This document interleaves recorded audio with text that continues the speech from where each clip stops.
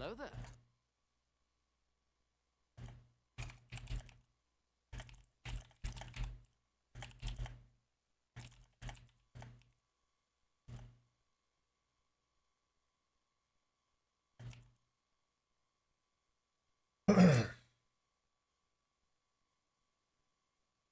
All right, everybody. Welcome to VR Citizen, everybody.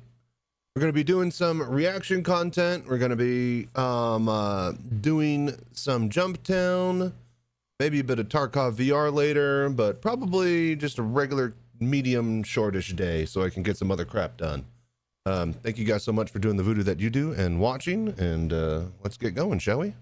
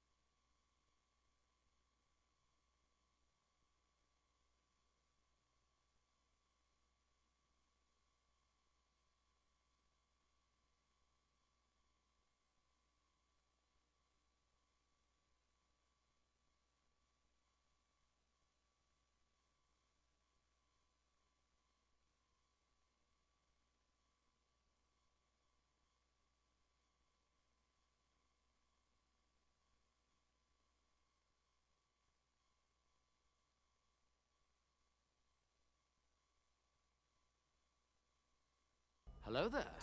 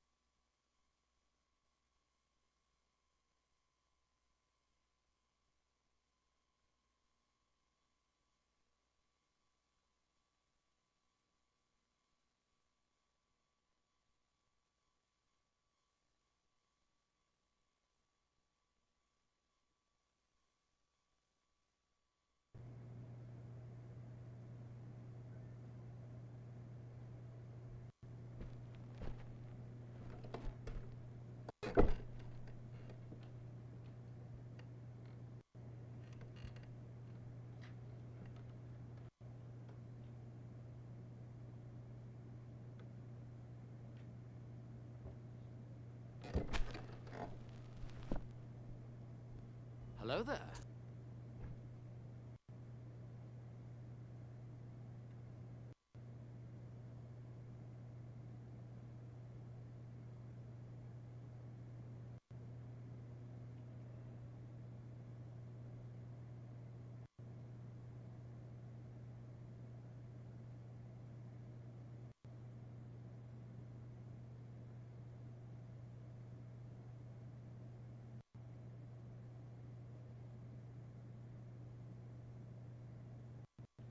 Okay.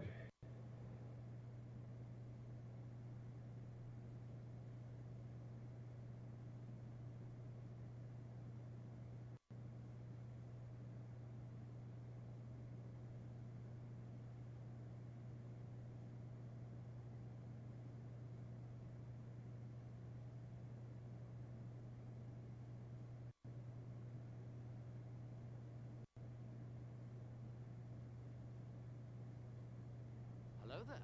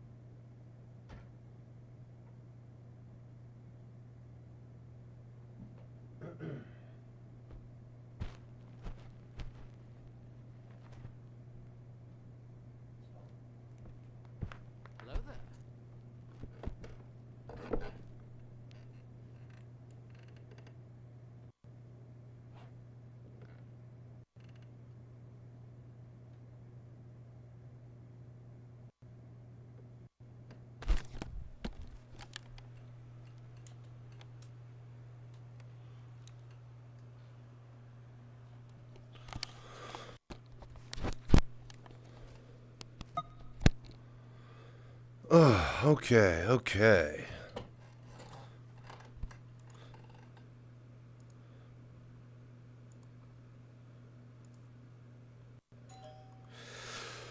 God damn it. Bell just rang. Hang on. Hello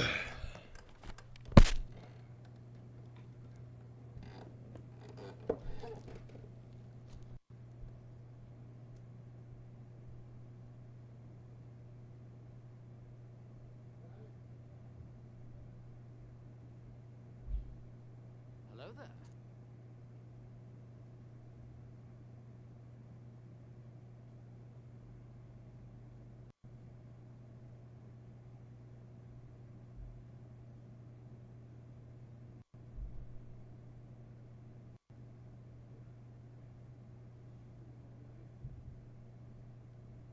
Yeah, we'll give you some for lunch here in a bit.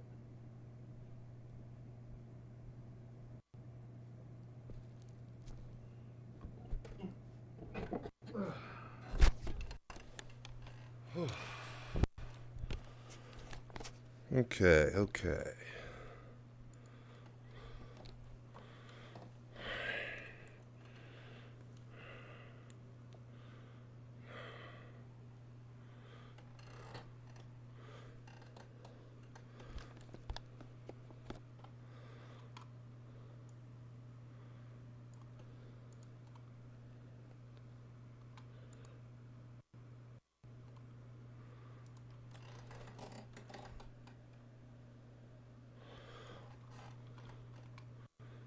All right, all right.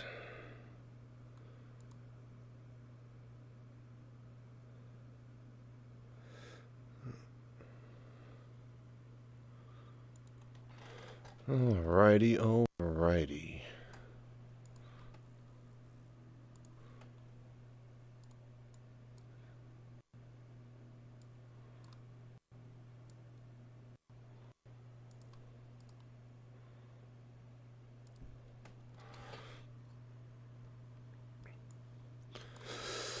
Okay, let's get rolling then, shall we? Alright, everybody, welcome to VR Citizen. And this, as always... Oh, select...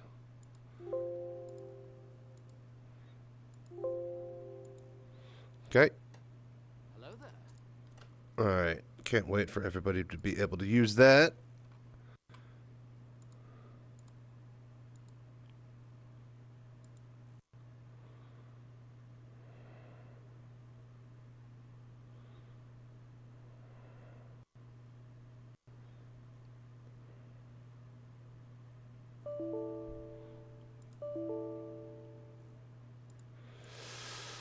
Okay, okay. We had this issue before. We just gotta brute force it, and it'll work.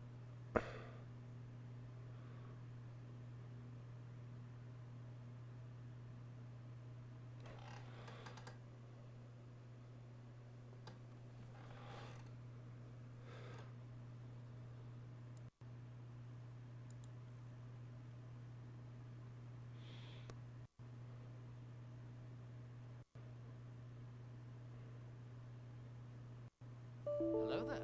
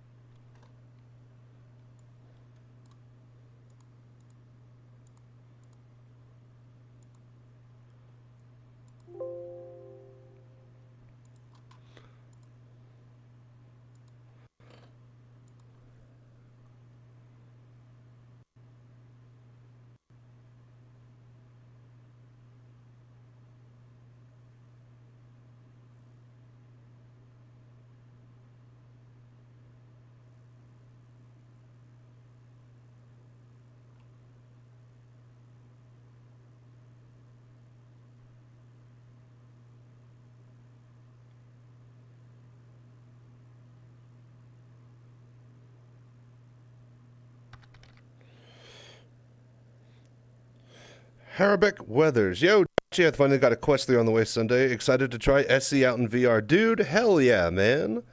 Congratulations and welcome to the verse, man. Glad we got another VR citizen to join the fold. And it's not just Star Citizen. Well, I don't know. Did you have a VR headset beforehand? Have you already played VR? If so, you probably would have already tried out Star Citizen in VR. So yeah, if this is your first VR headset, then yeah, now you get to play VR. So, setting up Vivecraft for my oldest. Yep. I was about to say, now you get all the pleasures of VR. Some must-play, must-buy immediate games. Get Super Hot. Get Half-Life Alyx. Beat Saber. I'd say the first game that you should play and load up is Super Hot. Load up and play Super Hot, especially if you got kids. They're going to love it. That's what sells you on how different a VR game could be, is something like Super Hot, where you control time with your body. No, hang on. We actually don't have Vorpex running. But yeah, glad to hear it, Harabeck.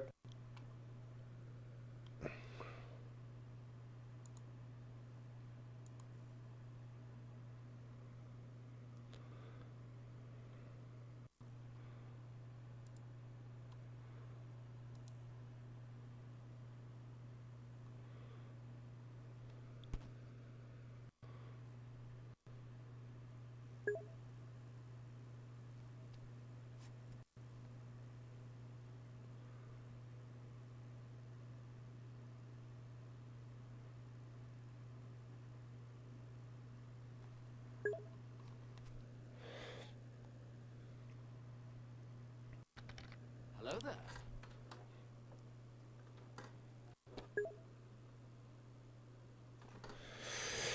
Super excited for the image scaling 323. Maybe they'll make the game playable in 2070. Yeah, and that's the other thing too, is a lot of people are going to be able to run a lot higher resolutions now due to that. So that's going to help the VR people as well.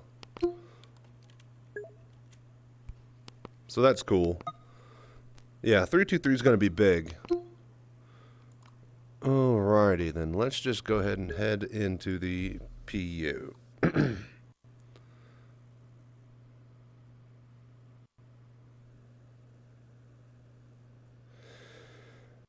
Is Inside Star Citizen still going? I have big plans to eventually one day get raided by them.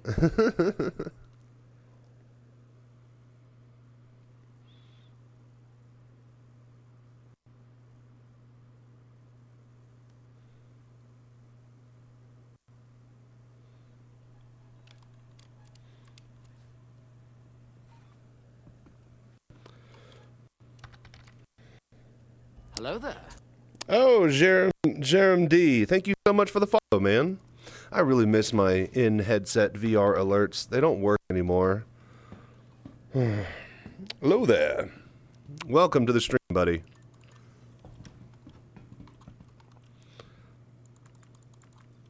Alright, so we're going to do a bit of Jumptown, let some people hop on in and start watching. And then we're probably going to do the reaction to the FPS stuff. There's a lot of interesting things that I want to talk about as far as how the new FPS video applies to VR players now and in the future. So we're going to actually have to set some stuff up there for that.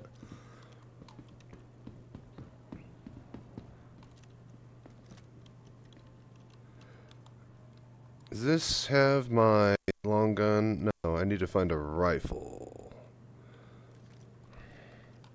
But yeah, how you doing, Jer?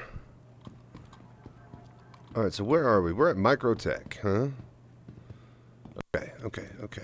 So, I guess we just head down to... Let's see if we can get some boxes from Jumptown. Let's do some solo work here. Oh, we're also at 63% HP. Great, thank you. Hope you too. Yes, very good.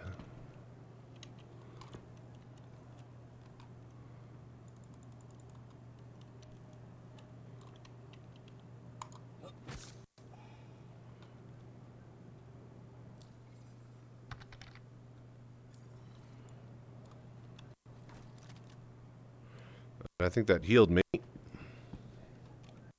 Is the VR stuff working well? This is what I see. This is what I do when I move my mouse. And this is what I do when I move my head. Mouse, head. Mouse, head. So you tell me. I think it's working great.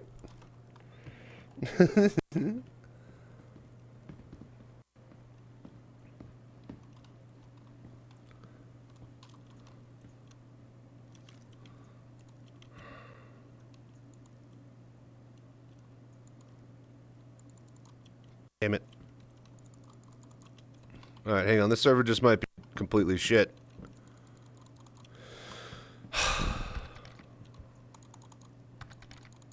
Alright, let's just reload then. Exit to main menu. Yeah. Let's try a different server. Gotta head to work now. Just wanted to pop in and share the good news with a fellow VR citizen. Dude, thank you so much, man. It's cool to see you're the first guy I see playing with that configuration. Interesting stuff. As far as I know, I'm pretty much the only streamer besides Malik, who is the Elite Dangerous VR guy who has discovered my methods to play Star Citizen in VR. So, but yeah, I'm pretty much the VR citizen. So, thank you so much for dropping by and watching. It's not a bad setup. It's not bad. I think it'll get better with time. This is all using third-party mods and stuff that you had to buy over the counter to get it working. But hopefully soon, CIG will have internal VR up and running. So. But yeah, thank you again, Rebecca. I appreciate you dropping by. Have a good day at work, man.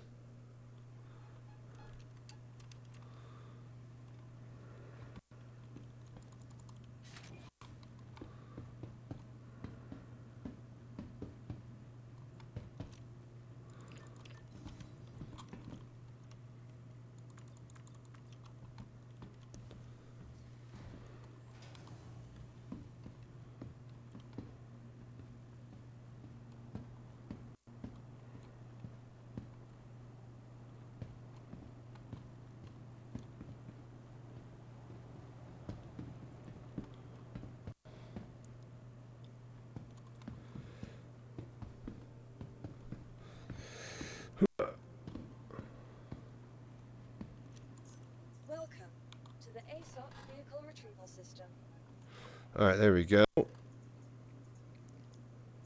So let's see, we need to get our cutlass. Is it exploded? No, it's actually stored. Your vehicle has been delivered to the following location. Alright, hang on one second. I need to double check some sound in the other room. BRB. What's that? Hangar 4. Oh, it's got a mule in there. That's right, we were going to do this. We were going to drive to Jumptown. That's right. Okay. Then we know to secure it with an actual, the F menu on the sides of the thing. We tried this the other night. It didn't go so well. All of our cargo fell off the side. BRB.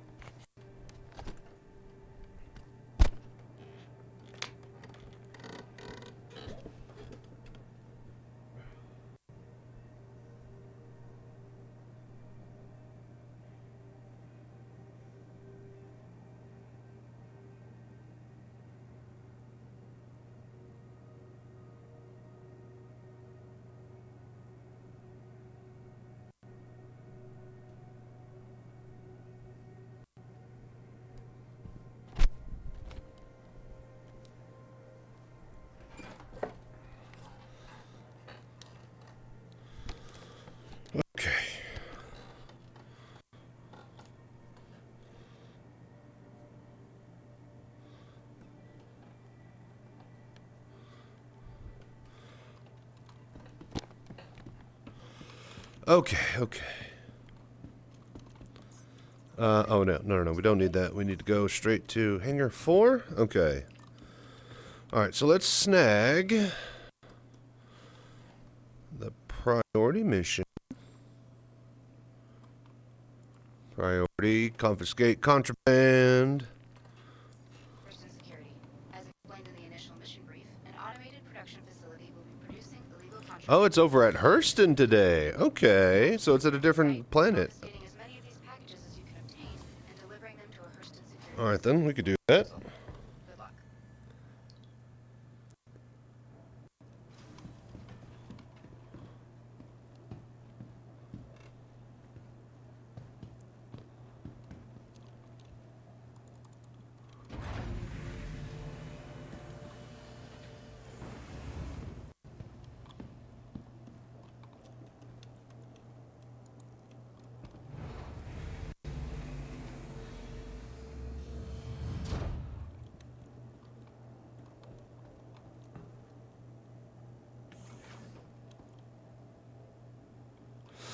Alright. So that's there. That's gonna be good for later. We got a mule. So I guess we just need to hop on over to... what you call it? Oh, please, dear God, don't let me... Okay, all my joysticks are back where they should be. Very good. Very good. I had to spend like 2 hours rearranging them yesterday. It was a fiasco.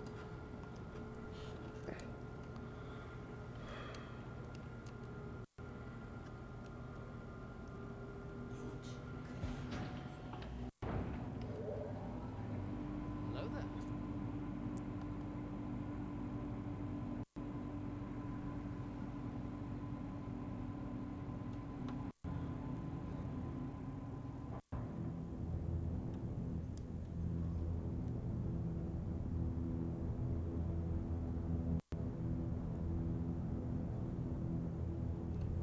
Thank you, and please visit again.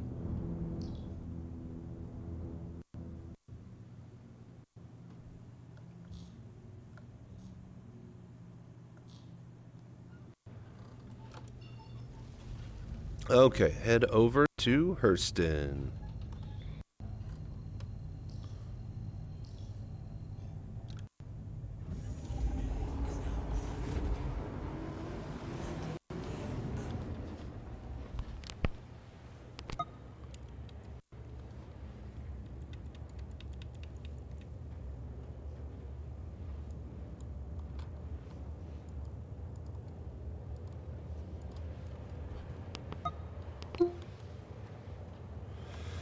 Alright, on our way.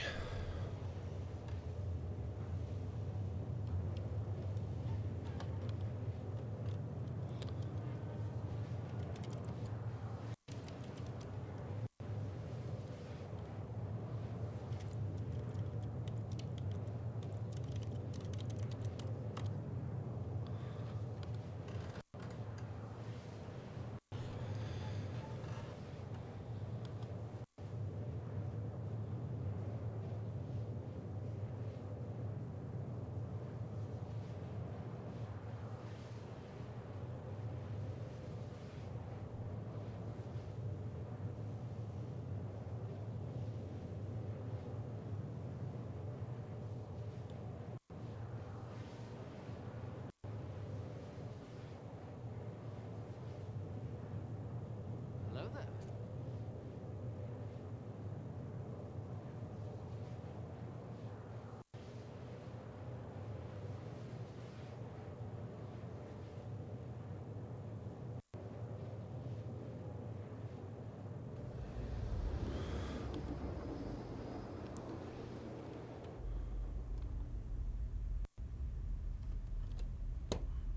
Oh, hey, wait.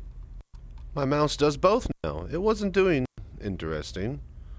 Well, that's nice. I also need to move my cockpit away from... Oh, shit. Hang on. One of my pins came up.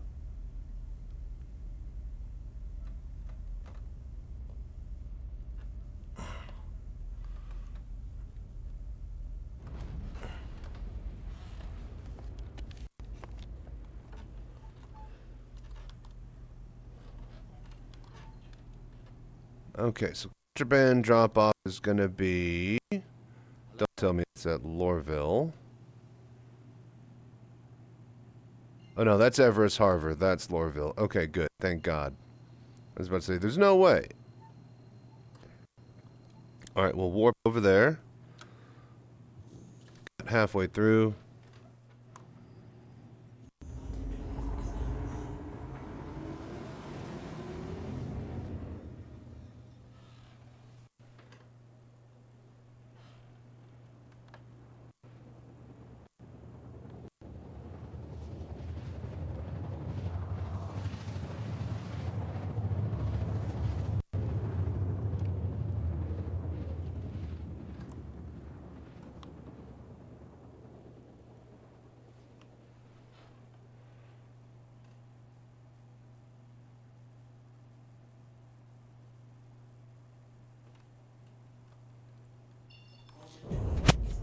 Hang on, is one of my audio things down? Yeah, Why is system at 68%?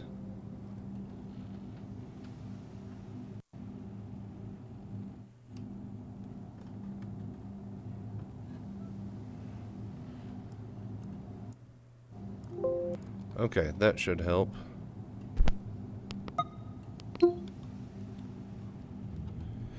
Alright. Let's see. We need to get up to the space station. There we go. Now we got some more game volume. That's what we're looking for. Okay. And then one of the moons should have a place to go get some contraband. Alright. So, Everest Harbor. Let's head over, land. Alright, there's the protection facility. Oh, is it on the actual surface of the planet? Oh, that sucks. Oh, that's a long ride.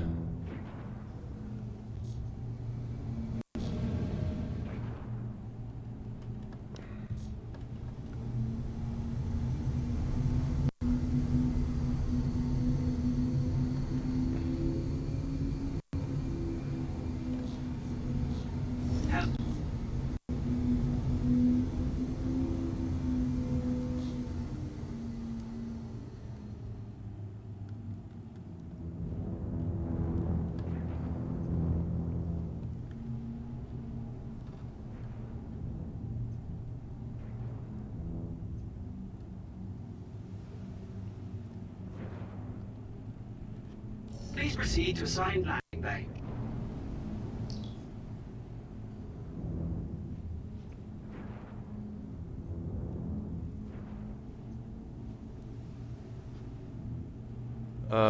Wait, no, I need my... Where's my landing bay? There it is.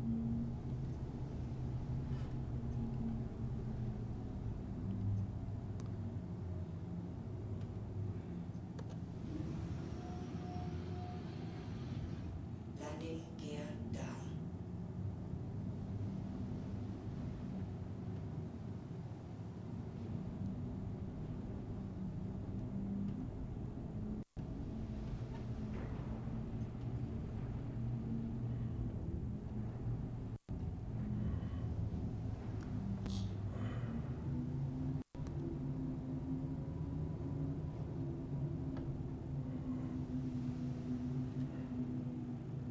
Landing complete.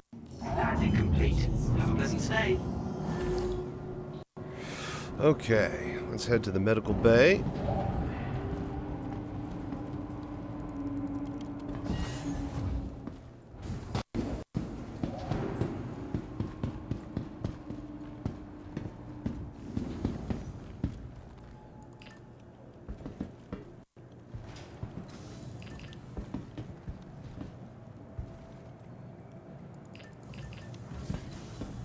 Dude, oh my gosh, are you kidding me?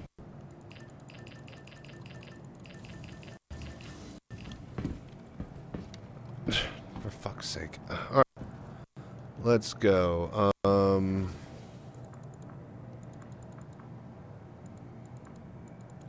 Great, this elevator doesn't exist. I can't hit the panel. Alright, we're just going to exit the main menu, and then we're going to get back in the game. Boy, she's really, really chugging today, isn't she?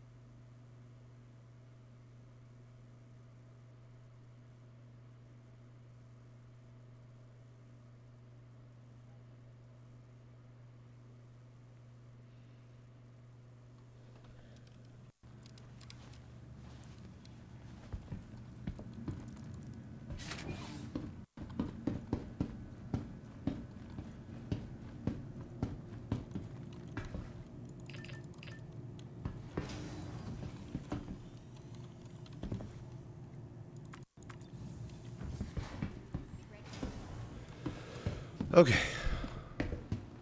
Let's find the medical place. Beautiful.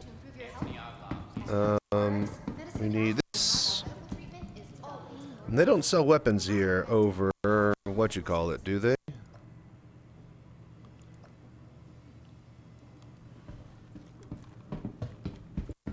Just a friendly reminder that no matter your health status, just play.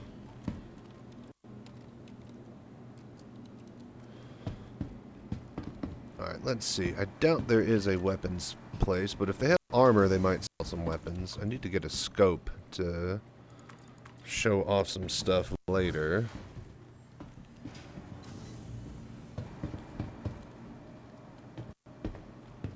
Food court. The meeting area. Fire assembly. Looks like we build fire over here.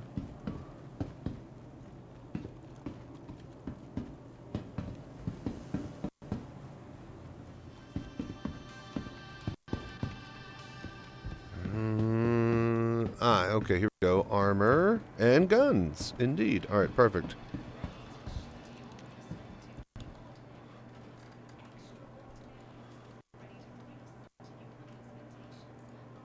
Let's see here. Okay, so let's see your personal weaponry.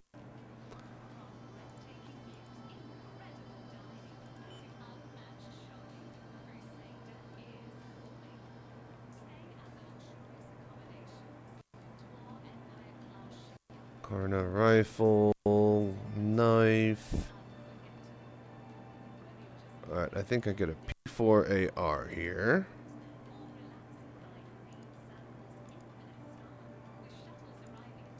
Buy a couple of them, and then I need attachments. Stabilizer, come on, tell me there's a scope here. I need to show this off for the video. LMG battery.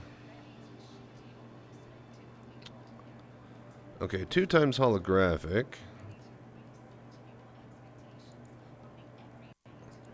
1 times reflex.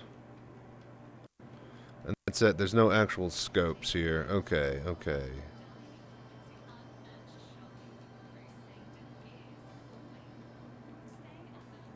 Yeah, just stabilizer. Okay, okay.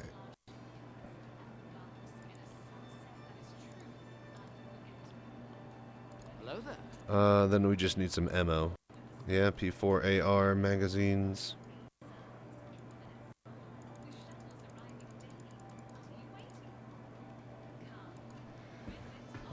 Okay, so we got all that. Let's see here. Weapons. Grab that. 2 times hollow. 1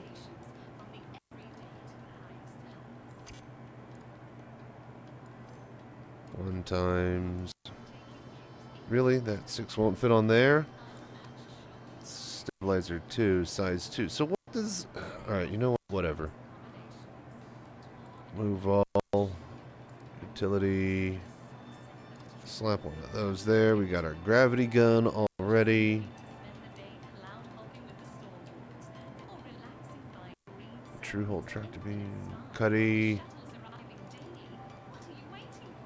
Okay. Oh, yeah. We also need to get ammo.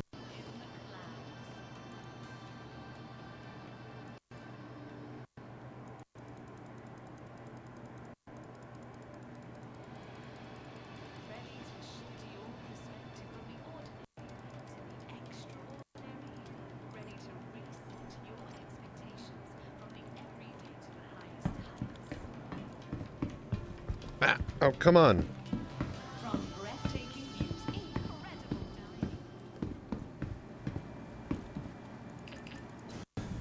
Alrighty, very good, very good. Okay, so back to hangars and habs now. We should have everything we need.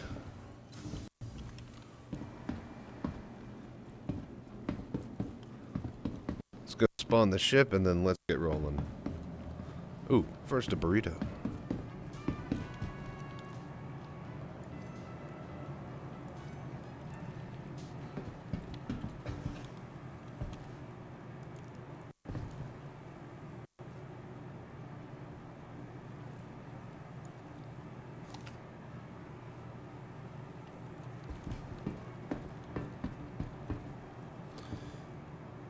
Get a food and a water.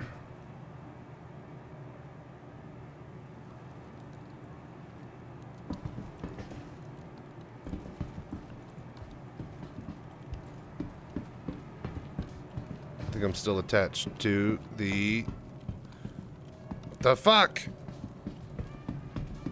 Rotate. Shit.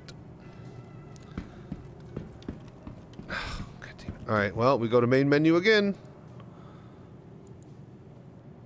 We're stuck on the grab object for the water bottle.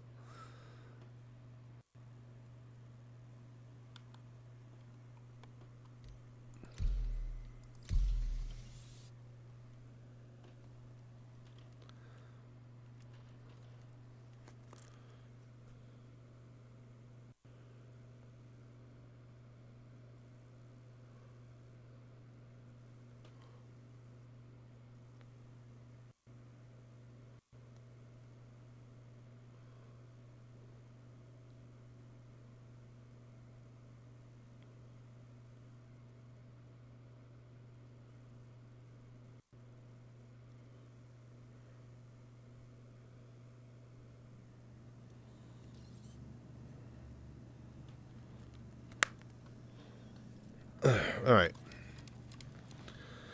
Optimal hydration levels. That's all we care about. All right, let's get down and actually spawn our ship.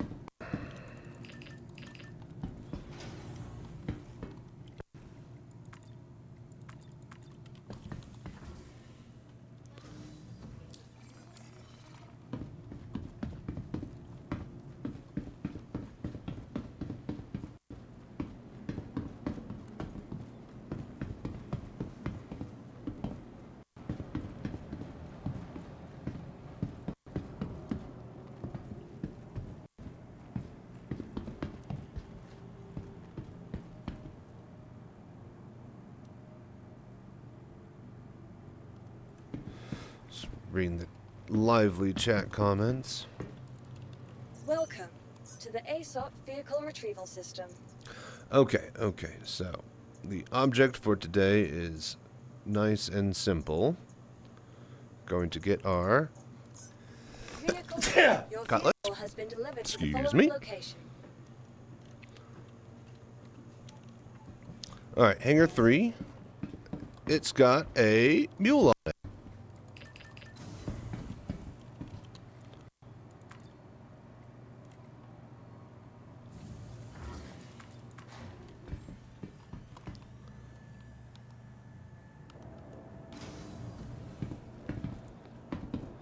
Okay. Drake Cutlass Black with a Drake Mule inside. Wonderful stuff. Alright, so. This bad boy should be able to fit on its front prongs like a 1 SCU crate or something like that. Same with back in here. But these don't work. But what do work apparently are these side mounts that can fit 3 crates on each side. And yeah, you have to hold down F and then attach it with this menu. You can't just throw them on there with a gravity gun. They don't hard mount like they would with a gravity pad. We tried that. It didn't work. So, today we're going to try again, and hopefully we get better results. If we can land far away from Jumptown, roll on in like we own the place in the mule, and then ride out into the sunset with 6 packages and deliver it, I will be happy. Please proceed to assign landing bay. Them's the goals. Let's get rolling. Thank you for doing the voodoo that you do, and as always, stay safe and fly right out there. Alright, let's ride.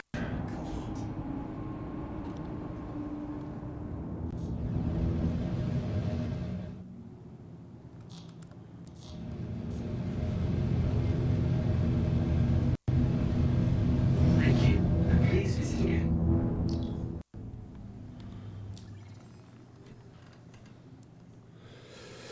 Okay, so just like yesterday, we grabbed a lot of missions. Priority, confiscate contraband. Okay, All good. your contact with Hurston Security. As we explained in your mission outline, you have been tasked with acquiring and delivering illegal illegal contraband to an authorized security kiosk for destruction. The guy who worked at Black Production Shack facility sounded will cooler. undoubtedly be a hotly contested zone, so bring appropriate weaponry. Ferrari, that's pretty close. Rufus.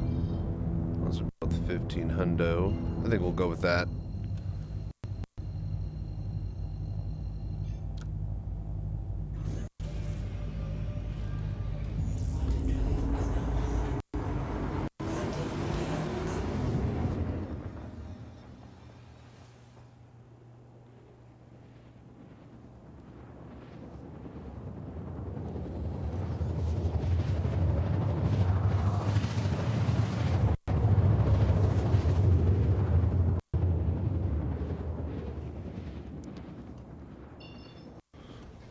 I think that's about as good as it's gonna get. Hello there.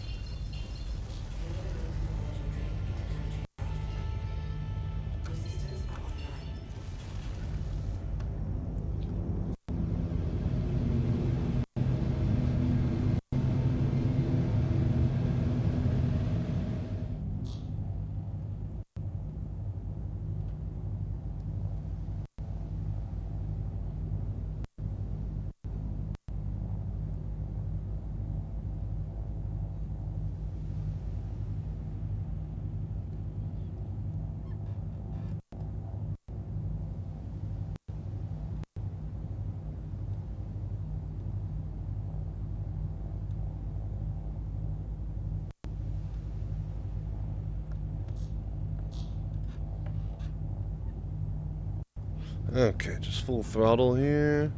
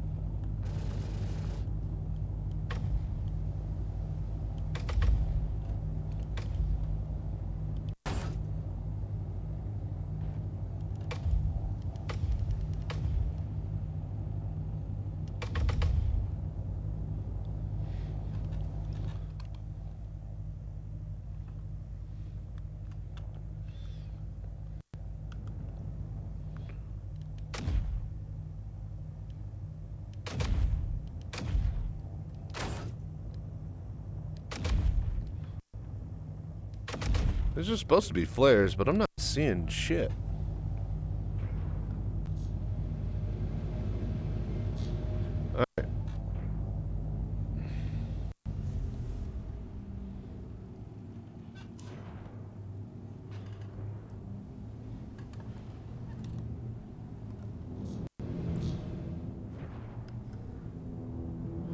Let's head down.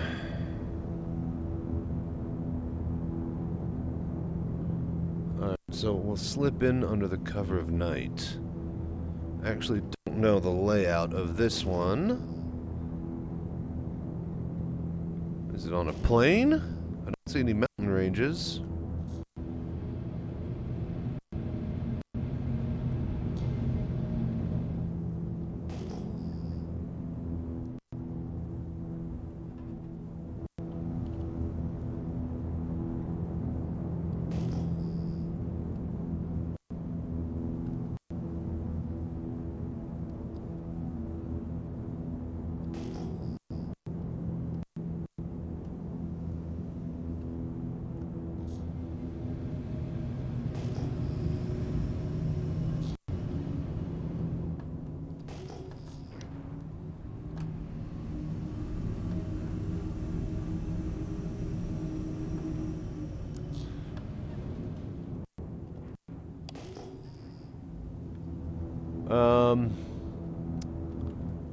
Well, I can't see fucking shit, CIG. But it does appear that we are in the middle of a big, gigantic empty spot. What is going... I literally cannot see anything. Like, are my lights not even on? No, they are. It's just so freaking dark. Like... This is what I see. I can't see shit, and they really, really need to add some sort of night vision. Okay, so there's just a whole bunch of trees around here is all. That's what it is. Oh, you know what? We don't have our landing gear. I think I'm stuck on a tree. Come on. Rotate.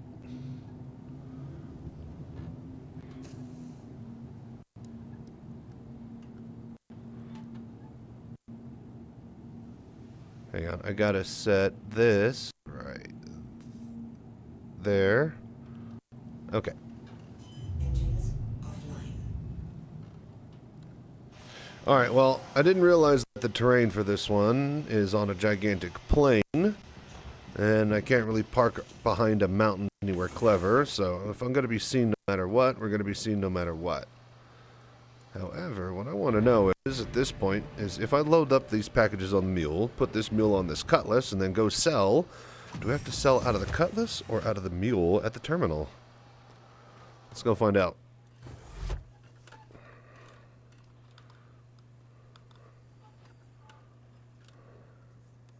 Alright, power that on. Lights. Your systems are online.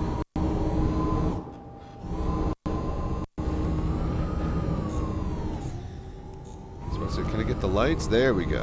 Alright, now the lights are on. Wonderful. What a neat little car.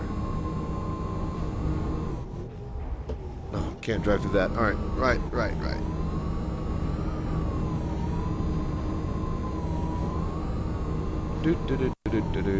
Okay, let's just... Oh, god damn it. I don't know which ones you can clip through or not. Alright, here we go. Entrance to the facility. Voodoo. Alright. Let's go ahead and hop out. 6 packages. We're on the clock.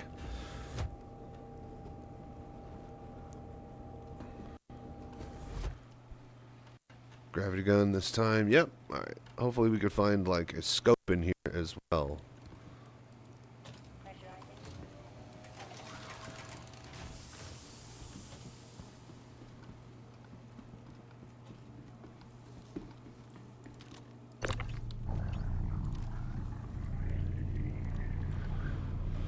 Okay. There's 1.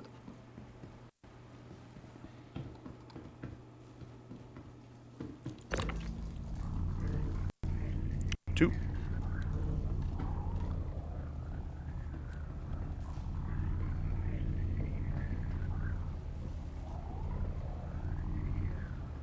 I've been having that weird motion with my mouse movement movements lately. You guys see that? Like, it goes down and to the left when I'm gravity gunning something.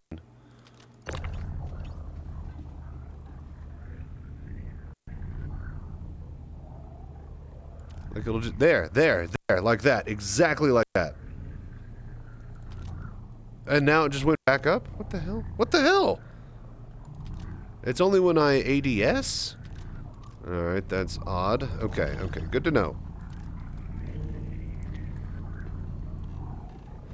At least I'm not... Okay, now it just does it random. Okay, shit. Alright, that's no good. Alright, we'll figure that out later. I want to hope that's just desync. Hello there.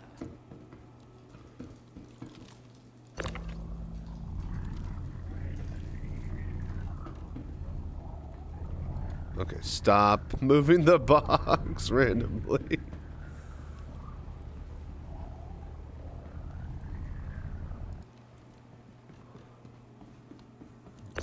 Alright, this will be 5.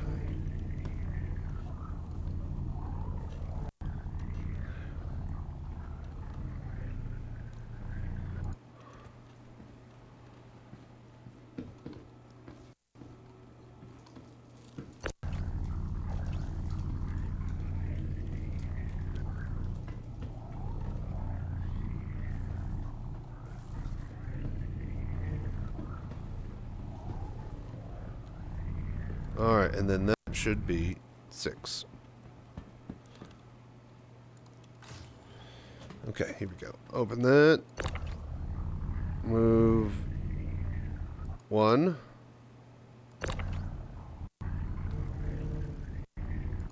2. 3. 3 drug bags.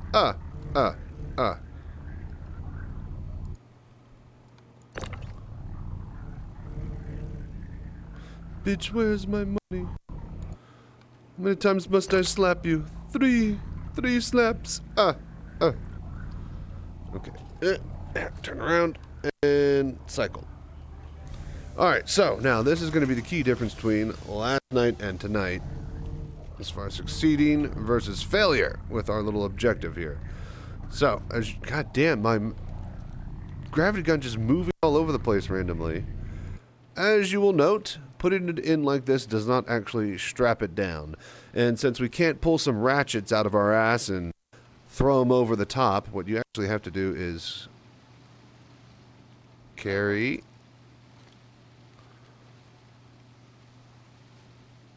Okay, and then hold down F, and then you get a little place. And then Booyakasha, secured. That's sweet. Yesterday we just threw them on there with a gravity gun and we lost all of them by the time we got to our ship, so...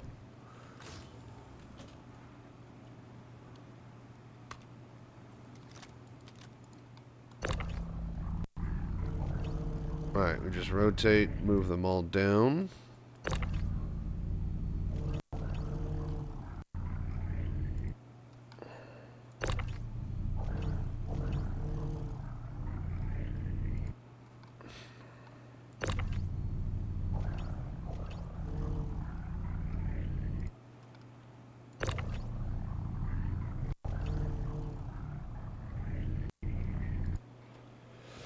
Okay.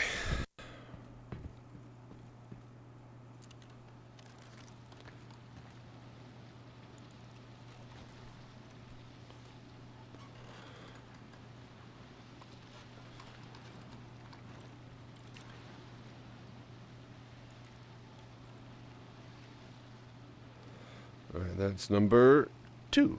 Nice. Alright, I think this will work.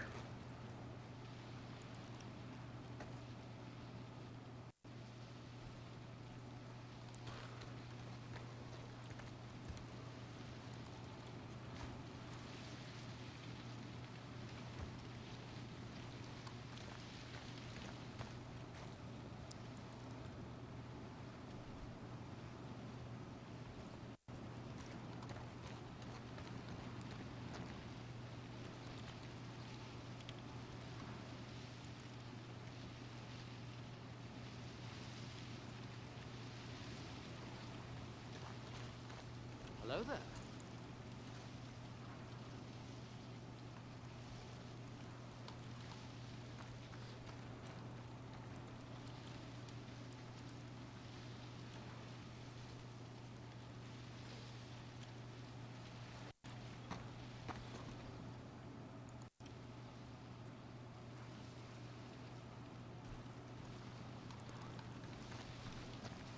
Okay, okay. And then the last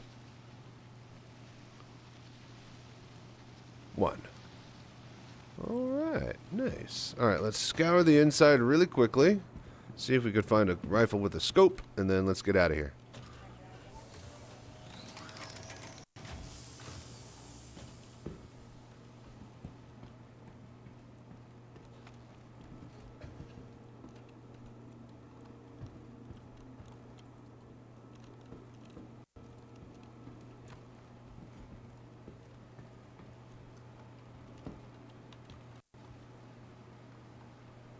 Anybody see any boxes or crates? I got the wide angle on you.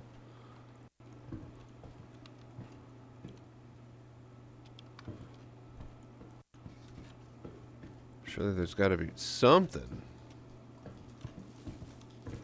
Ah, there we go.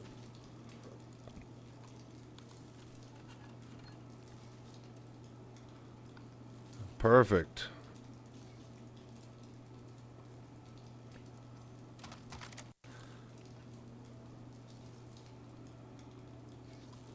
Did we just dupe that? Alright, that's fine. Oh, no, no, damn it. Accidentally grabbed. Holster. Equip. Hello there. Alright, perfect. Got a gun with a scope.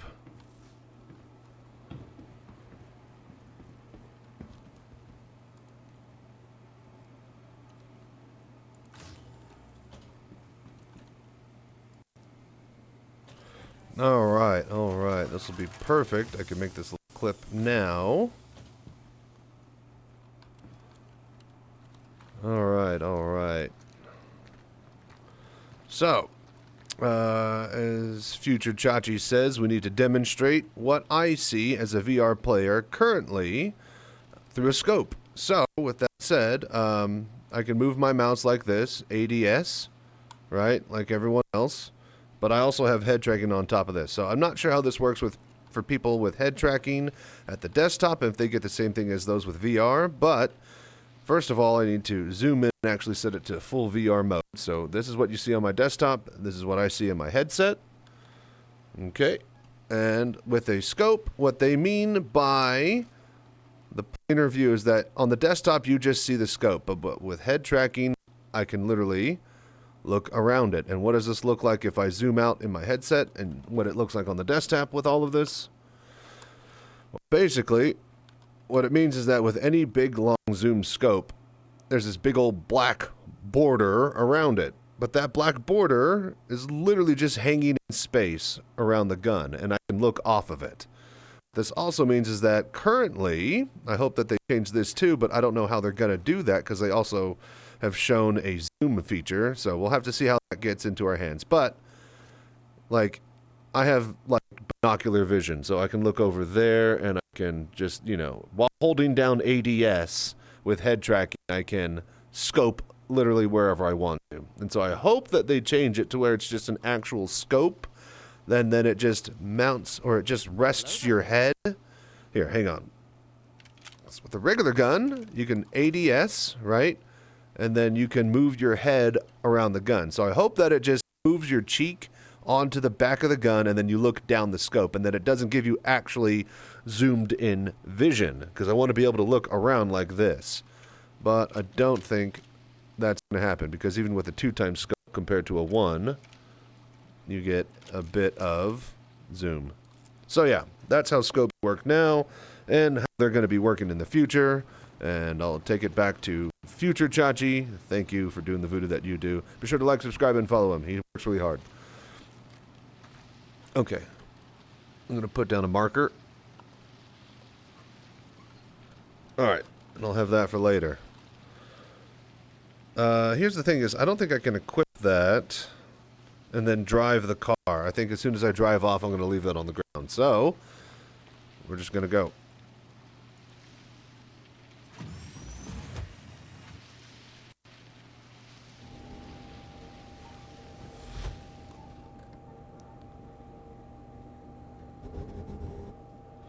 Oh, actually, that's right. I need to use this. All right.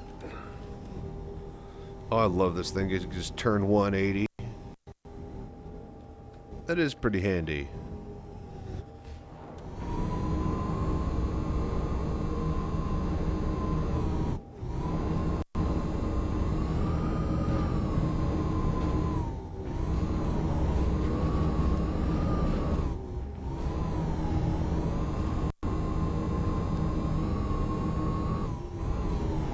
Alrighty, alrighty.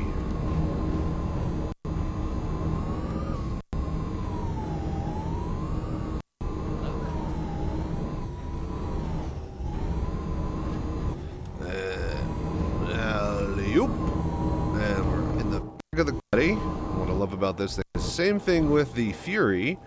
You can literally rotate inside of the Cutlass with the Mule. Same thing with the Fury. You can literally spin around freely. Very fun. Alright, so I think we just need to just hop out of here. And then we should have 6 on the racks. It looks like it's about to be a nice... Are we next to the ocean? Oh my god, we... What? I didn't realize because I was coming in at the dark. I was wondering why the terrain was so damn flat.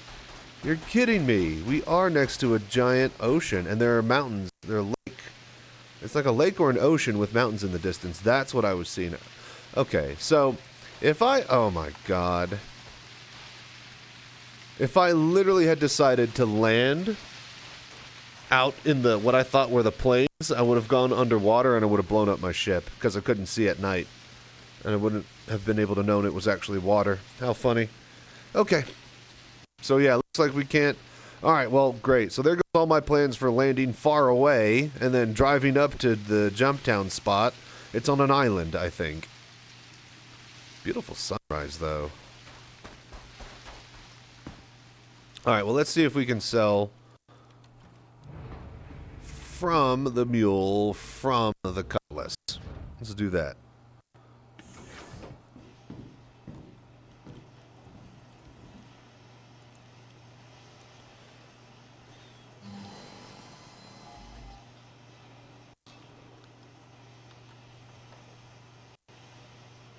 Okay, okay.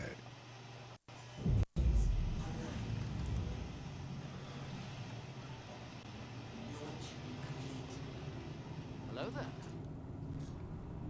So yeah, this is an island, isn't it? Yep, it's a little island. Okay, so yeah, my entire goal of today to land far away from the drug facility and then drive in, that's gonna be, yeah, that's gonna be a bust. But again, a brilliant sunrise. Beautiful reds. As much of a shithole planet this place is, some things can look good. Alright, back to the station.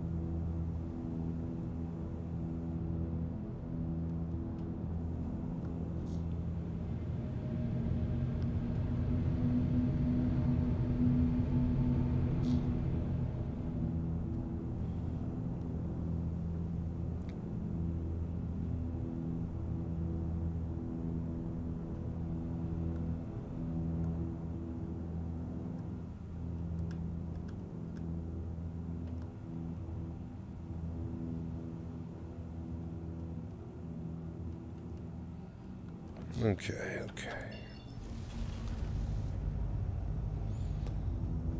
Hello there.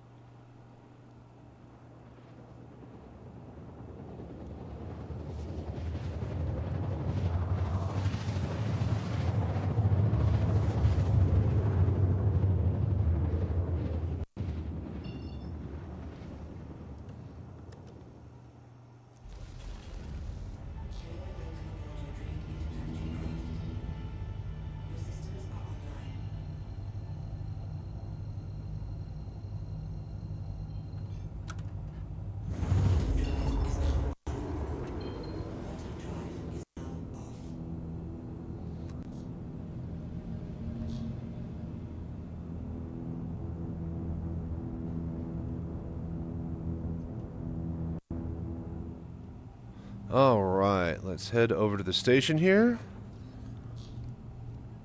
Thank you, and please visit again.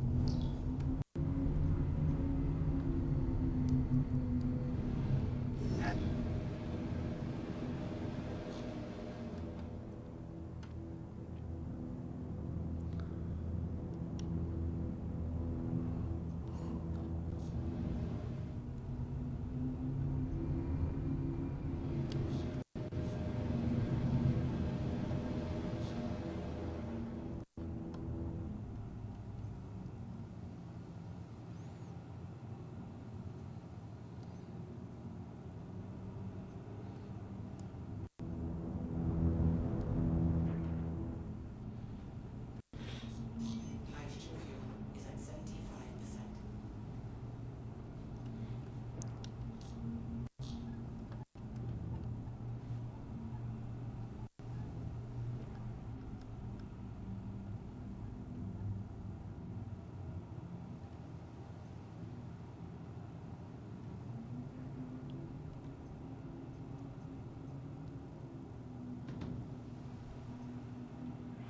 Oh, damn it, I forgot landing gear again. Landing gear down. Alright, boom. Landing complete. Have a pleasant stay.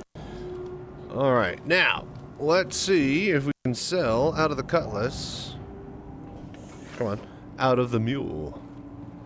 Ooh, we got some drugs. And then, yeah, I don't know. Like, the whole point was to, like, you know, make a funny video, a long funny video of me traveling in the mule, doing runs back and forth from the cutlass. But since today's drug lab is on an island, yeah, that's not really needed.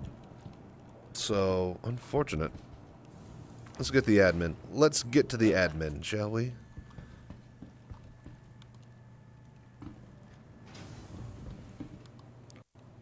Oh, no, okay, buddy. Okay, buddy. Bro!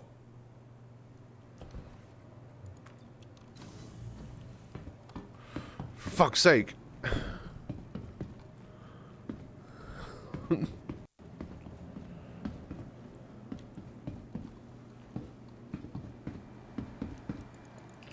Okay, okay.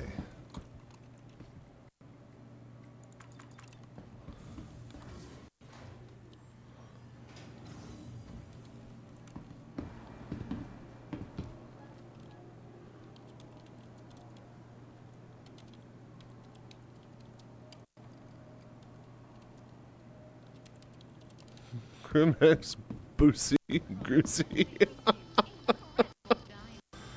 Oh, Lord.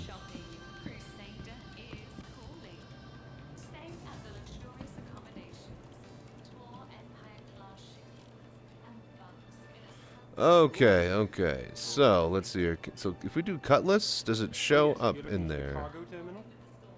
No, it does not. Oh, subcategory. Cargo grid.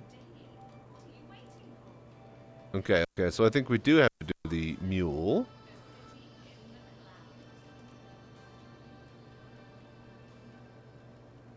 The hell?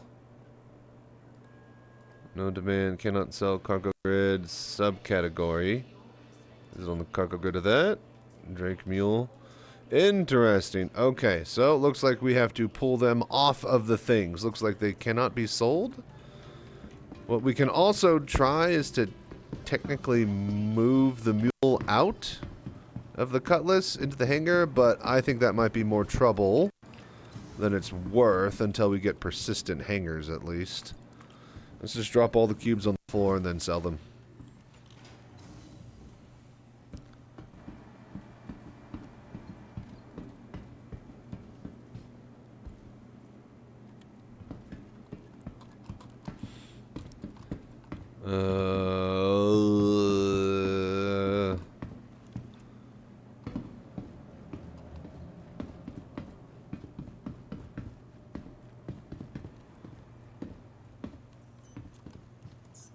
Welcome to the ASOP Vehicle Retrieval System. Alright, so let's see here. Pad or hangar 4.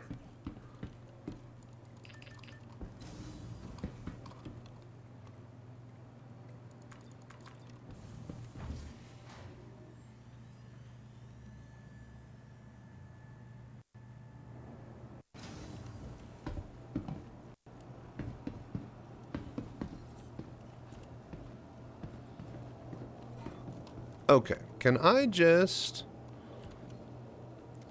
that and then... No, don't grab the mule.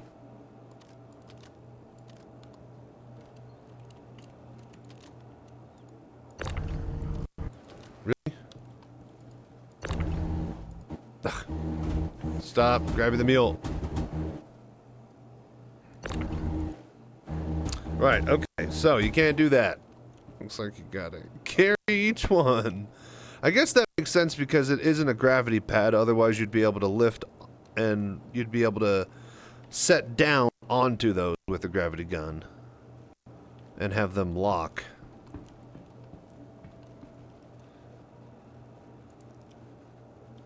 Drop.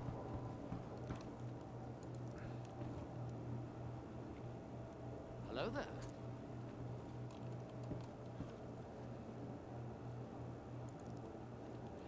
Drop.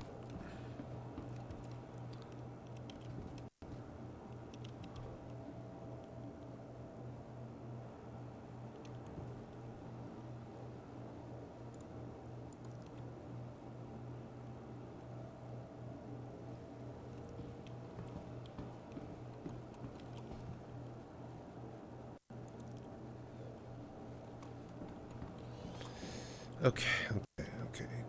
Grab. Come on, man. Just work with me. All right.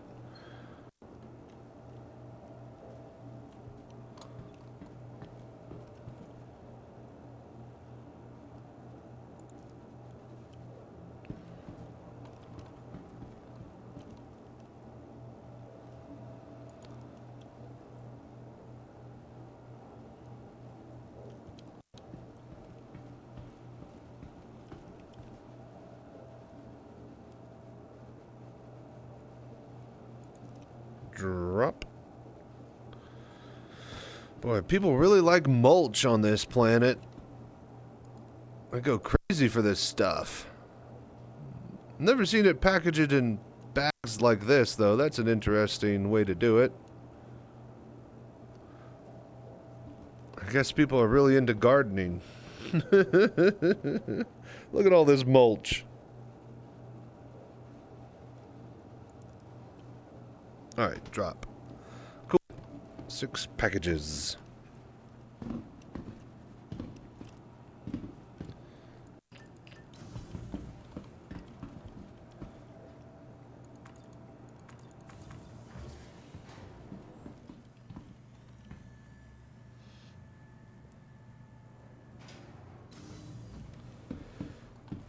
Okay, back over to the admin office.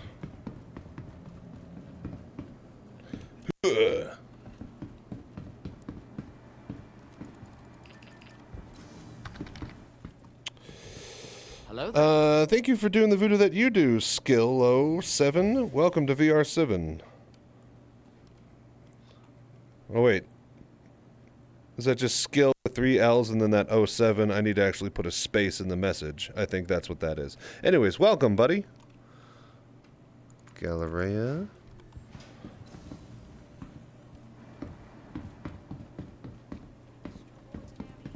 Ready to reset your expectations from the everyday to the highest heights. Alright. Now, we're at the admin terminal. Okay, so it should just be Cutlass, and then there should just be, yep, Maze. 6 units now. Interesting. 120K. Thurston Security. Thank you for contributing to the Alright, cool. And then we get paid for that? Your efforts help Person Dynamics keep their planet safe forever. Alright. Oh. This is your contact with Hurston Security. With the successful destruction of that contraband, you have fulfilled the requirements of your temporary contract. Thank you for your service. Alright. Cool. So, I have some soup that's ready for lunch, so we're gonna eat a bit of that before we could keep continuing onward. What I'm also gonna do is we're gonna swap over to, what you call it? Not the desktop, but I'm gonna swap some things around and we're gonna do some reaction content. I need to talk about the new FPS video and the changes to it.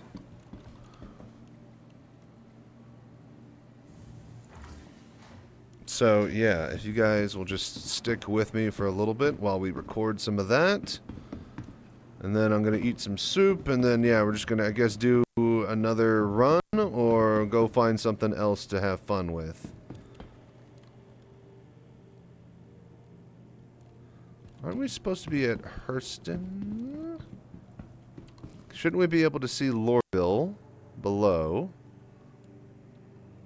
Or did they change the angle of the station? Could have sworn that we should be able to do that. Alright, anyways. Okay, so.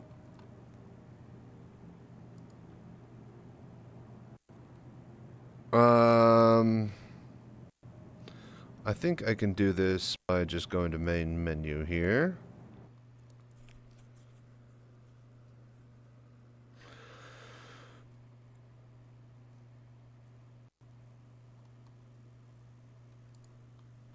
Okay, so what I also need to do is stop the recording. Okay, start recording. Hello there. That. Okay, and then I need to grab.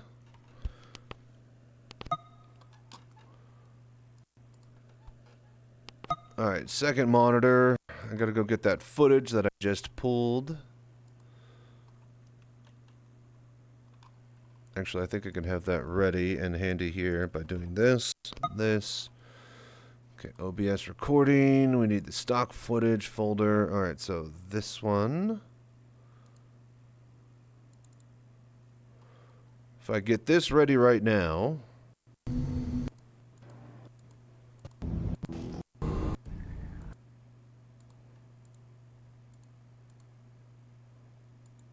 Hanging in space. So, with that said, I can move my...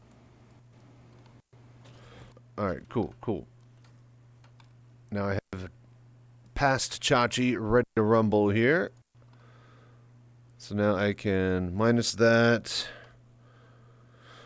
Okay, then you guys are seeing the desktop. I need to pull up this. We need to go over to here. Get the Star Citizen YouTube page.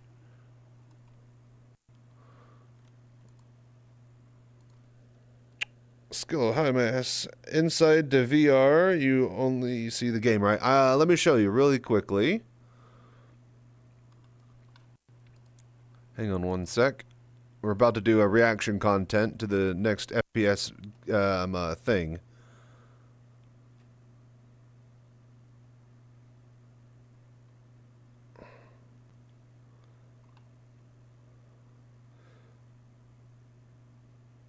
Where is... Okay, here we go. Star Citizen. I will show you just one sec, Skill 07. That is your name. Okay, cool. Let me just grab this video. We got to get this. At first glance, Move that over there. Okay, so minus that. I have that for later. Let me show you, Skillo. Skill in a 07. Compliment from game chat. Gotcha. Yeah. Perfect. Thank you. All right, so I guess the quickest way to show you would be Arena Commander.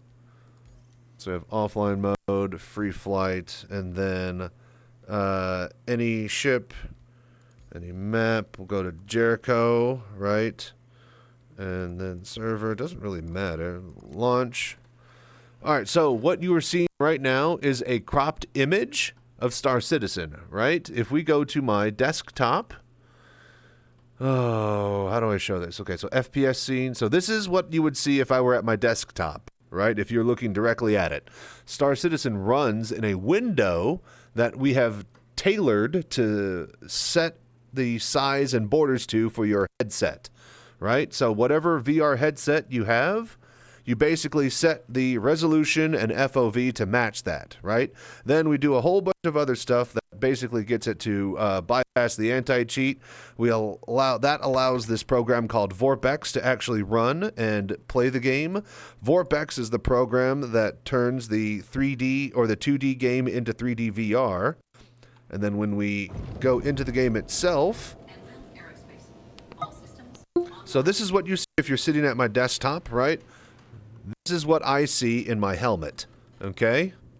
And then I have full head tracking and everything, okay? So like full 1-to-1, 6 DOF head tracking. I can lean forward, I can lean left and right in the actual cockpit, right? And then we can fly and fight at our leisure. Hello there.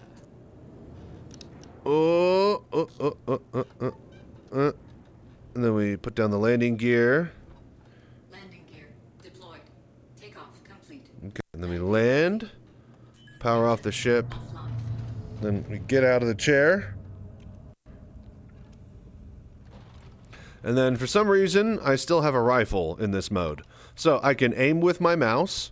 I can right click and aim down sight. And then I can also move my head around, okay? So I can shoot, look, move my mouse. I can move my mouse and head at the same time. And this all looks like this. If I want to see my menus, if I hit escape and I look at my menus, right, you'll notice that I can't see my chat, I can't see my ammo, I can't see my health. So VorpX, the program that is doing the 2D to 3D converting and stuff like that, if I hit the middle mouse button, that zooms everything out, and I can see all of the edges with head tracking and stuff like that. So that's how you basically get in and out of full VR with VorpX with all of my setup methods from my tutorials. And then that's, you know, how the game works. Pretty decently, not bad, huh? So yeah, that's just a kind of a general breakdown of exactly what I'm doing, what it looks like if you're looking at the desktop, what it looks like if you're looking at it through my headset. And again, all of this is very, very hard to convey, as all things in VR are, unless you are actually inside the headset and looking at it for yourself. But it is fully 3D and full depth to it. All of the textures and images pop. So if you're looking to get VR up and running, check out my tutorials, and you will be able to experience the verse for yourself. Spelt VRSE.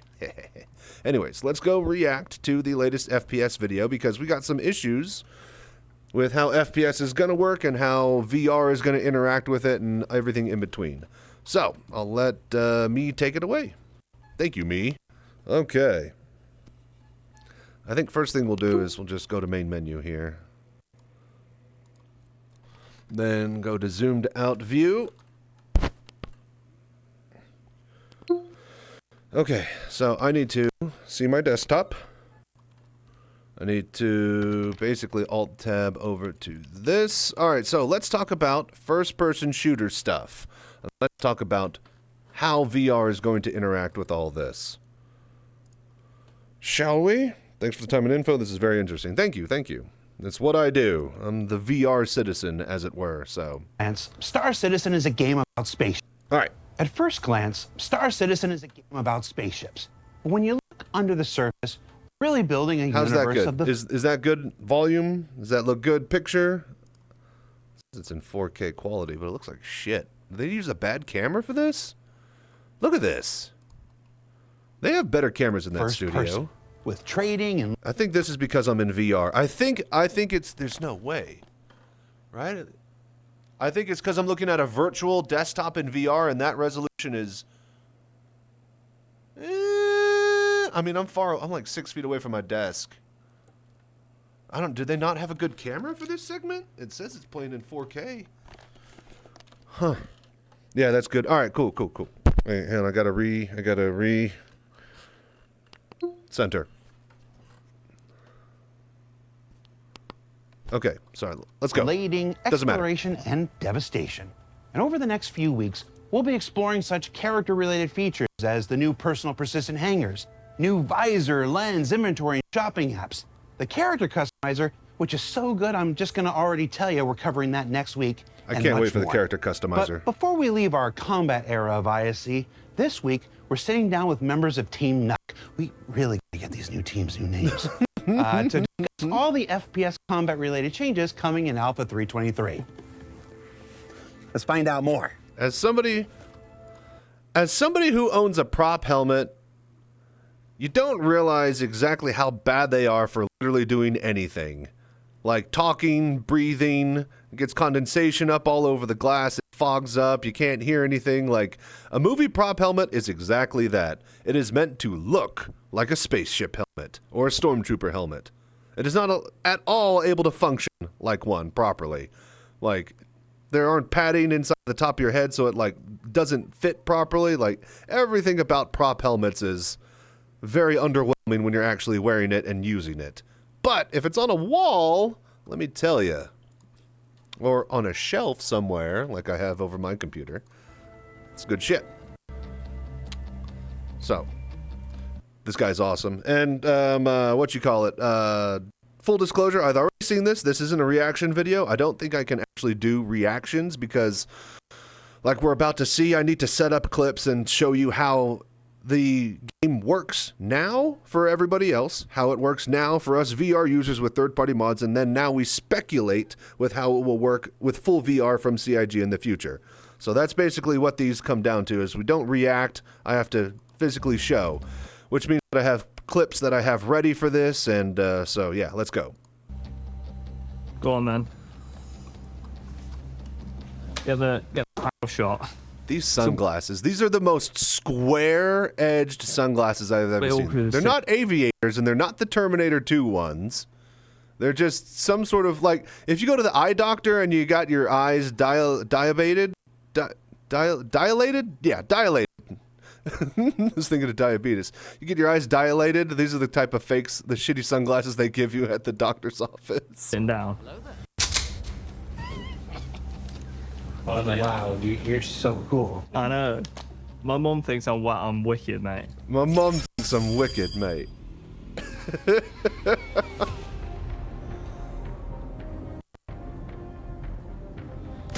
Alright, scopes and hose. Scopes and hose and scopes and hose. Gotta get me some of them scopes and hose.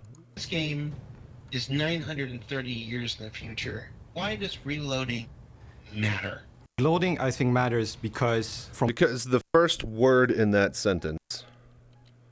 What was it? This game. Yeah, the second word in this sentence. Game. It is a game, even though it is 930 years in the future. Why does reloading matter? Reloading, I think, matters because from a player perspective, it makes you think ahead of the combat that you're about to go into. Because it's part of a classic FPS experience. I think it adds... Remember, if anybody actually wants a real 1,000-year in the future, you know, portrayal of how space combat and flight and gun combat and stuff will work, just go watch The Expanse and then think about an MMO in that universe and how boring it actually would be. To the tactical element of gameplay, thinking on the fly, and it's also quite satisfying to reload weapons. I find it satisfying anyway. You give a little bit of thought that the situation you're going to put yourself into, it feels a bit more immersive. We obviously have a bit more of a complex system with our magazines. So we obviously have magazines on the suit, and we also have magazines in your backpack. So the new reloading feature to reach from the backpack. You need to make sure that these magazines are as full as possible. So we are making you think ahead about the combat situation that you're going to go into. So for Alpha 323, reloading is kind of two parts.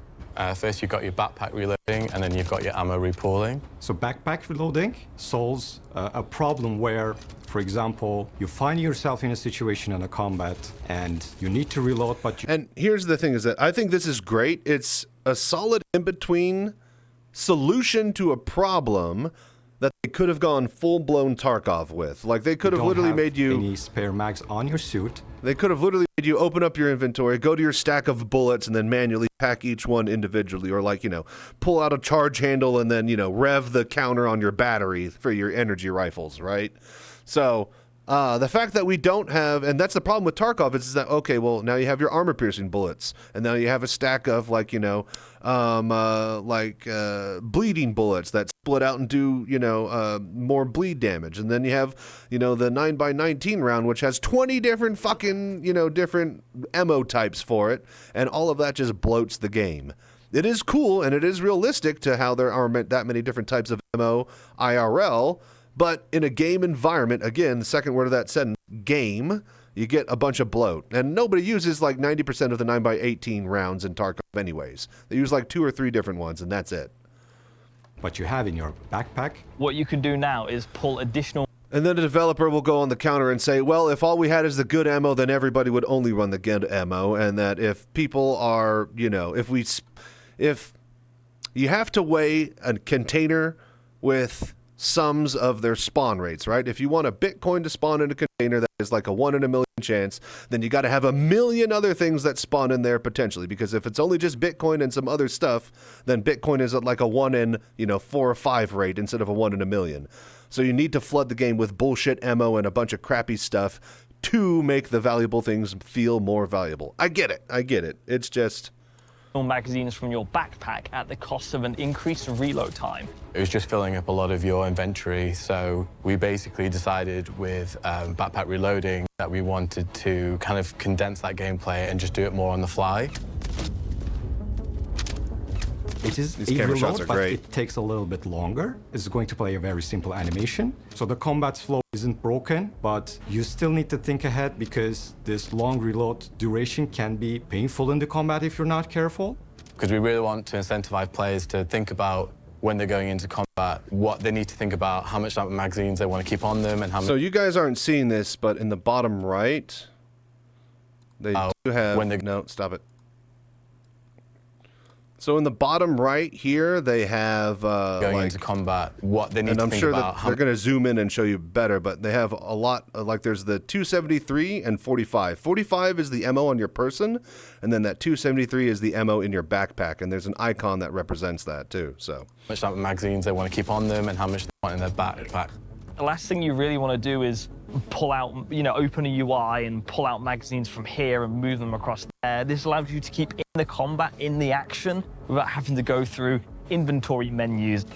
You will be able to see how many magazines on your suit and how full they are, and a backpack icon if you have magazines on your backpack. And if you see no magazines icon but a backpack icon, then you'll understand that the next reload you're going to do is going to be a backpack reload. So it keeps you in the flow, but it forces you to wait a little bit. The punishment of not preparing yourself is still there, but it's lighter, it's more forgiving. It's a good solution. So with repooling, the idea being that if you've got... It's a great solution to a problem that exists in the game. They're not making more problems because of it, which it would be, you know, adding ammo and then having to pack the mags, and then that's a whole extra stuff. Like, no, just an extra bit of time when you're pulling from the backpack, you can still load from your backpack. Solves all problems. Lots of, let's say, we take a 30 mag ballistic magazine. Let's say you've got 15, 15, 15, you've got 3 half-empty magazines. The idea being is you just hit a key binding, the animation will play like a rummage, and basically those magazines will condense down into full magazines and then automatically discard the empty ones. As a result, great feature. Can't wait for this. The thing is, though, is I hope that they balance it to where, like, I don't know. Do you guys think they should balance it to where if you have like 20 different magazines with different varying size, it takes 20 seconds to sort them all? Whereas if you had 5 mags, it takes 5 seconds? Or do you think it should just be like a blanket 7 seconds no matter what you do, if it's 2 magazines or 20? What do you guys think? Because obviously that's going to be a big choice decision as far as how actual combat and gameplay goes. Of this process, you will save your... One of those ways is very good for a PvE single-player environment. The other one would have huge ramifications for actual tactics between PvP and other players. So, precious suit item ports, and then you will have your ammo condensed into your fuller magazine, so you're ready to unleash their full potential onto your enemies. UI. So with our new UI display HUD... Yep, see a little backpack, and then it pulls from the backpack. That went from like, whatever, 105 to 75. We've basically got Looks a good. number of the bullets in your magazine, and then we've also got a number of your combined bullets. Okay, here's the one thing that I don't like, and I hope they get rid of it, is see how there's 1, 2, 3, 4 ghosted numbers on this panel? I hate that. I'm already playing in VR, and I have a shimmer effect on all the edges of all the objects anyways, due to how it's trying to reproject 3D at me. I don't need extra shimmers in the UI to cloud up everything and make it foggy. This is just a VR complaint, so you're literally only going to hear it from the VR users, but, like, can we just please make clean UI? I don't want it ghosting on top of itself. A number of the bullets. And, like, all of this, too. All of these letters. Why does this need to be ghosted? I really don't see the reason for it. That's in your magazine, and then we've also got a number of your combined bullets on your total player. And duration of this operation is going to depend on how much ammo you're shifting around and the type of ammo that you're shifting around. Duration after separation. It's a good name for a band. So repulling pistol magazines is going to take a different amount of time than repulling rockets, for example. That means that we're spending less time in the inventory screen and more time actually in gameplay. This all will be in 3.23, but after that, we will be looking into throwables and consumables. So you will be able to repull your grenades and your med pens. And there are still a couple of unclear points about some weapons. For example, multi-tool and its salvage canisters. We're still exploring what options we have over there. So recoil is part of the identity of the weapon. Recoil is good. You need recoil. What the hell? What the hell? I'm just now noticing this guy's eyeliner and mustache. Mustache? Dude, look at the handlebar on that guy. And he's got the Karen hair that's like pink. I'm colorblind, but what the? This is a tease of the character creator, isn't it? For next week. And it will also allow players to express their skill in a certain way. We have different kinds of recoil, very subtle recoils and very wild recoils. And depending on that, you can paint an image of either this is a very harsh, very, very aggressive assault rifle or a very gentle pistol, maybe even with a silencer on top of it. When I've been watching CitizenCon and we showed the new recoils, one of the biggest feedbacks was, those are laser weapons. They don't have recoil. Oh God! If I see one more forum post about like why do laser guns not? Well, why don't laser guns have recoil? It drives me up the wall. Well, yeah, they shouldn't have recoil. It's a laser gun. Laser weapons in you the should have to be worried about battery capacity and overheating really with laser weapons. For themselves, right? There are no big laser projectiles that come out of weapons, so giving them recoil is very sensible for a game. I think getting rid of recoil in that sense is just boring gameplay. It's fun. It needs to be in there. You know, you need a challenge when shooting people. You need a challenge when tracking people. I think you need recoil in order to balance the game and make it fun for everybody. But yeah, agreed. The laser weapon shouldn't have recoil. If anything, it should be like... Because you want a laser weapon to be like an FPS weapon and shoot like bullets. But at the end of the day, what a laser weapon should be is a beam that you hold down and use to melt things, not just a blast. But Star Wars basically, you know, said that, well, lasers operate like a machine gun. So get over it. See, in 322, we put the new procedural recoil in, and it looks mint, I think, personally. The weapons now use our entirely new procedural system. And the nice thing about the procedural system is it means that we can basically have shot-to-shot differences be massive. So you'll see when you fire the P4 now, it can basically be an entirely different bit of your screen than it was in the previous shot. Whereas before we had a very linear motion. Imagine before recoil would essentially go like this on your camera. But now it can be, you know, kind of doing this all around the place. Far more aggressive, nice. And the overall feeling of it is like, oh my God, this is actually a gun. So some of this still is haven't in sniped yet, and some more is coming in. I still haven't done any sniping in VR for obvious reasons that we will show. In 323. So for all example, right, this is what we want. Scopes and hose, baby. We're finally here.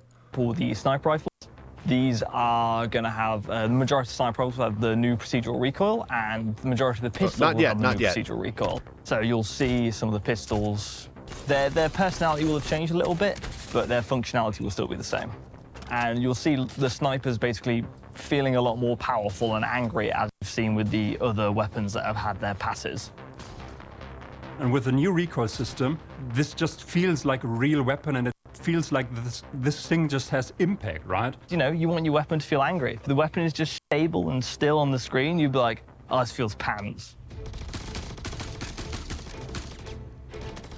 So we have not only just scopes, we have a whole new suite of iron sights. All right, here we go. This is it. Scopes and hose. For the majority of our weapons. So what this has done is we've essentially got stuff that has raised the camera upwards and given a better target acquisition window. This is obviously with a lot of sci-fi guns. They're very chonky. They're very kind of fat, which is just how a lot of sci-fi things are. So naturally, we've managed to improve upon this by saying, hey, you've still got that fat chonkiness, but we've raised the camera up and we've managed to make the sightline cleaner for your, for example, your Kana rifle. This is a problem in Tarkov too, is that some of the guns with depending on what scope and other bullcrap you have bolted onto the sides of it, the gun just takes up so much area and screen space that you can't see behind it to track players and, you know, look at your environment. So the fact that they've raised the sights on some of them and lowered the gun so that it's a lot more cohesive on your screen. We've basically overhauled how they work. So all right, here we go. Scope overhaul. Here we go. Previously, if you were looking at anything that is, you know, an 8x. All right, so I'm gonna let them talk and then them show you what it looks like, and then I'm gonna actually show you what it looks like. For above, it would because only VR players and maybe head tracking people will know what I'm talking about. It's gonna have a black border around the actual scope bit itself, but now that is gone. The graphics guys did an amazing job at implementing the shaders for these, so the scopes just look way more realistic than they used to be. Nice reflections and a parallax effect. This is something different. Just a gorgeous view. I can't wait for you guys to see them. It's probably the most exciting thing for me personally in 323. So I'm not sure if they've actually gotten rid of the shader and put in a realistic IRL scope on the top of the weapon, or if they've improved the shader to just look better. But this is what I go through right now as a VR player with head tracking and scopes. So let's let past me take it away for just a moment in time. All right, this will be perfect. I can make this little clip now. All right. So, as Future Chachi says, we need to demonstrate what I see as a VR player currently through a scope. So, with that said, I can move my mouse like this, ADS, right, like everyone else, but I also have head tracking on top of this. So I'm not sure how this works for people with head tracking at the desktop, if they get the same thing as those with VR, but first of all, I need to zoom in and actually set it to full VR mode. So this is what you see on my desktop. This is what I see in my headset. Okay, and with a scope, what they mean by the planar view is that on the desktop, you just see the scope, but with head tracking, I can literally look around it. And what does this look like if I zoom out in my headset and what it looks like on the desktop with all of this? Well, basically, what it means is that with any big, long zoom scope, there's this big old black border around it. But that black border is literally just hanging in space around the gun, and I can look off of it. This also means is that currently, I hope that they change this too, but I don't know how they're going to do that because they also have shown a zoom feature, so we'll have to see how that gets into our hands. But I also need to figure out my USB plug issues. I think if I get my Go XLR into its own USB 3.0 port and nothing else next to it, then it shouldn't make my audio keeps dropping and cutting out for like just 1 or 2 milliseconds all the time, and I've had that problem for months, and I think I might have maybe figured it out, but I think I need to get like a better USB port solution for everything. But when I also did that the other weekend after cleaning out my PC and blowing it out with air, I lost all of my controls for my goddamn HOTAS setup for Star Citizen. So, yeah, I'm wary to do that. Anyways, the man talk. I have, like, binocular vision, so I can look over there and can just, while holding down ADS with head tracking, I can, that freaking audio, you could just hear the audio cuts. Just tiny, and it's probably doing it right now on this recording, too, but scope literally wherever I want to. And so I hope that they change it to where it's just an actual scope. Then it just mounts, or it just rests your head. Here, hang on. So with a regular gun, you can ADS, right? And you can move your head around the gun. So I hope that it just moves your cheek onto the back of the gun, and then you look down the scope, and that it doesn't give you actually zoomed in vision, because I want to be able to look around like this. I have to solve my audio popping issues. I have to figure that out this next week. But I don't think that has been plaguing me for years. That's going to happen, because even with a 2x scope compared to a 1, and it's not like it's popping, I lose like a millisecond of audio. I don't understand. I don't know if it's a VR or Go XLR issue. Get a bit of zoom. So yeah, that's how scopes work now, and how they're going to be working in the future. And I'll take it back to future Chachi. Thank you for doing the voodoo that you do. Be sure to like, subscribe, and follow him. He works really hard. All right, cool. Thank you, past Chachi. I'll take it from here. So, as you guys saw, like with VR users, if they still have this zoom effect, and it's not just to lay your cheek down on the thing and then look through the scope that is given a zoom effect, then that will still give us the problem of binocular vision whenever we whenever we ADS and then move our head off of the actual gun.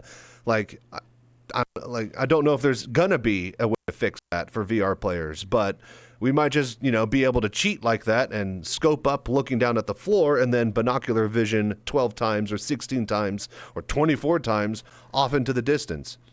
Now, you might think to yourself, wow, that seems like an incredible advantage. Not. Look, try to use close one eye, put a telescope next to the other, and then try to look at a telephone pole halfway across town. You're never going to be able to get pinpoint precision without lining it up first and then zooming in. Like, try to put binoculars up to your face and look around as everyday vision. You're never going to do it. If you look through the scope, you actually see the scope inside. And depending on if it's a holographic scope, a telescopic scope, or a TV screen scope, the shape. So it's still definitely given a zoom effect from what I can tell. But the scope itself, we don't have that black border issue, so that's nice. It will look different as well. And then here's this thing that we have an extra zoom mode too, which I don't know how that's going to operate in VR. And then we took it and brought it to basically every scope, adjusted the shader so that it looks nice on that particular scope, and so added it is few still a other shader. Functionalities to scopes as well. For example, we will have multiple zoom levels on scopes. Currently we just have 8 times zoom, but in the future for 323 we will be able to have 8 times and 16 times zoom, or 2 times and 4 times zoom. And because our new recoil is a lot more aggressive and dynamic, it means that the reticle is moving as you'd expect on screen relative to where the actual barrel is. So not only does it help... Yeah, the little smart reticle, that's going to be pretty cool. With the new procedural recoil, it also helps with the believability of the optics as well. So I think the whole scope experience, or ADS experience with scopes, is just gonna get better from here on. There's no way it could be any worse than it is right now, VR or otherwise. I just hope that the systems in place in the future just don't make it suck for VR users. because it'd be kind of hard to redesign all of that later, you know. And the idea, from what I'd seen, like the fact that they have 6 DOF head tracking and all this other stuff that works whenever you put third-party VR mods onto Star Citizen, how well they work together with the engine leads me to believe that they've made deliberate decisions in the background to make sure that when they add VR to the game, it will be as easy as possible and there will be as little reworking needed. So that's why I'm able to, you know, say and talk about it like this. Dynamic crosshair. And why I'm hoping that all of that comes to fruition. 3.23. Dynamic crosshair it's in the name, it's a crosshair. But the good thing about our crosshair is it's a little more futuristic. Oh, that's so cool. That's so cool. I love it. Say a little bit more sci-fi. And it makes sense, and I think they say that it only works with combat helmets, so you have to have specific type of helmets with a display on them.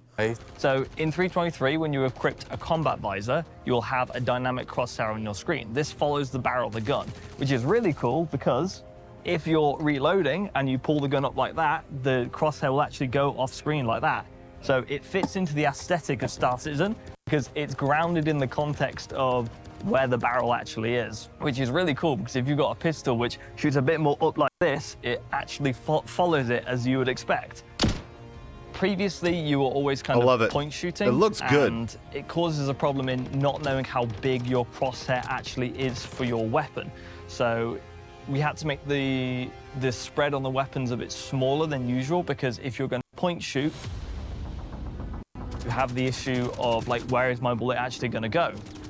This allows us to say, hey, this is actually kind of what your cone of spread is, and we can increase the spread values of weapons themselves, which leads to better gameplay and people actually focusing on ADSing down sights, even in like 10-meter engagement ranges. And it also just gives that player a little bit of extra information, so when you're hiding behind a wall or you're close to proximity with an object, the crosshair is actually going to let you know if you're going to hit the object or if you're going to shoot past it. I heard people saying this is unrealistic. I'm fairly certain we can do this with our technology today, so 900 years in the future shouldn't be a problem to have at least military tech to have this crosshair component to them. It's a crosshair that not only fits the aesthetic of Star Citizen, but cleanly fits into what you'd expect for Star Citizen as well. We are able to deactivate it, so if you don't like it, there's a menu option for you. You can also disable the new hit markers independently of the crosshair, so if you just prefer to keep the hit markers, you can keep them. If you prefer to keep the crosshair and not the hit markers, you can do that as well. Being able to customize, that's very nice for those people who hate that type of thing, but I think it's going to be cool. You can and will make Star Citizen feel different from other FPS games, so, but what do I know? Fully utilize it to make it your own, what you want from the game. So you can have it completely off or on. And then we have things like, obviously, updated hit markers, and we also have a final hit red X as well to let you know that you've confirmed that kill. It's a completely optional feature, but I think you're gonna like it. So I think the reason why I'm so excited and the team is so excited about why these new changes to FPS are going to be so dynamic and completely change the game is I just think it makes our game so much more modern. It makes it so much more lively and really expressive. Now weapon manufacturers are going to have much more of a unique brand to them. And the same with with our new amazing scopes. You know, if you compare the scopes that we have now to what we have coming in 3.23, it is going to be completely, I think, game-changing. You're obviously going to do... They're showing off. Did you see that again? They're showing off he's got mascara on, he's got a beard. I think game-changing. Like, they're showing off that they're really, really teasing the new character creator hard this week. We're obviously going to do things in the future, like when we get wear and tear in, apply wear and tear to when you shoot those things, because we still want that to be a believable experience. Bullet blocking is an issue. It will literally be gone from like grenades and magazines and everything like that, so even backpacks. So people previously would have to shoot people in the legs if they wanted to consistently land shots, which is a problem because realistically, that's not a good feeling of like, I'm behind you, I have to shoot you in the legs, so I can focus on shooting you in the chest now. We really like the fact that the crosshair is basically kind of starting the whole archetype for armors.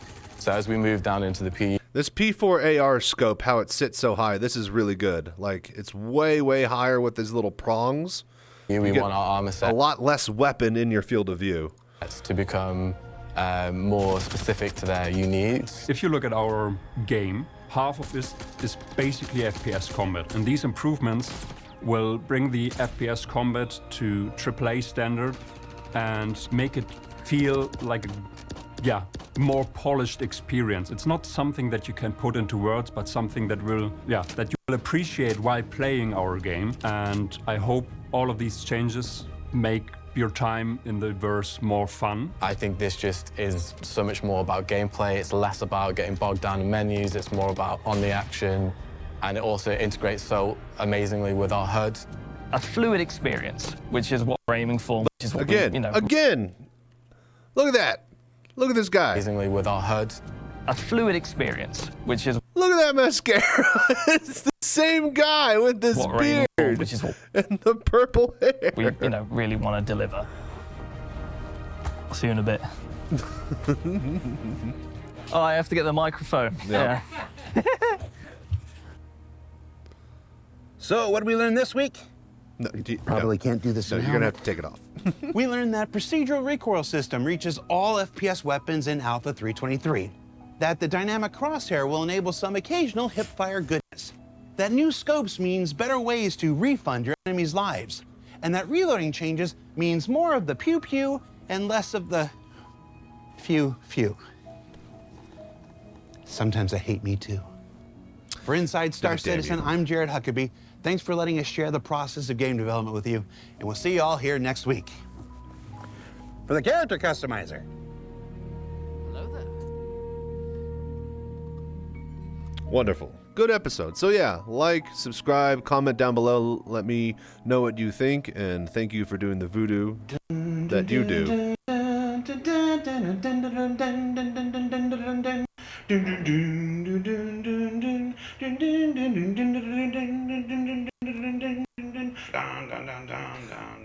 You know, in some cultures, for drumming and percussive learning and teaching and methods, you have to be able to sing the phrase before you can actually play it on the drum. And let me tell you, there are some crazy, crazy people able to sing some complicated things. All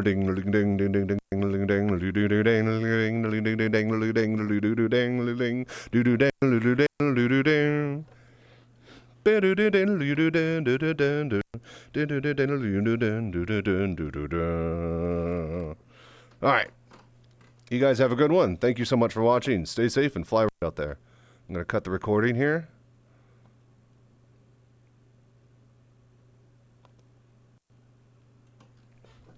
All right, cool.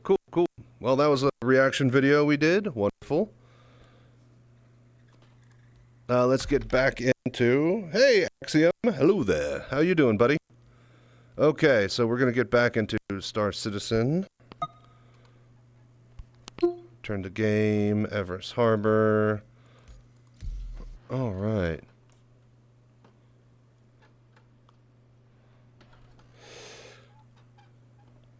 Okay, then I will edit that later today, and then we will let that loose for, I believe, Monday. That sounds good.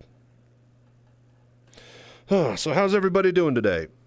Really quickly, I need to eat some lunch after reacting, then we'll get back. It's all good. Beautiful. I'm going to get me a quick bowl of soup here. I'm going to snack on that. Let me go to the actual... You know what? We're going to go down to the... Go down to the mess hall here in the station. I'm going to sit at the food court, and then I'm going to go get me a tiny little cup of soup here and eat that real fast.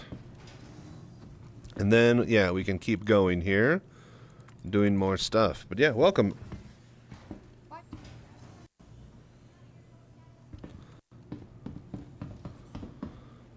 All right, you still there, Skillo7?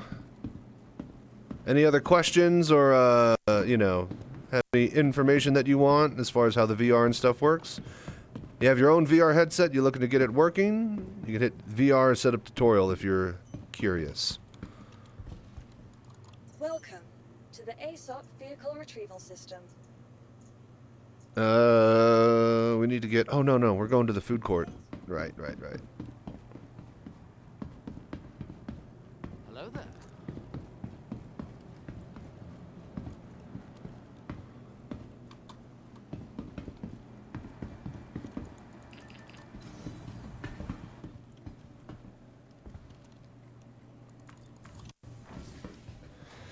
But yeah, Axiom, how are you doing today? How things been going with you? Food court this way.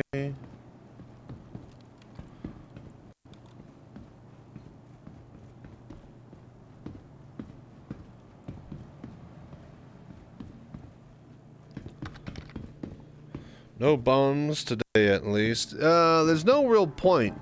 Jumptown is... Oh, for you. God damn it. Right. Well, thank goodness. Haven't heard from Hudson today, so hopefully he's doing okay as well. But yeah, no, the Jumptown event is over at the, where are we? We're at, Lorville? So, Hurston, location. So, because of that, it's on an island near the ocean, and I was gonna land my cutlass and, like, drive in the mule to go pick up 6 boxes, and we did do that, but we couldn't really drive in from a far away a distance because, well, the drug base is on an island, and we just kind of had to land next to the front door. But we did still drive the mule over to it and do some stuff. But yeah, really quickly, let me go find a nice place to sit down here. I'm gonna adjust the camera, and then I'm gonna go get me a cup of soup real quick. I'm gonna eat. Oh, the only 2 seats at the burrito bar are taken. Noodletown. Can I sit in front of the fountain? Nope. This is a really cool looking place. This is just a mess hall. Possibly the worst table ever designed ever. Who would want a middle hole? Who would want a hole in the middle of their table for their shit to fall through instead of more space for crap?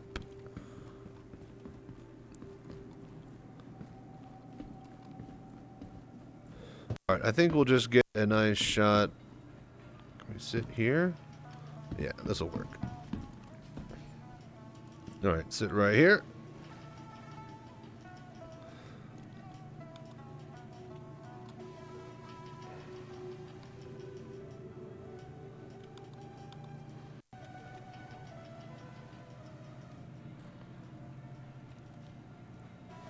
No, don't get up, you bastard. Hang on. Alright, cool. So let me go grab a cup of soup real quick, folks. Thank you guys so much for dropping by and hanging out and watching. I'm going to be playing probably to around like 4 or 5 p.m. Another 4 or 5 hours. And then I think I'm either going to play some Tarkov or just hop offline and just get some work done outside of the stream. But yeah, thank you guys so much for being here and chilling today. Let's go. I'm going to go get me some food.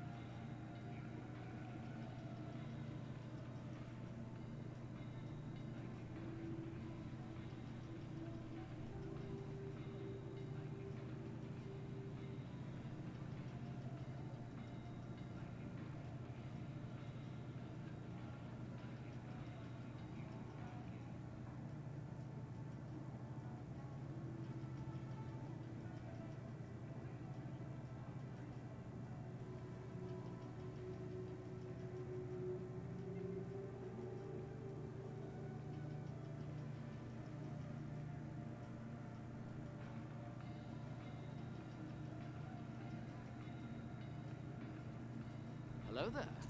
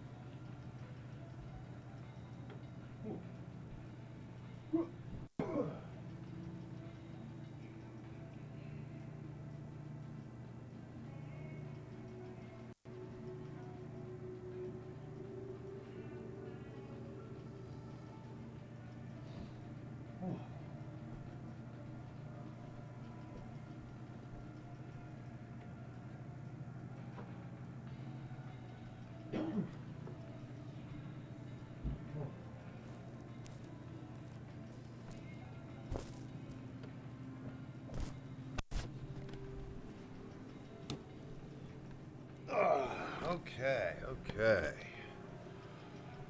Oh, god damn it. That messes with the head tracking, huh? So I can't have a mic. Son of a bitch, that moves the camera. Damn it. Oh, it was all perfect.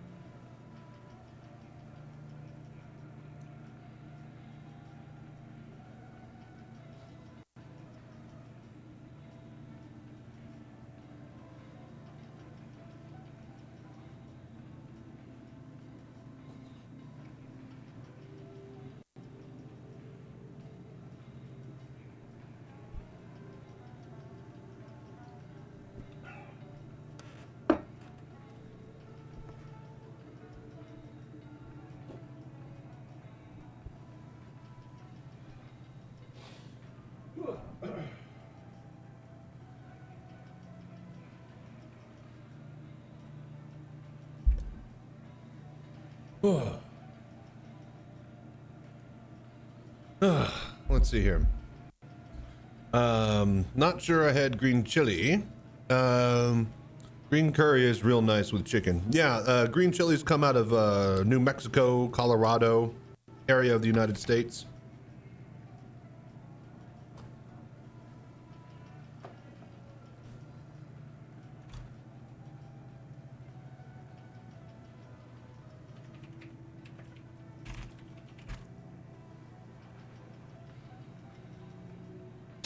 Yeah, just simple green chilies. I always buy the Old El Paso chopped ones in the little can like this. If you see in like a Mexican food aisle, something that looks like hatched green, diced green chilies or Old El Paso, that's the good stuff. That's fine. Get some of that, throw it in a stew. They're not really super spicy. They just taste really good. They got a little bit of a kick to them, you know? But it's a bunch of onions and oil in the bottom of a pan or butter. Then you let the onions get all nice and melty. Then you add the green chilies, let those kind of cook and simmer. Throw in the chicken, broth, and then you add potatoes to it and let it just sit for like, you know, a whole day. And then the potatoes turn into gravy. The onions liquefy and the broth and the chicken all just make it all delicious. Add a bit of cheese on top, tortilla.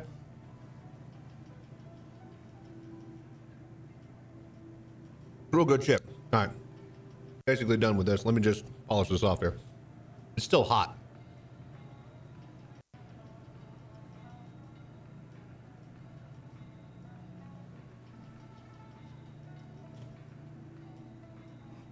Delicious.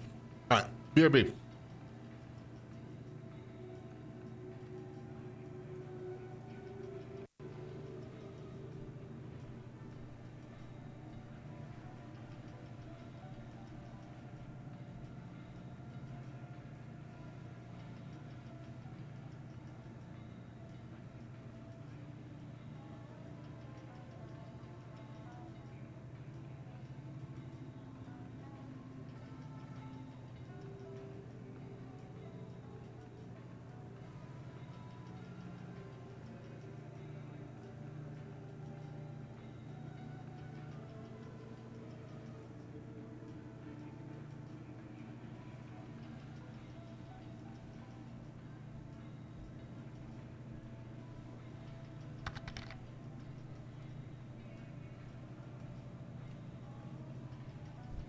Okay.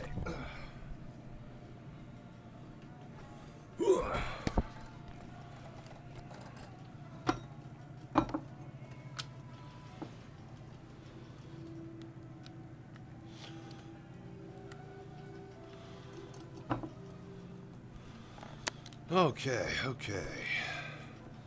Can you hear me? Yeah, looks like it's working. I had too much chicken in these last weeks. I better get some red meat. I know what you mean. I can't do same types of foods back to back.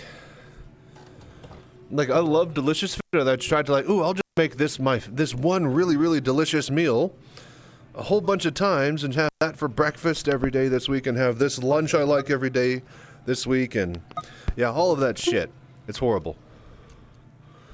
You end up hating your meals that you like if you do it all the time. So you have to rotate. What I've found out works perfectly, and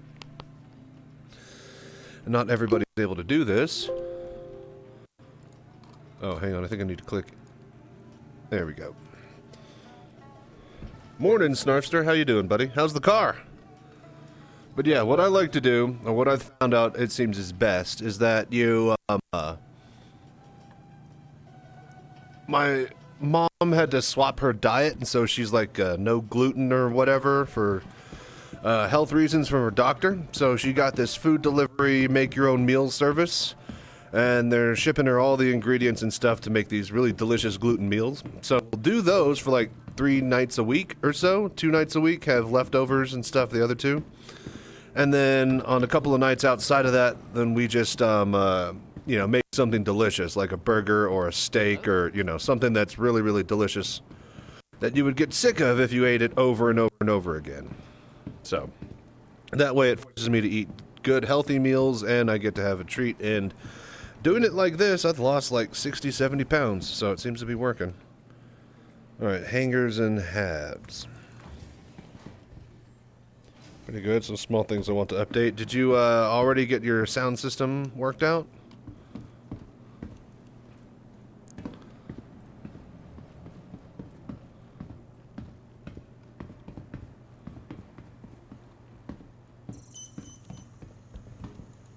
Welcome to the ASOP Vehicle Retrieval System.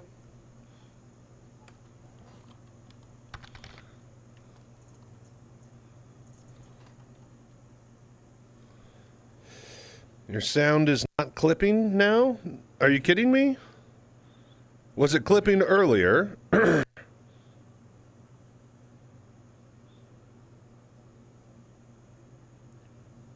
When was it clipping? Like today or like yesterday? Or because I've been trying to nail this down, and I've done. You said you heard in the clip you showed. Oh yeah. I wonder if it does it live. I don't know. You guys keep paying attention and letting me know. Because the thing is that I was recording the stuff that I said in that clip when I was doing the review or whatever, the reaction. That video footage that I showed on screen was from earlier in the day, so it's still on the same session. So if it's not doing it on Twitch, then it's doing it somehow in the recording process or something? I'm not sure. I might have to be forced to download the Twitch VODs. I wonder if the Twitch VODs actually don't have bad audio clipping. It's gonna be shitty. Alright. Well, I guess that'll free up hard drive space, and I can only record when I need to instead of all the time. Either way, not ideal. We'll figure it out. But yeah, just let me know, Axiom, if you hear it like clipping or anything like that. Yeah, I heard that now. It's not much. See, that's the thing. It's not like, it's okay, I'll show you guys. I'll show you. Just bear with me here. Let's take you behind the secrets here. All right, we'll open this up.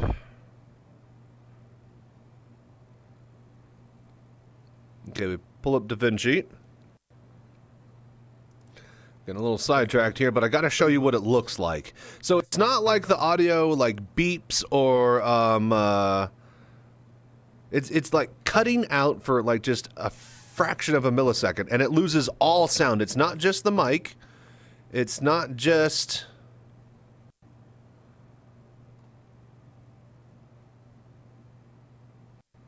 the microphone. It's not just the VR sound or the game volume. Can you guys see that? It's not wanting to run. All right, well, whatever. So if I'm looking at my editing software, great. Yeah, all right, that killed everything. All right, hang on.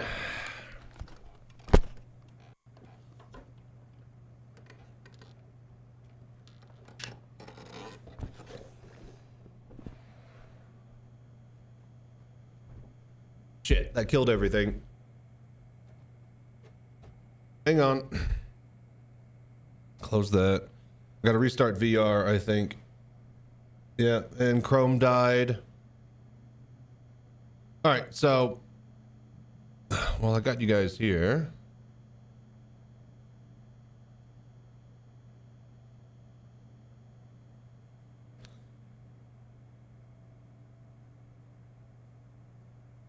Okay, hang on here. Hang on. I can still hear you and see some fingers. Gotcha. And then, yeah, my sound thing went out as well. All right, set that to music. Okay. So if we go to the audio on this, you'll literally see it. I could show you exactly what it looks like. Like there'll just be certain spots. I gotta find them. But it just like completely cuts out the, yeah, like right here, right here.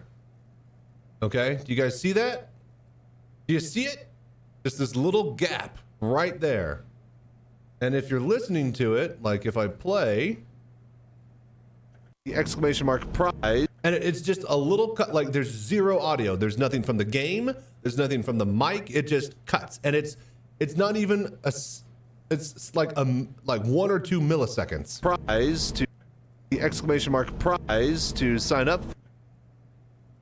And it will, and it's not that it's bad, you know, it's not like it's cutting out, but like it cuts out just like a letter, a single letter of a word. And then you lose like, you know, oh, thanks for, you know, instead of saying thanks, I say anks, you know, and it's just enough to be like, obviously you get the point and you get the picture, but it's not that pure, perfect audio that I want. And I don't know, I think if I can isolate my Go XLR onto its own USB 3.0 jack in the back of my computer instead of going into a hub and then sharing that with another slot, if all of that USB is focused on sending data through the Go XLR, then I think that might fix it. Because I noticed that this is a little bit better, I think. I don't know. I can't tell, but it seems better after I cleaned out my PC with air and then I plugged in all of my stuff again, and then that led to a day of my joysticks not working correctly with Star Citizen until we redid all of the IDs on them because Windows picked them up differently. So yeah, I think, you know, redoing the USBs might be the key to getting the Go XLR to send proper audio. But like, this is what I'm just trying to get rid of, this blank spots right here, and just have complete dialogue. And when I'm doing actual voiceovers and stuff with my mic, I don't think I'm getting any cuts there.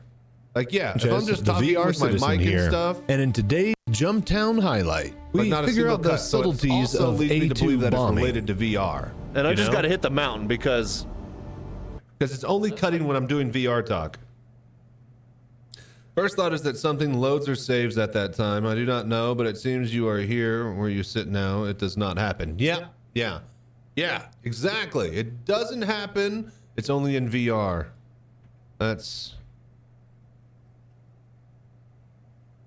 So it might just be my microphone, my VR microphone, that's doing it. The way I have to route it into the Go XLR, because it's not, my microphone doesn't have its own USB 3.0 plug. Or the microphone is built into the index, which is plugged in via USB. And you have to plug stuff into the Go XLR with 3.5 millimeter jacks. So, anyways, all right, let's head back to the chair. Thank you for watching and hanging out while I bitch and moan about my setup. And my system is idling hot. It's like idling like 50 to 55 degrees.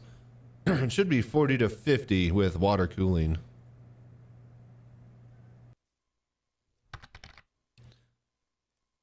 If I can help, why not? No, yeah. Thank you for just keep track of it, and I'm just know that I'm trying to sort that out, and let me know if it's better or worse at any given moment.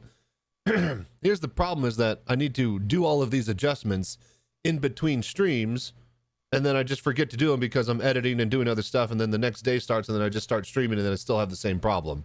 So that's the biggest problem, is actually focusing and doing. And I also can't test if it works unless I'm recording or actually streaming, you know? And I need to know if it works for recording and streaming. It could be one or the other. Anyways, all right, heading back to the chair. I'm turning off this mic.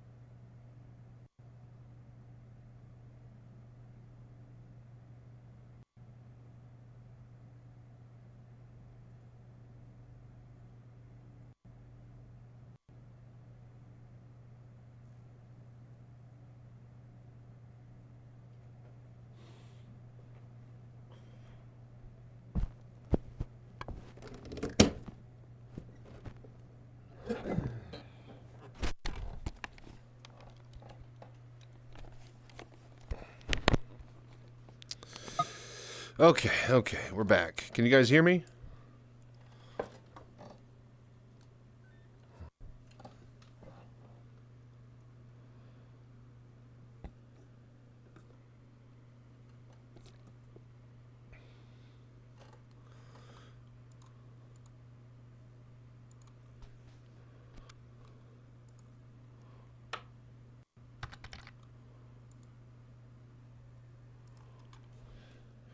There is sound. Good, good.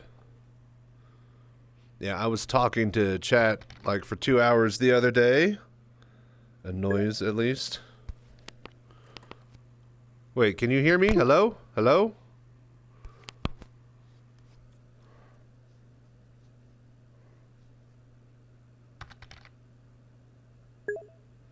Like, is it working?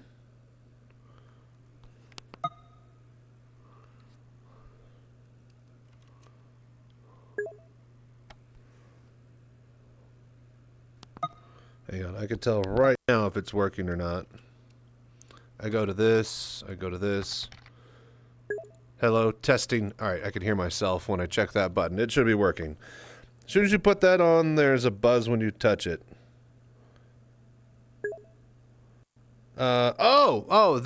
This. Hang on. That? Yeah, you like that? Huh? Huh? Does that get you? Yeah, so there's the home button right here. And then right here is a tiny little hole. That's a microphone hole. And then over here, that's a microphone hole. There are 2 microphones on this headset, which is why the mic sounds so good. It's taking the average of both signals and mixing them together and giving a stereo effect. Yeah, scratch that. Yeah. So that's what that is. And because it's so close to the home button, like my thumb always keeps hitting it whenever I pick it up or set it down or hit that button, because I need that home button to manipulate my menus in VR. All right. So let's head on in there.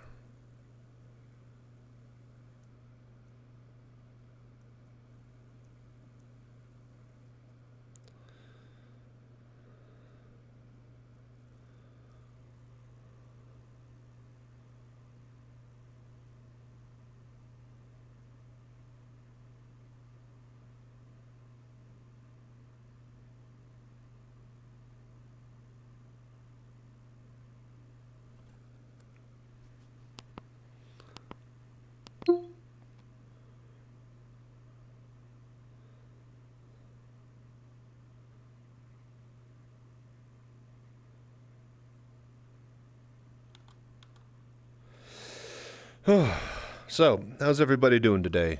Good?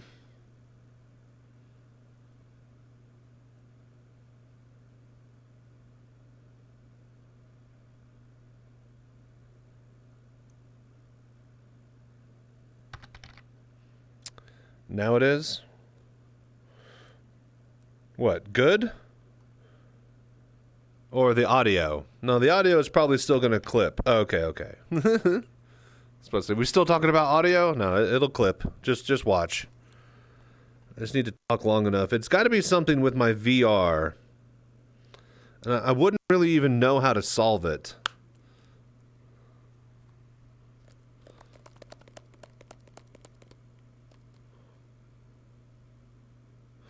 Hang on. Actually, I have an idea.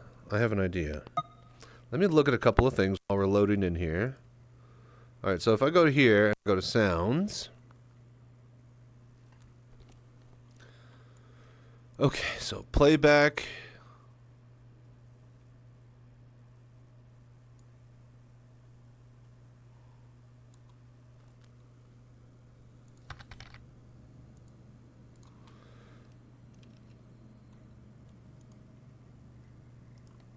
Okay, so we have the game volume, which I've patched into my thing, but the Go XLR basically creates like 4 different things here. Let me check the properties of this. And it is 2-channel, 24-bit, 4800. And that is pretty much set in stone. We could go to 16-bit, but 4800 hertz. Now, that also means that the game here is at 4800 hertz to 24-bit. Now, what about my headset, which I am listening to and sending through? No. How have I done this? Broadcast mic. Ah, yes, broadcast I'd set to... Nope, it's game. Oh, that's Oculus. Oh, duh. Okay, that's the... Okay, so wait, where is... Ah, there it is. Digital, okay, Valve headset. Right. So listen, and yes, this is being sent through the game. All right, so if this is one channel, 16-bit, okay, hang on. This might be the problem. It's single channel, 16-bit, 4800 hertz. If I can turn that off. Okay, you guys... Can you guys hear me if I uncheck this? Testing 1 2 3, testing 1 2 3, testing. Hello. So if I have that unchecked, you guys... Oh wait, actually I think I have to hit apply.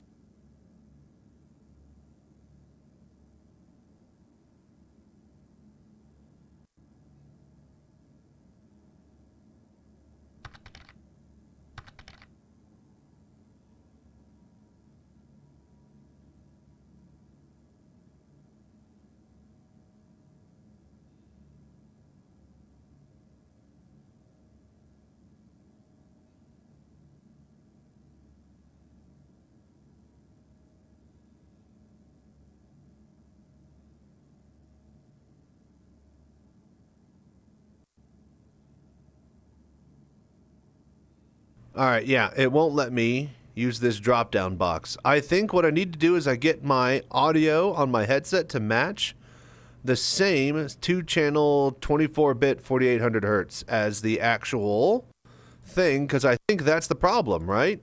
If it's trying to go through this, if it's being routed through this, which is 2-channel and 24 instead of 1-channel and 16, then I think that's just got to be it, right? That's the only thing that I can think of that's actually causing it to clip out. So, how you doing, wenches?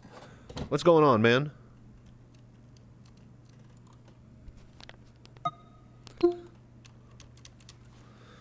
We're just bitching about audio.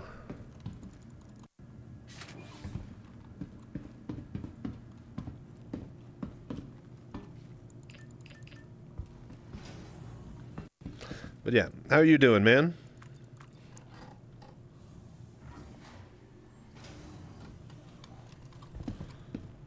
And then, hang on. It's not, the game is soft again. I had this issue earlier. System, yeah, that's at 100%. Okay.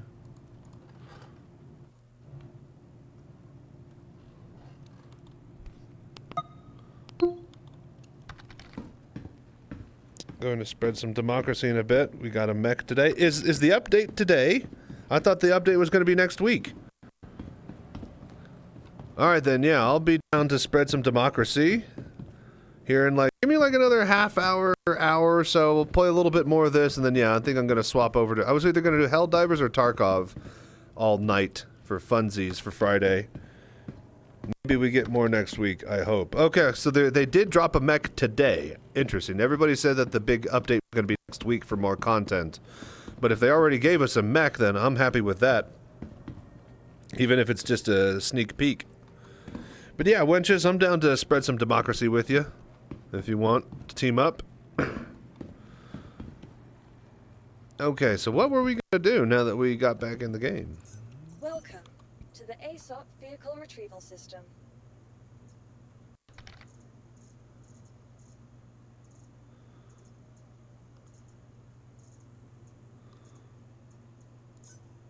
Your vehicle has been delivered to the following location. Alright, Hangar 3. Sounds good. It does sound good. Democracy spreading always sounds good. Alright. I was able to eat and drink earlier. There's about to say. I have a bottle. Yes.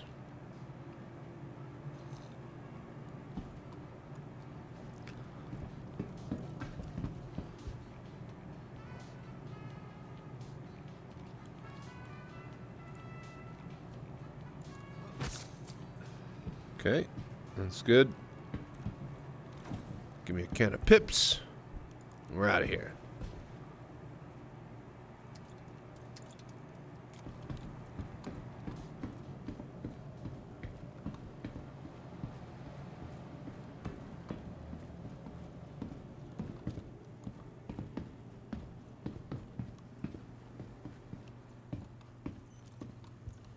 Welcome to the ASOP Vehicle Retrieval System. Okay, let's see here. Cutlass on the pad, hangar 3. Is it now? Still? Wow. Oh, I guess it is. All right.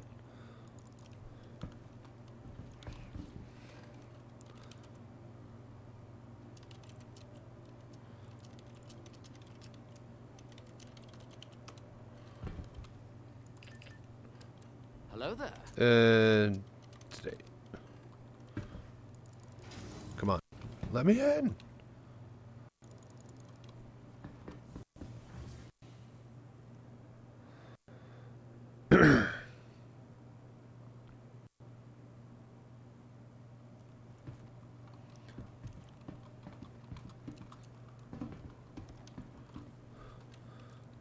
Oh, this guy's hand mining out there. I like a good hand job.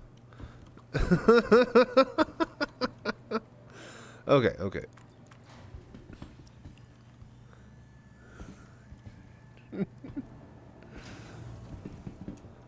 I'm giving Frank a handy under the table. Jeez. Mashing it. Hello there. Good old Sonny and Philly. Alright, so we should have a mule on board, but that doesn't really matter. Let's just go get some drugs.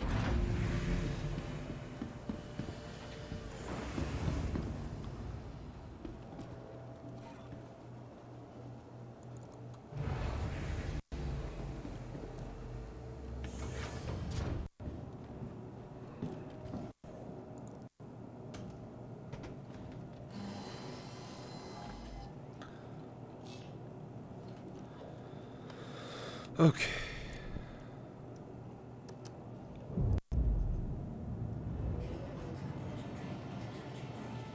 You are clear to launch.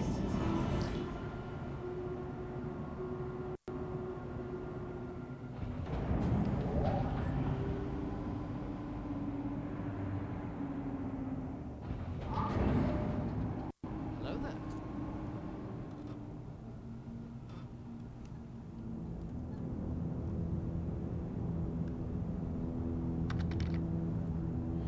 Thank you. Do the same, but with a Valken mule.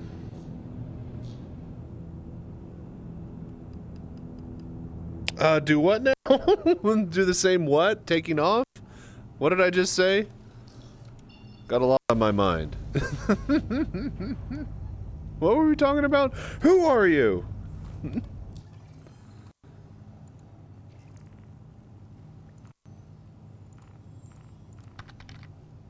No, the combination of ship. Oh, ship and vehicle. Right. Yes. The mule's pretty sick.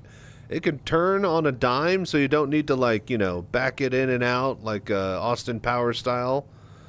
So the fact that it can rotate, you know, like literally 360 on itself is pretty handy for getting it to fit in a specific spot. As we explained in your mission outline, you have been tasked with acquiring and delivering illegal contraband to an authorized security kiosk for destruction. The production facility will undoubtedly be a hotly contested zone, so bring appropriate weaponry.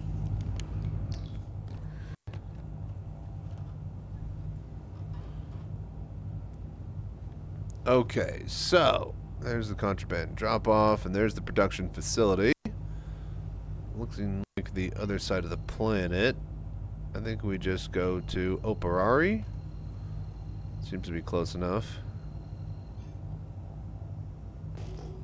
Close is relatively close when you get a big, gigantic, wide expanse like this. Looks like it'll be in the daylight, though, so that'll be cool.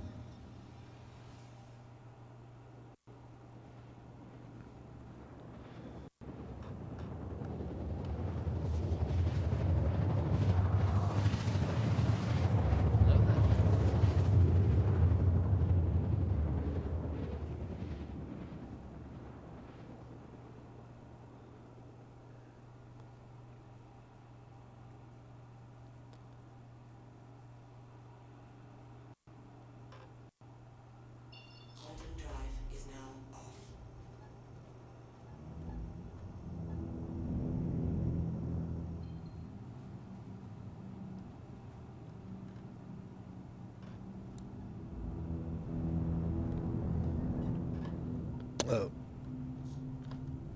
Where's the... Okay, there it is. Right. This way. We got it. I know where I'm going.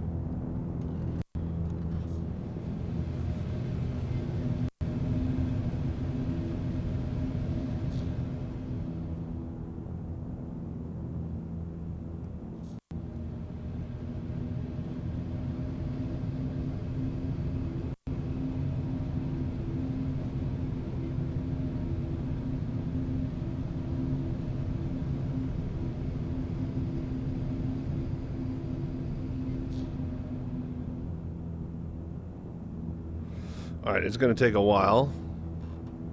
I think actually if we get up into space, we might move a little faster.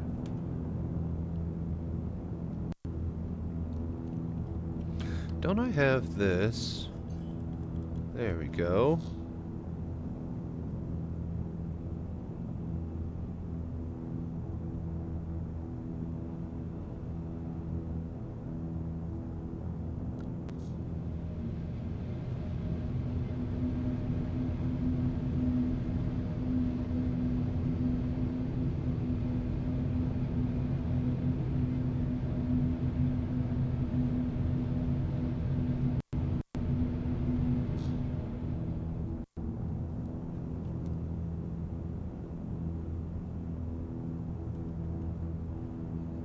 Okay.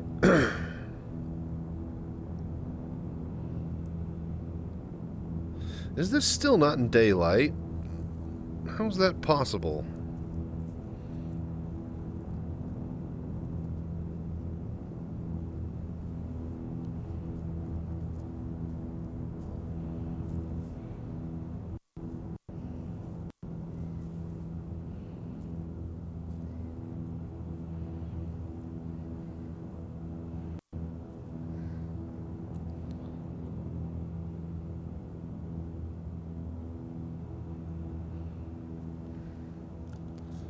Okay, here we go. Full throttle now. I think we can...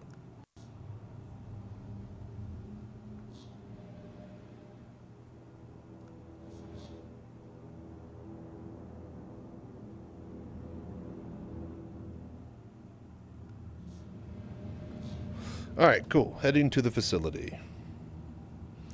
I wish it was in daylight. I guess we missed it. I thought it would be this far away on the other side of the planet, but I guess not. So apparently we're over an ocean right now, but you couldn't tell that because apparently night vision should never exist in the future. What I need to do is get down here.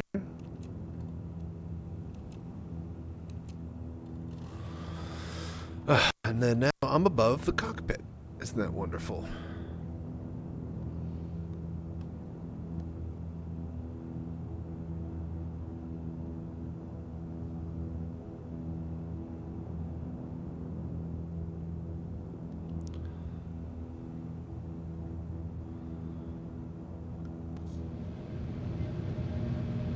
Alright, 100 clicks, you guys. We're almost there. We'll probably raid the facility one more time, and then I think we'll do some, like, Arena Commander or something in Master Modes. Start practicing some more of that. Do that for, like, maybe an hour or two, and then swap over to some Helldivers for the rest of the evening.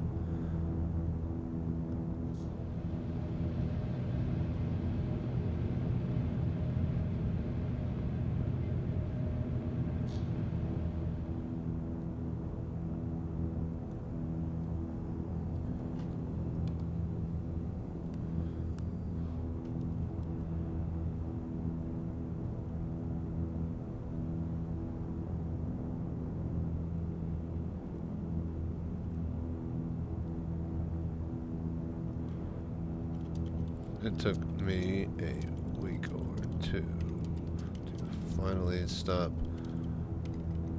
going to bed after 3 to 4 a.m. Now I'm passing out around 1 to 2 a.m. LOL. Oh my gosh, who is calling me? What the fuck? Spam. Yes, voicemail. Fuck off. Jesus Christ. Oh, shit. Wait, what? Oh, we're all right over it. Let's go.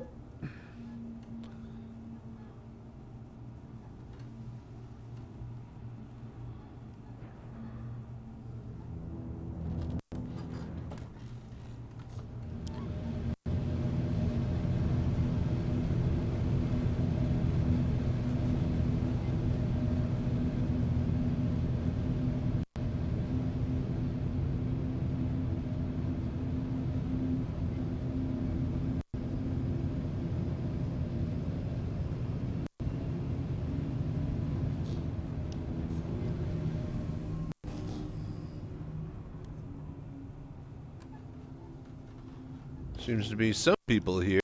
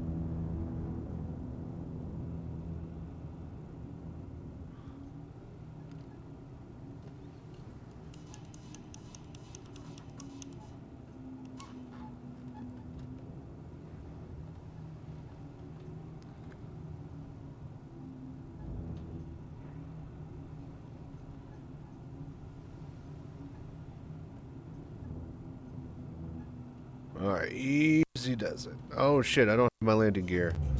Ah, damn it. Come on.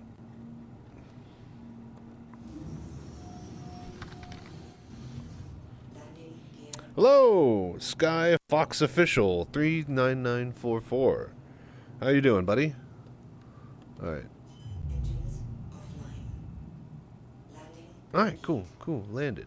Nice.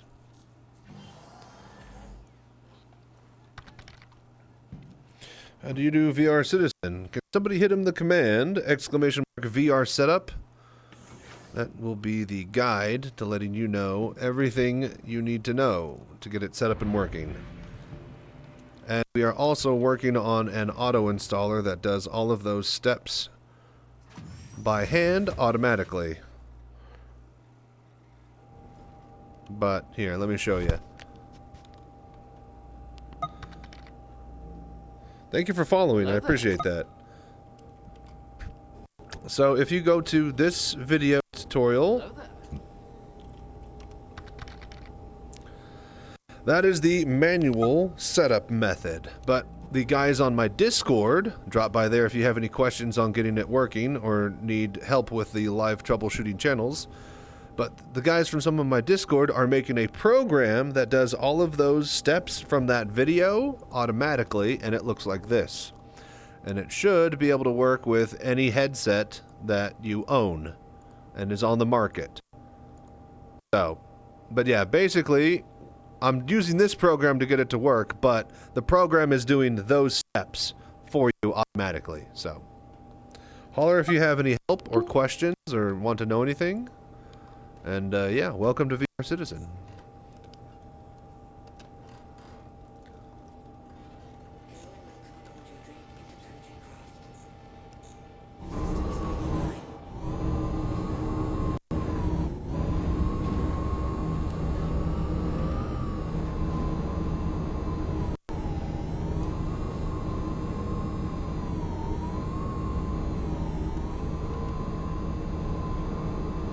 Alright, what a nice day on Hurston.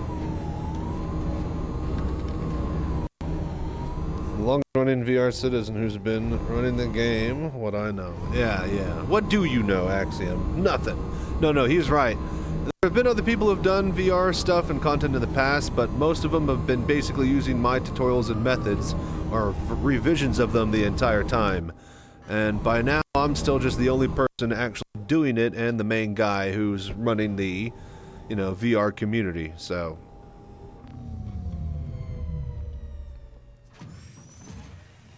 I've been doing it, I've been playing VR in this game since they had actual VR support from the Crytek engine leftovers, which they gutted after like patch 2 point something or another, so.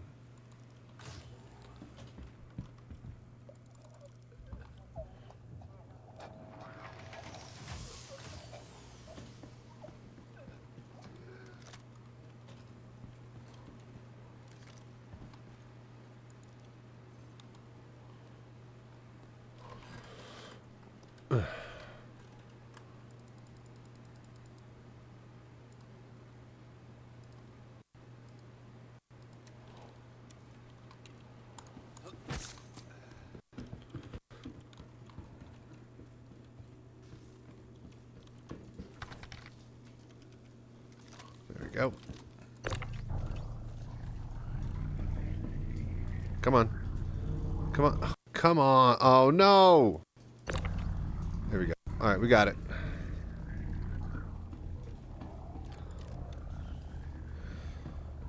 I do think you have no clue what my in-game nick is. Alright, look, this is not my fault that everybody decides to have a different name on Discord, and a different name on Twitch, and a different name on this game, and a different name on that game. So screw me and sue me for being the only one who decides that I should make my names the same across everything, okay? I'm sorry, alright? But I thought it makes sense. That's what everybody does. But no! You like your anonymity, you bunch of ninny hammers. Doop. Alright. Hang on here. We actually got a rifle. It might be in this thing. Sniper rifle. You can put it in the hand. Is there a gun mount? I swear we're duping these doing that.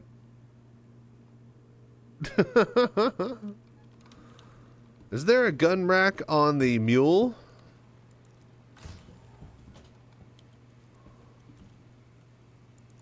I know there's internal storage. Where is the internal storage on it? No? Unfortunate.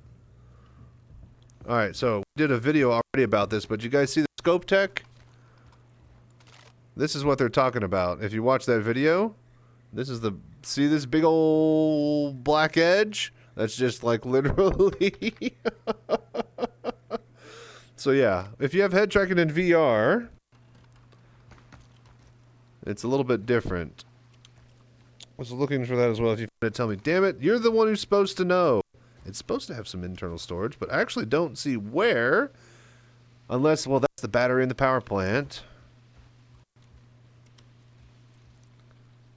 Oh, hello, hello. Hello there.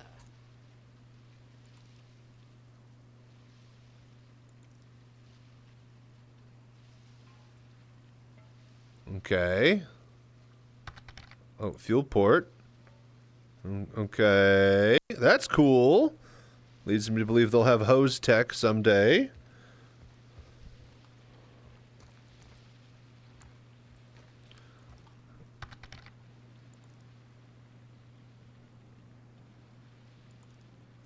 Ah, got it. Right there, below on the left side.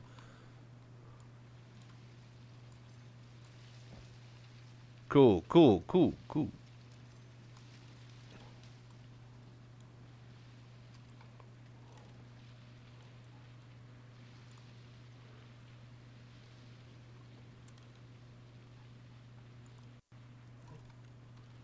Cool. Perfect. Beautiful. Used to be on the side, but I do not remember where that tiny little button. Hello there. On the bottom side. I'm dying in this airlock. What the fuck? Does that airlock kill me every time? That's a little shitty.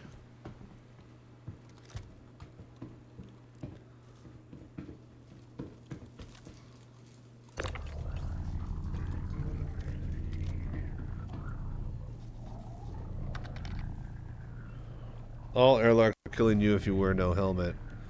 Why is there an airlock on this place when there doesn't need to be one? Oh, I guess because all the other stations are on a moon and they just copy and pasted them. Alright, well if that's the case, let me see if I could find a helmet.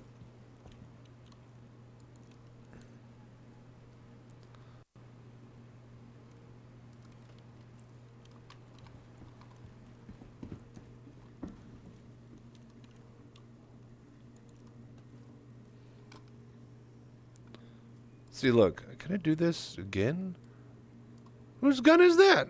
Oh, that was my other one. Right. Hello there. I will put the Coda pistol, though, on the hip. I think I just duped a gun, you guys. Pretty sure I made 2 of those sniper rifles. Still need to find a helmet.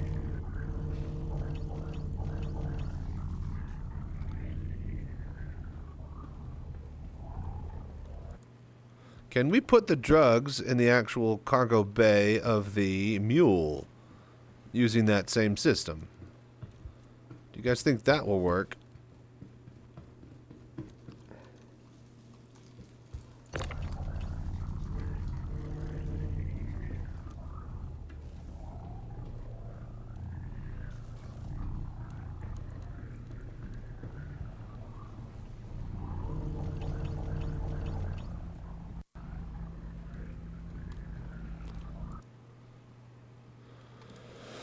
Okay.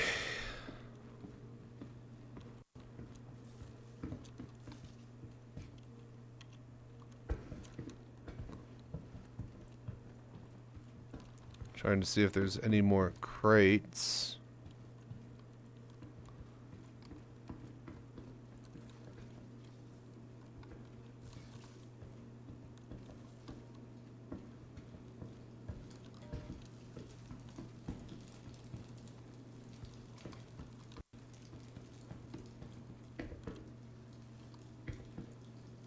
Nope. All right.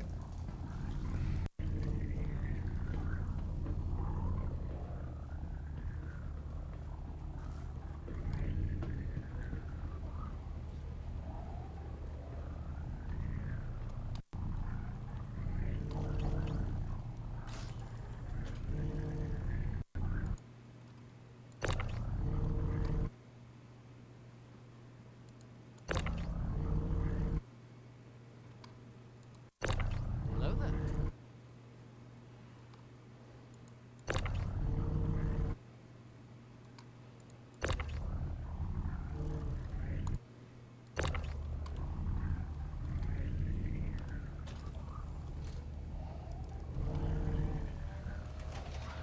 Okay, okay. 6 boxes.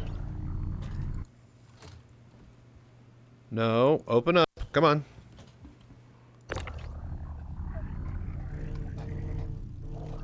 Wow, the airlock is really killing me, huh? Ah, no, you're killing me!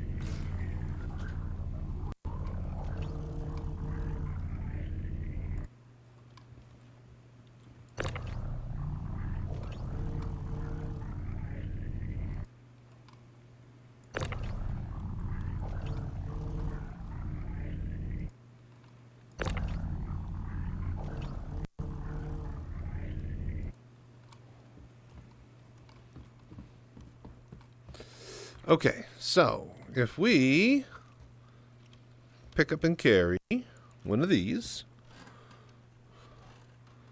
grab this bag of mulch. Everybody really wants mulch these days.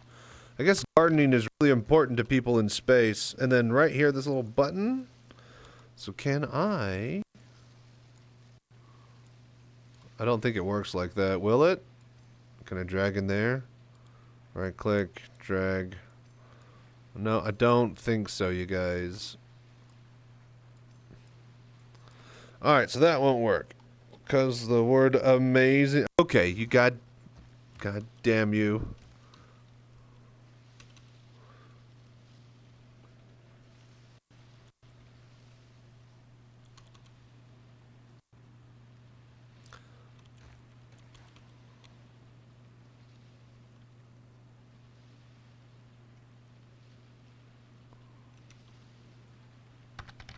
I'm trying to hit double F to instantly do the action, but I think you just have to do this. Yeah, it says place. It says place. I'll show you the action. I'm trying to, like, you can hit double F and it'll instantly do the top thing. Like, if you hit double F on pilots, it'll just get in there instead of actually having to hold F and click. It does not work like that. I have to hold F and click place. Delicious mulch.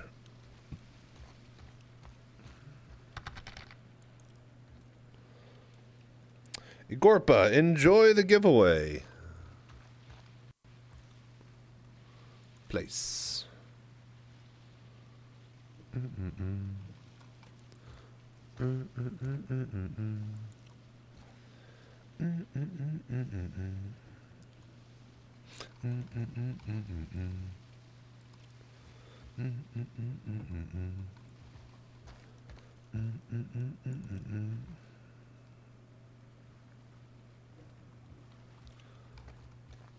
Hello there.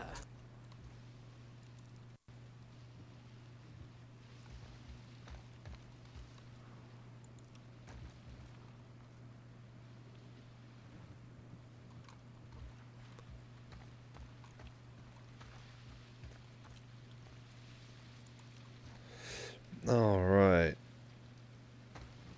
Boom. All right, cool, cool. Is that ship just empty and nobody's in there? I thought that somebody was just looking at me, but I guess that guy's just gone. Alright. See, you double F that, it works.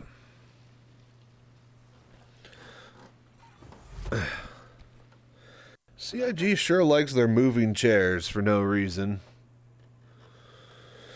Okay, let that ramp come up.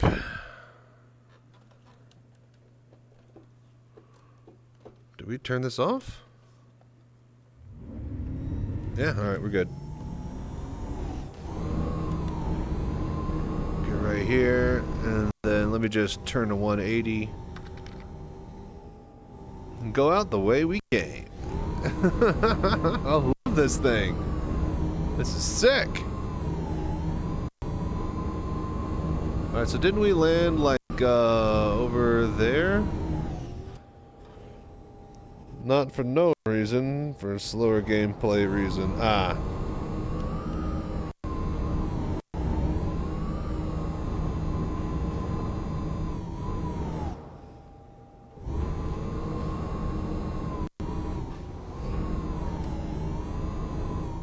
Hello there. What do we got here? Well, what SCU cube? Oh, cute little fella. What's going on with this? I really wish I could grab these. Can I put... Okay, I want to test something. We're about to load up, you guys. Can you do this?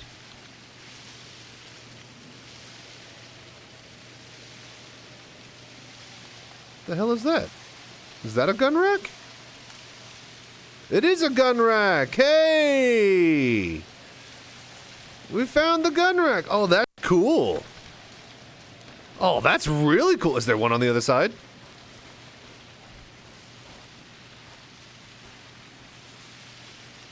Fuel port. I think the fuel tank is on this side. That's really cool. This really sucks about this storm right now, though. Okay, let's just grab... Alright, hold my weapon. Grab my drugs.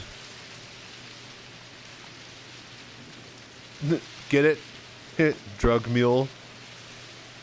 You get it? Because it's called a mule? Alright. Okay. Alright, so surely... Damn it! I really want this to work. That would be sick.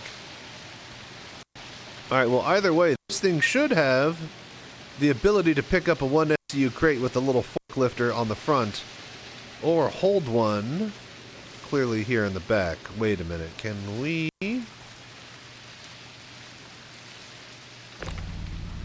Alright, we can move it. Can we groove it and get it in here?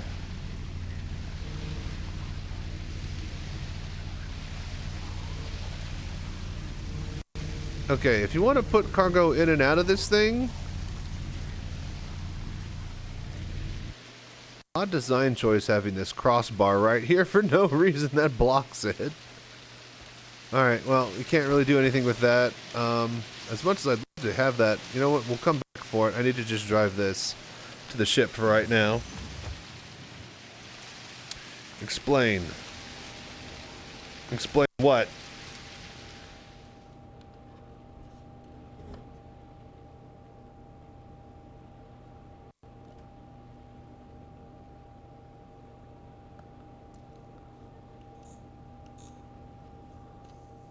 Oh, yeah. Alright, Cutlass is over this way.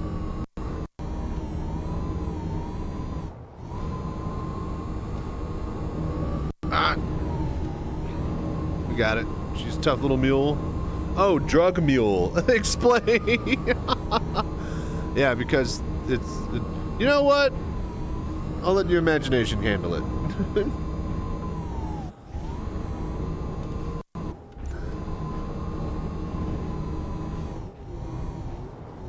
Come on. Alright, so this is what we do is we get it in a perfect position here. We go like this.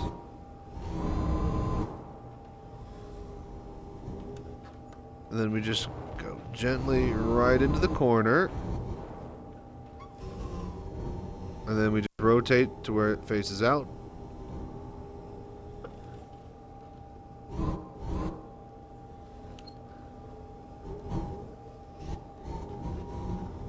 Alright, cool.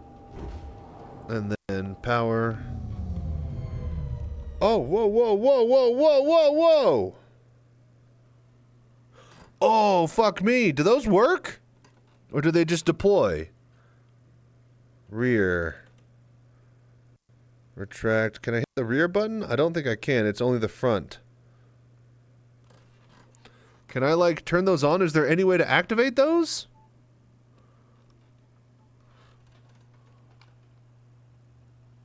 Engine.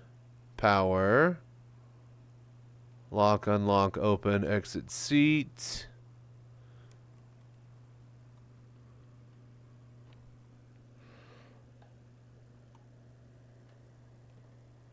I'm not seeing a way to do it, you guys. It's just... all it does is just pulls the prongs out. I don't think I can actually use that. Hang on. People said that the actual things didn't work, but they also said that there's not a gun rack on there, so maybe we look at the key bindings.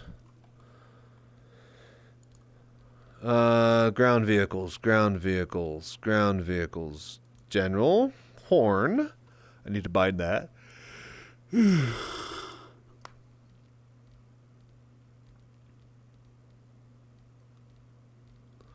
Fire weapon groups. Would it be a weapon? Look left, right, zoom in, zoom out, cycle camera. Alright, so ground vehicle movement. Boost. Alright, alright, alright. So what was that? That we were just... oh yeah, click for trigger, yeah? Alright, so yeah, no, it won't trigger. Alright then, but what if we get out? Do those prongs stay out? They do. Well, that just seems dangerous. That's what you get for, you know, entering and exiting through the actual business end of your vehicle. Alright. Oh yeah, we were going to grab that cube. Never waste a good cube.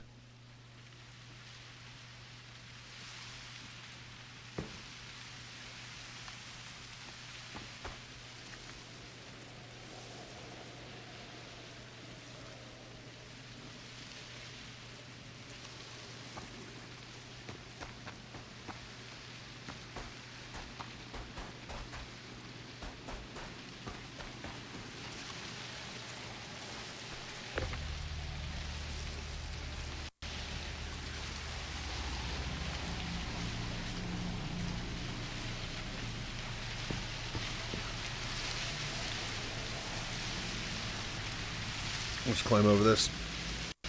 No, I can't. Damn it. Alright, fine. I'll go around. Fine, fine. You win. Oh, am I... did I fall into this? I think I can thread the needle between it. You got it.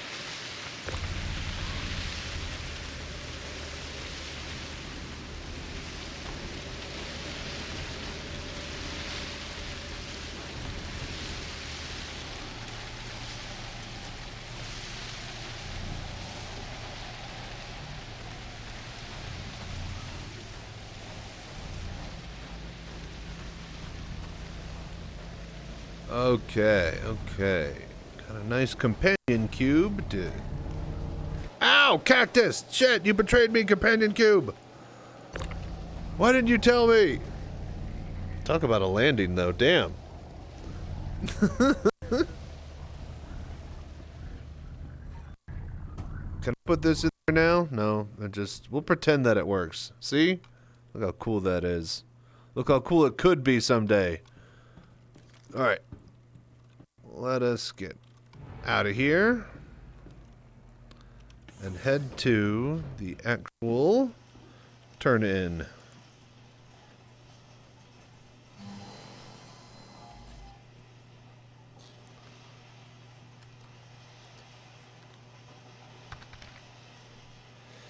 How your last epoch going? I actually haven't picked it back up and finished leveling yet. Been busy with a bunch of other shit.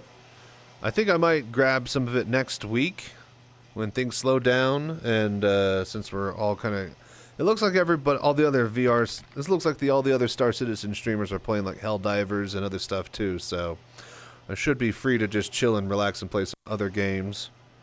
What level are you? I think like high 40s or low 50s, so almost there.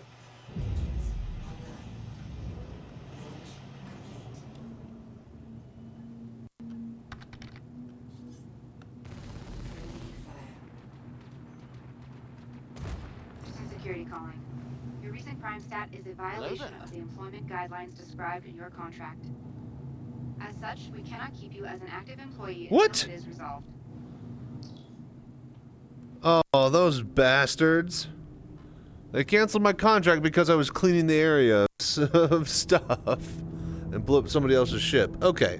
Well, I think I can go pay my fines and then go get it back. This should be easy enough. Let's get back to the space station. And then head to the we gotta unload the cargo out of the mule. Go to the admin, pay our fines, and then grab the mission again, and then sell the stuff. Sell the drugs. Oh, dang, you're level 80? Damn. How are you liking it? What is your, character? What's your main?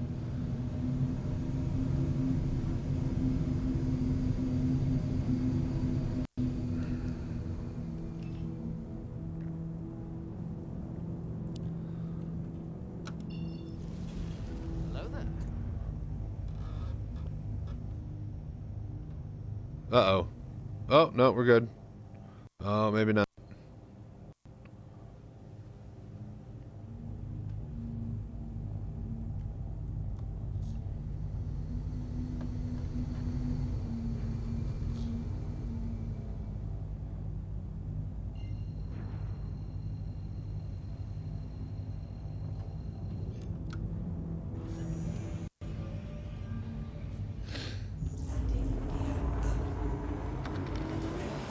Rocking the Void Knight. Yeah, that's what I think I went with. I was just throwing around hammers and stuff while leveling. I still actually want to sink my teeth into that game, but...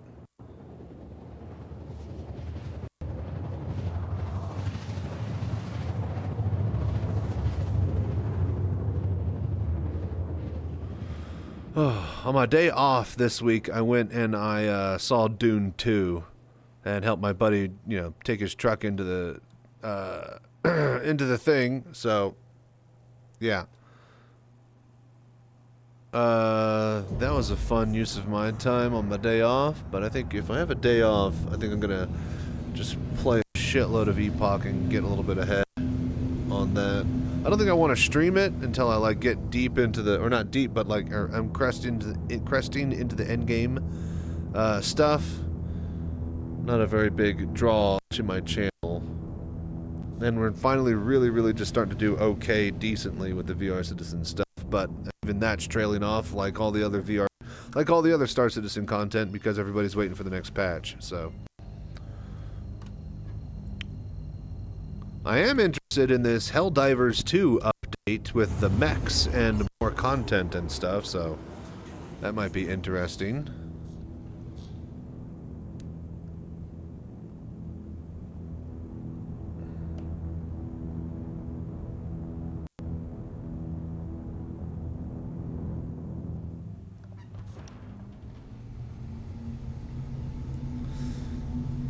But yeah.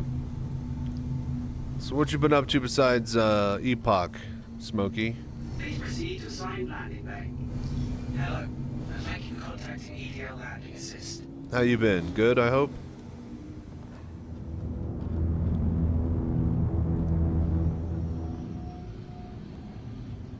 Landing gear down. That's all I've been up to, except work. So it's a good game then. That's good to hear.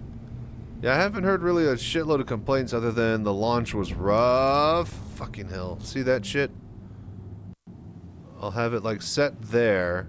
Okay, so I have it set here with my knob, and then I have this up and down button. But yeah, look, it just resets. It goes back. I put it down here with my manual button, And because the knob is like slightly in between things, it's moving slightly up and down. Please proceed to assigned landing bay. Alright, so then if I move that with my button on my left hand like that, and then so just randomly that will reset all the way back up, and then I'll just go like full speed when I don't wanna. Shit. Landing complete. Have a pleasant stay. Cool. Alright, so first off, let's get the mulch off of the tractor here. Our little mule drug.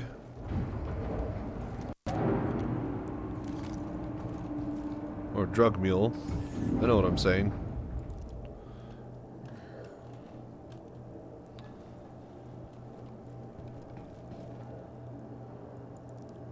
Drop. Carry.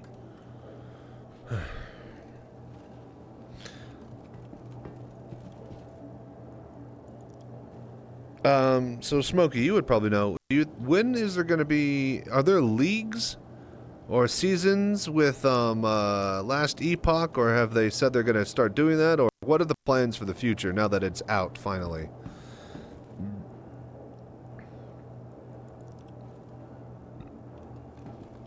We've got a rough idea of how Path of Exile 2 will work, and how they want and have said they want it to work, but I haven't really heard much about.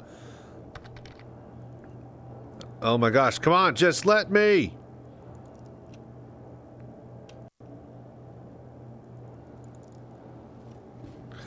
Okay, fine. We'll just do this one.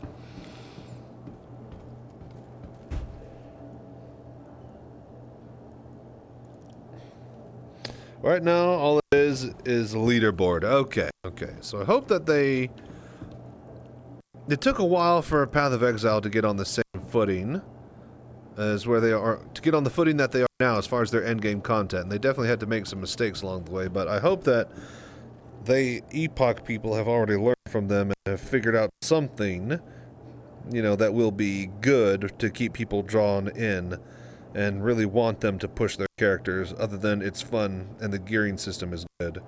Like an actual need for it with bosses or maps or whatever. What am I doing? I'm dropping this. I was like, what the hell? Why am I looking at this? It's like, as I'm deep in thought explaining.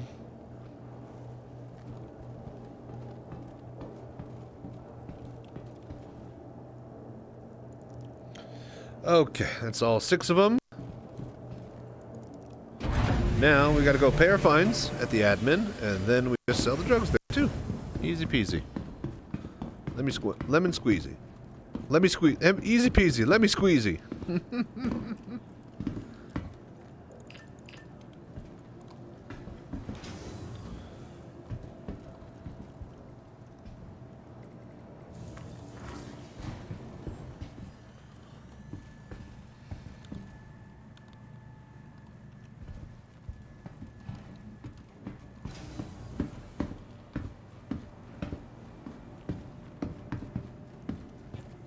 Okay. To the elevators.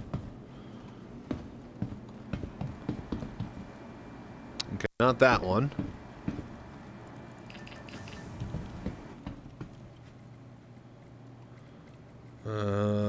Galleria.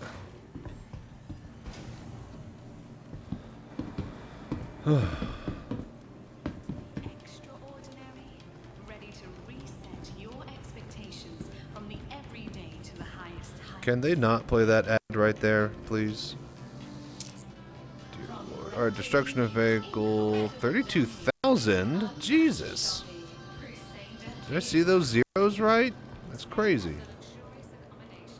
Oh, wait. We can't sell that there. We need to How's it going? grab the priority mission. It's that terminal over there. Confiscate contraband. Already done. I'm so ahead. As we explained in your mission outline, you have been tasked with acquiring and delivering illegal contraband to an authorized security. It's going to be the quickest amount of maize you've ever burnt. And not because you're addicted to the stuff. I don't know. Do you burn maize? Do you inject it into your eyeball? How do you do maize? Alright, cool. 120,000. Nice. Your efforts help person dynamics see their plan is safe for everyone. Nice, nice, nice. Very good. Well, I mean, that's it. That's, you know, Jumptown. Nothing crazy is happening on the island one. I don't think people like to do the Hurston one, it seems. There's definitely a lot more people over at the one on Walla at Area 18, ArcCorp. But yeah. What should we do? Some master modes? See if other people are playing some of that. It is a Friday afternoon. It's an Aurora. If not, I think we just swap over to playing, whatchamacallit. Some Helldivers and check out the mech? Possibly?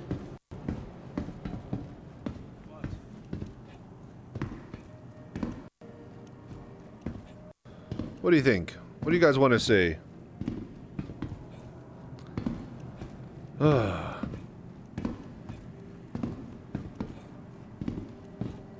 don't want to force VR Citizen is the thing. Last thing I want to do is just be tired of it. But I do understand the need to grow and have the channel based around this, since this is what I do. It is a pickle, you know? I feel like whenever I'm streaming anything besides VR Citizen, I'm just wasting time. But at the same time, I don't want to pigeonhole myself and only do VR Citizen while I stream, because then I'll never ever play any other games, because I'm streaming all the time trying to grow. So, it's tough. And I think with all that said, I think I'm just going to swap to the desktop for a little bit.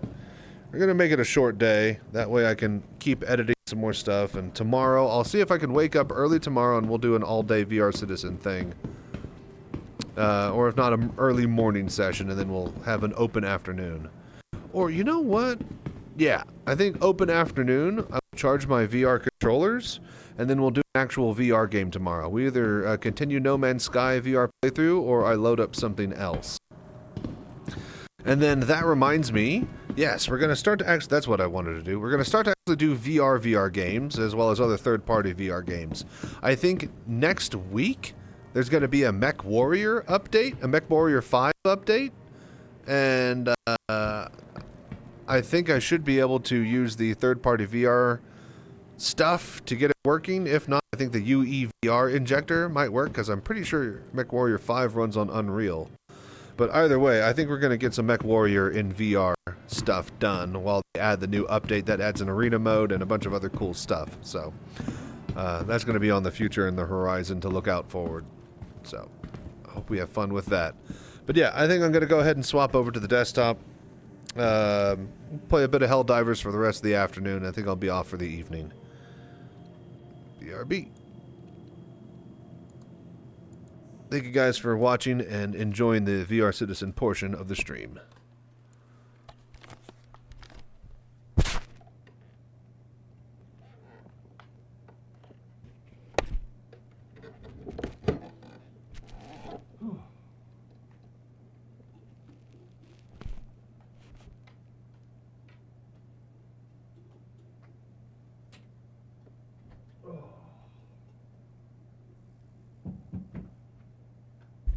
Okay. Hello there.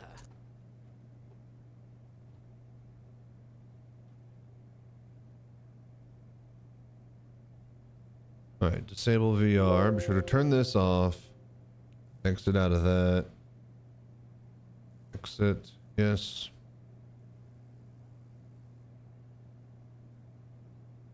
Then turn off VR.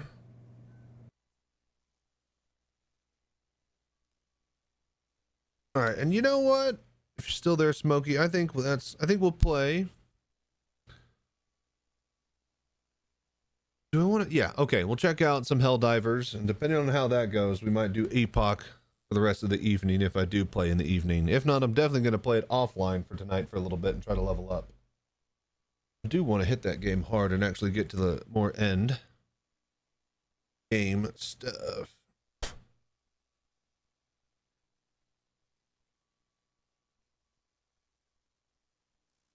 Okay. Hello there.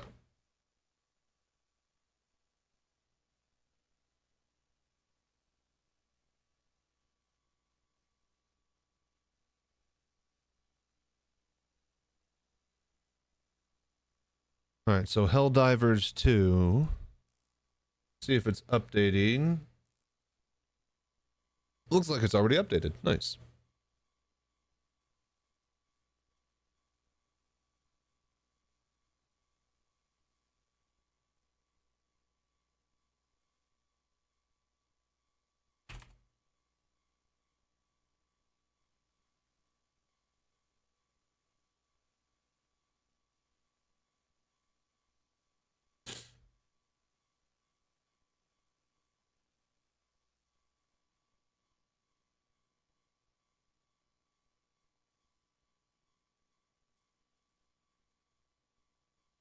All right. Well, that's a little ominous. Oh, there it goes. Let's say it's not working.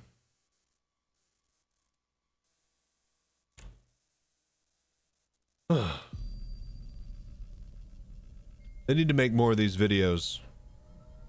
Deviations in attention will be considered treason.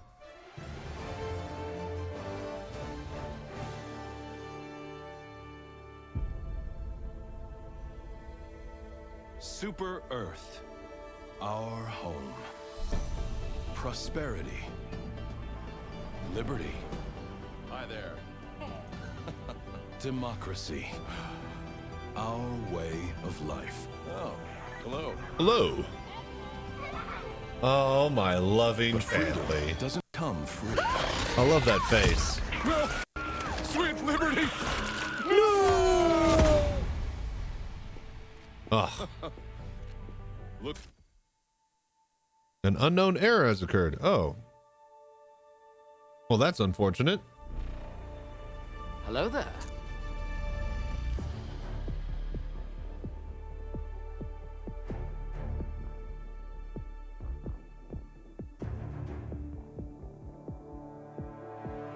So, it's really unfortunate that there's not a main menu unless you connect to the game.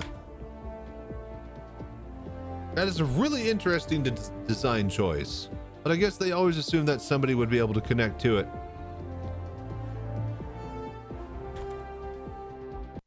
All right, hang on. We'll launch this a couple more times, and if we can't get Helldivers, then I guess we'll do some Epoch for the rest of the afternoon.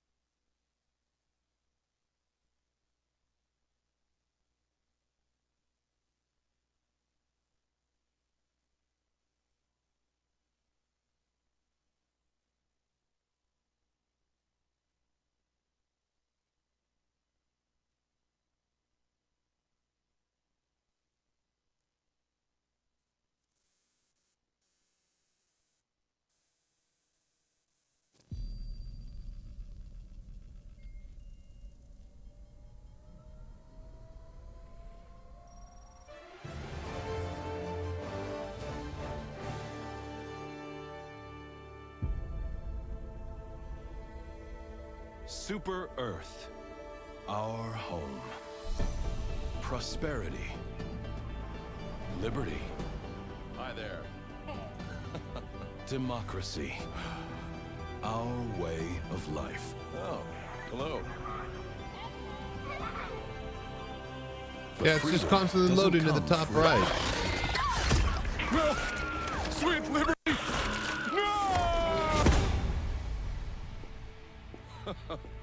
Yeah, I can't even exit out of the animation. Scenes like these are happening all over the galaxy right now.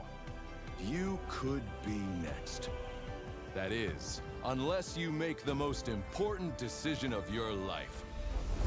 Prove to yourself that you have the strength and the courage to be free. Join the Helldivers. Become part of an elite peacekeeping force. See exotic new life forms. And spread managed democracy throughout the galaxy. Become a legend. Become a Helldiver. God, what a good game.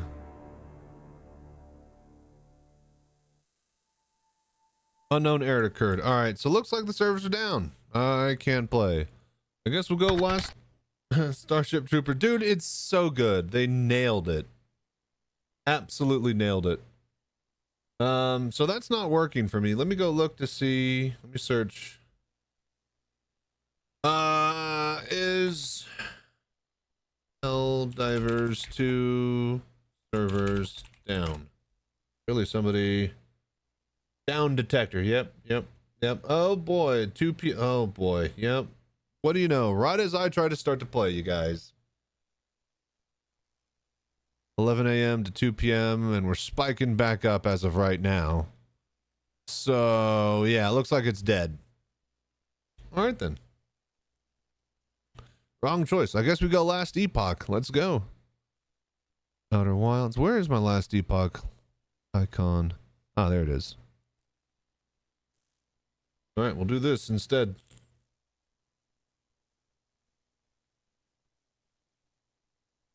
Okay, so the hell diving, we're epoching.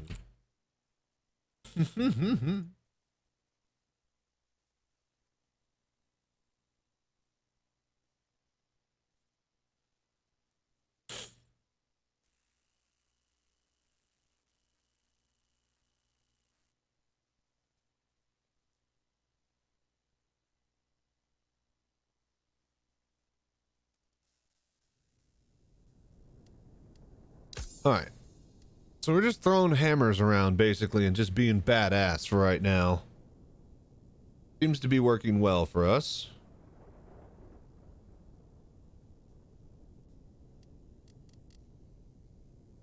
And there's my sickly looking dude.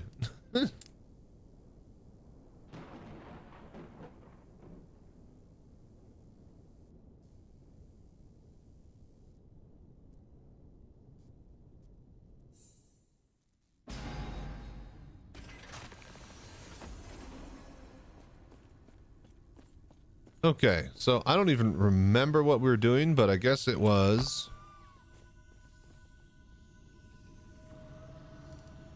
active Isle of Storms. Find the moonlit shrine on Lagoon's Isle. So what level am I? Level 52. Oh, well that's the level for the area. What level am I?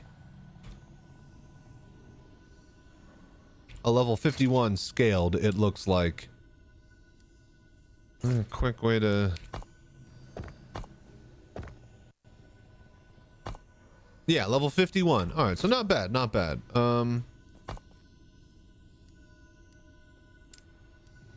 Sapphire tablet, and then to shell with it. All right, let's do this. Return to the. Oh, we just need to return and we get money.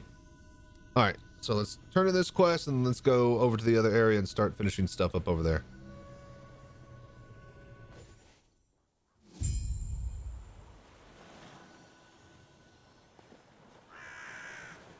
You're still here.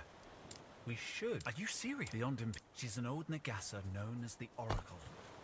Evaded the Emperor and his foul gift.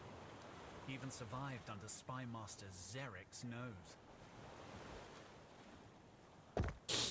I gotta find some dude. Right. Hammers. Throw the hammers. Throw the hammers. Wave of hammers.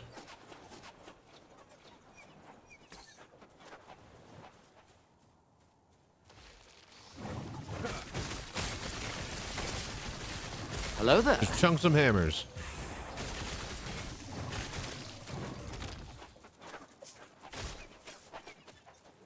My mouse.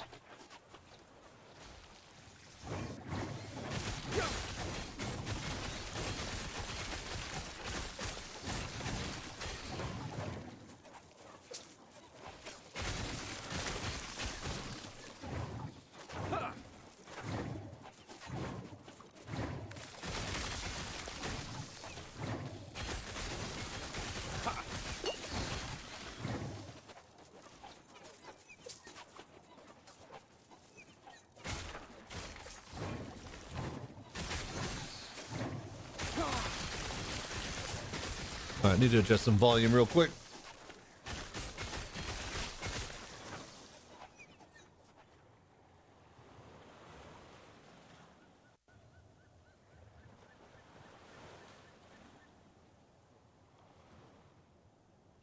And then I think we do music for this.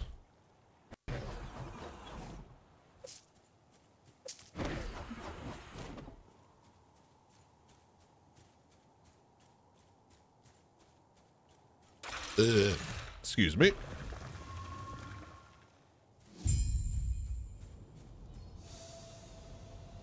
Okay, investigate.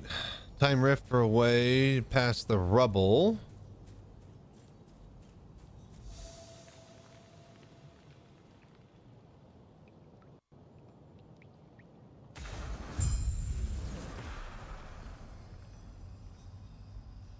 Okay, so search for a missing tablet on the ruined coast.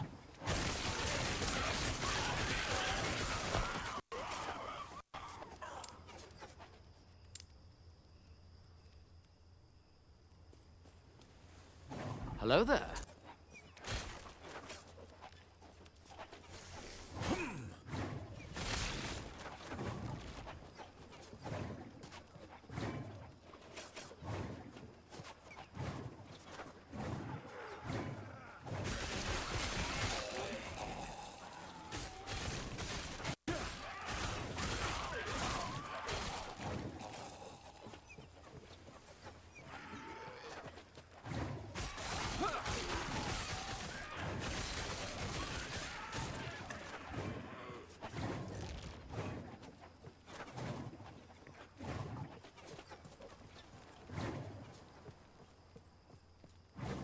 How the hell do I get down there?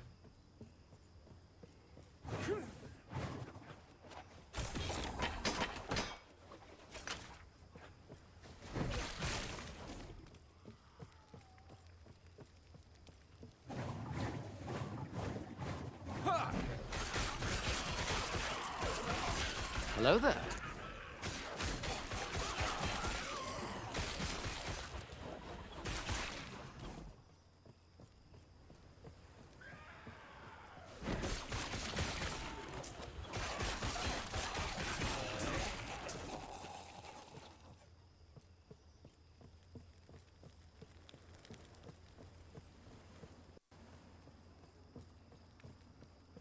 It's gotta be this way.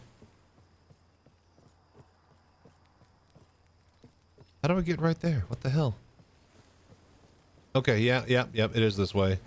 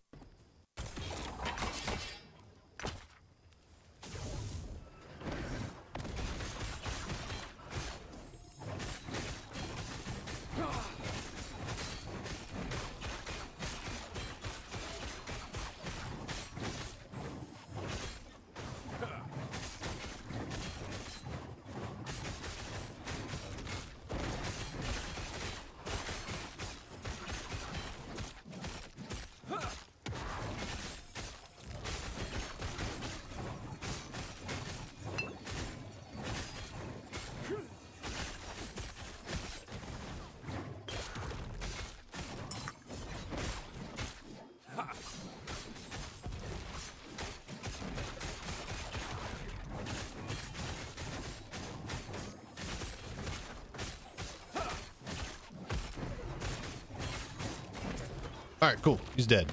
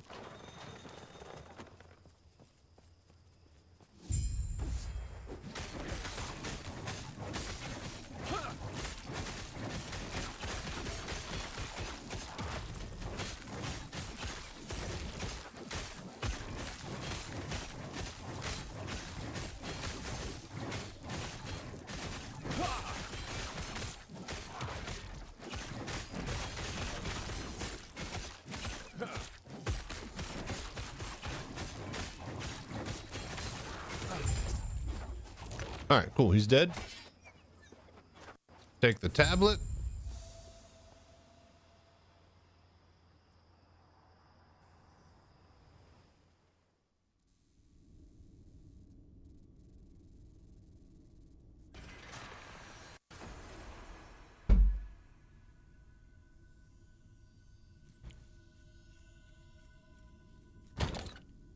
Oh, that's my chest. Right. Warblade. Is it 60 melee damage, 70 bleed on hit, 40 melee damage? Hello That's there. crap. We have the Boulder Fists, melee stun. It's actually huge. Also stun. It's just basically ward gloves, so transfer all that. Melee, throw attack speed, and a regen. Throwing damage, ignite on hit, dodge.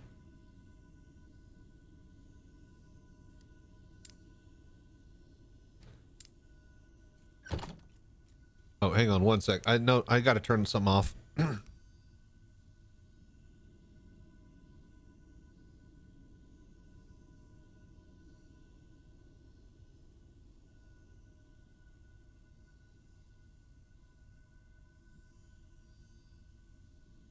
Hello there.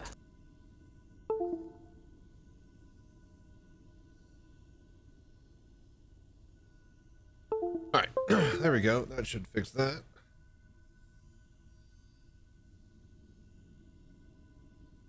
Alright, you're not like the abomination outside. Tell me you are from the past as well. Yeah, sure. If human wandered here, then the fabric of time must be growing even weaker. Julra, what have you done? Who's Julra? Chronomancer Julra, leader of the temporal sanctum. She has gone mad. Her experiments with the eternity cache have brought ruin to us all. Sounds expensive.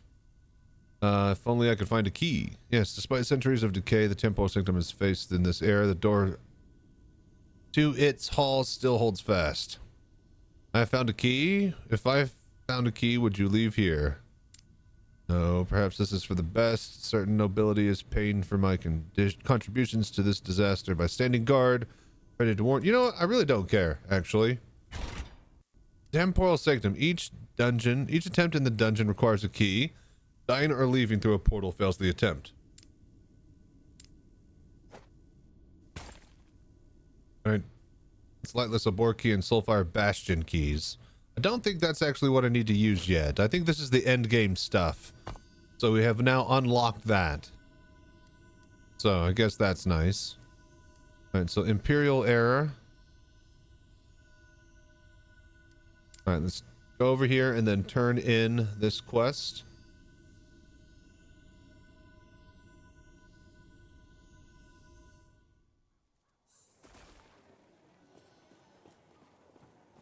Yes? There you go. Sapphire tablet.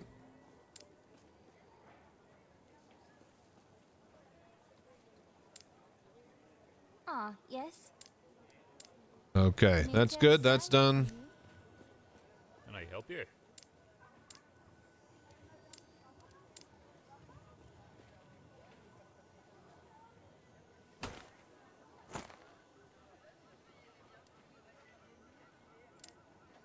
What is the button to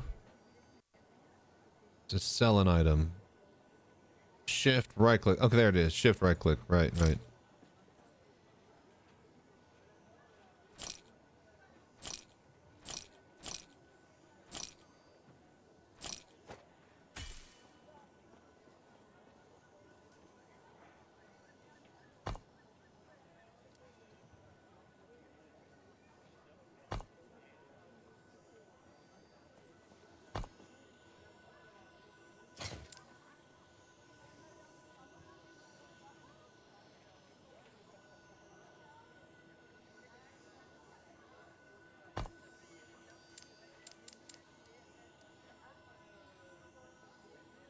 So do we want to do the alternate leveling pass, or should we just keep on doing what we're doing here?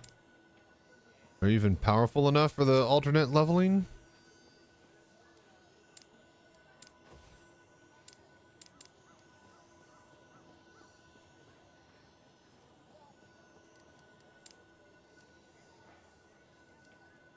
Right. Okay.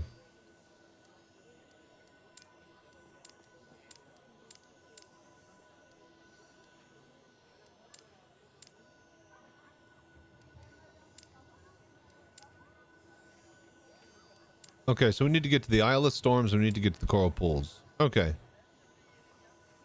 Waypoint locked. What? Oh, yeah, we can travel here. All right, let's go.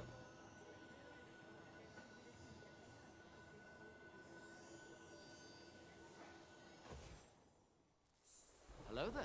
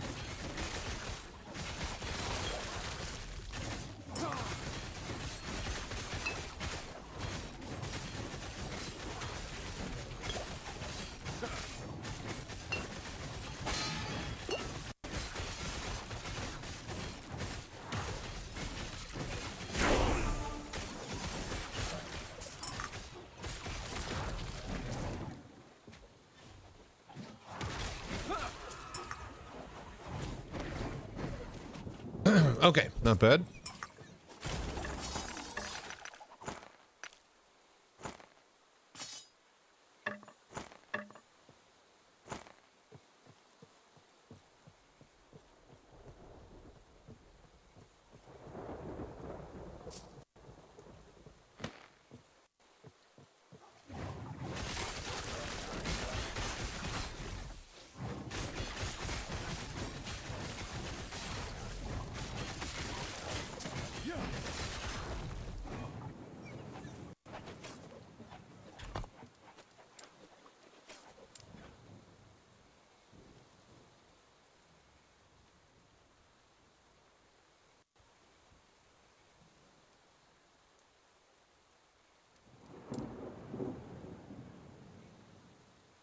What the hell?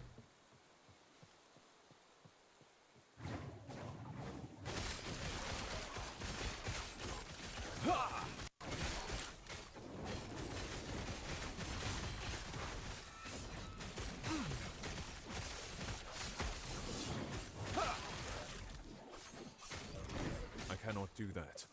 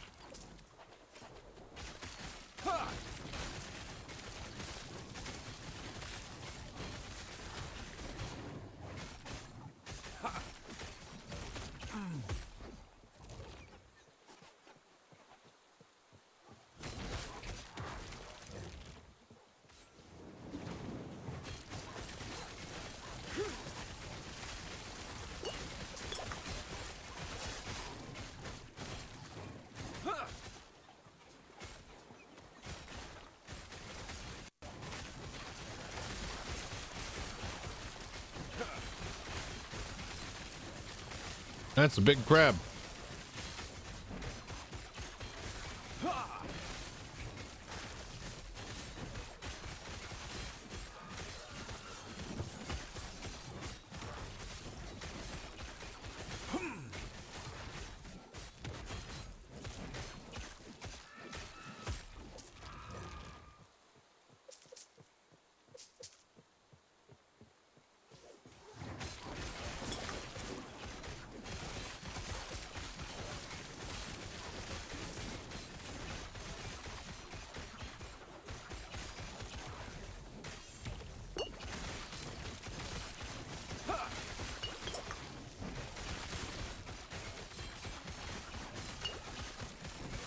Stand down or die.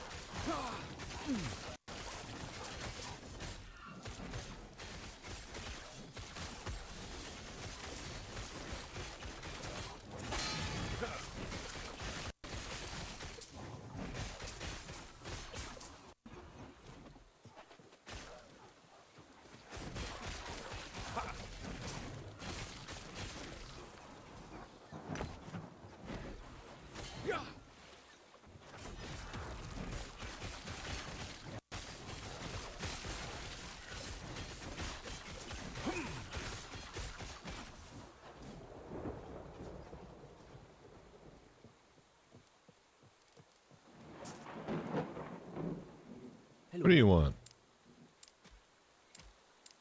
Goodbye.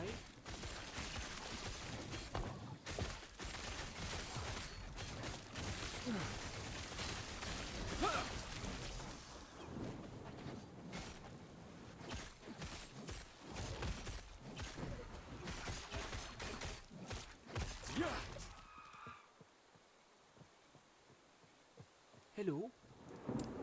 All right, find his crew. I think we got to go in this door.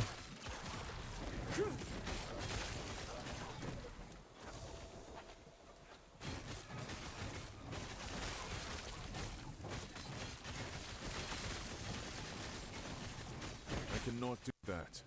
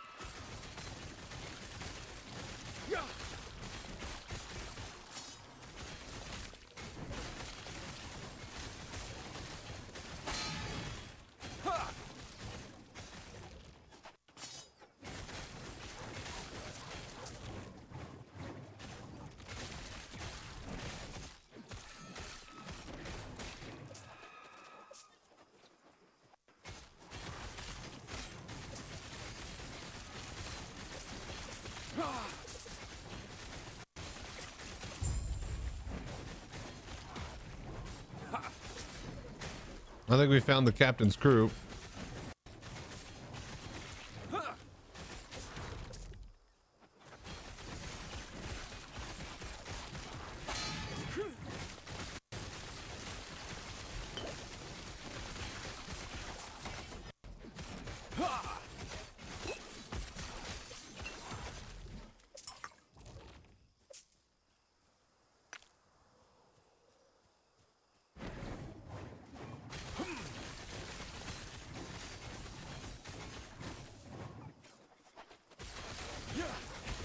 Stand down or die.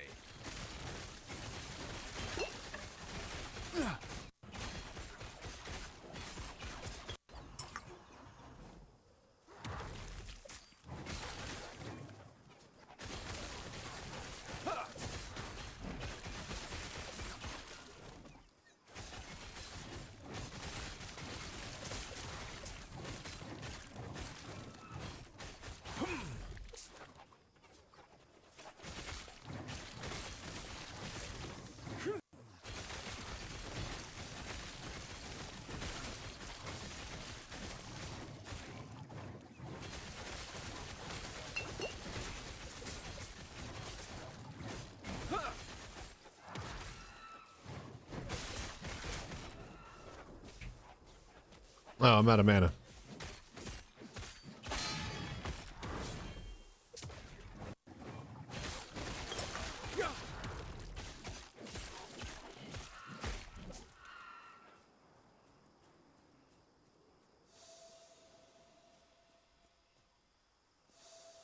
All right, Moonlit Shrine.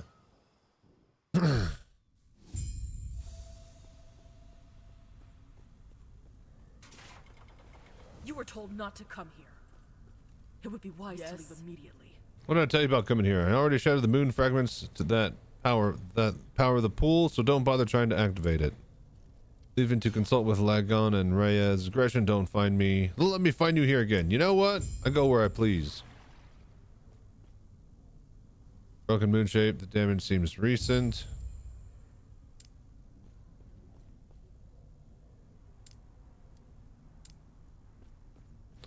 Alright, so I gotta find some moon fragments, I guess.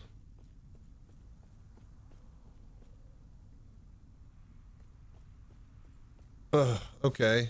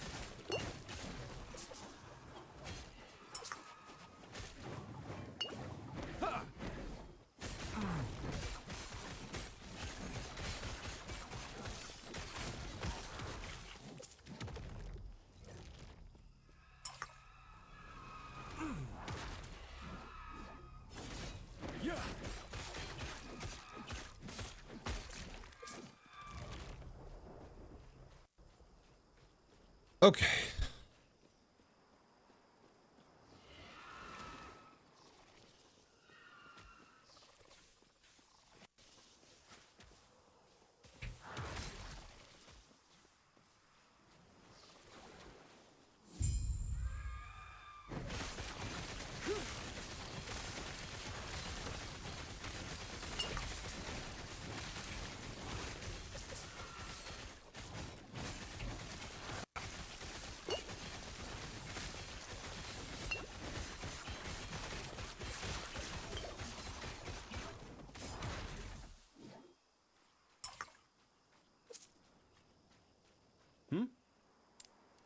Okay.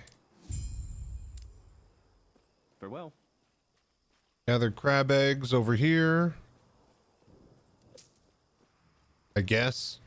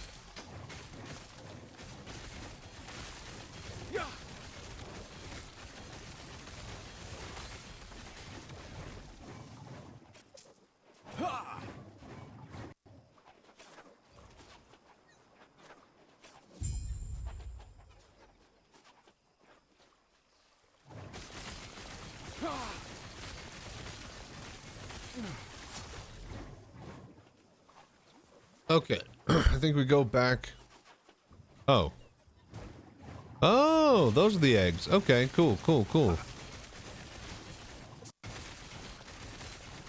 So that's 3 out of 8. We need 5 more.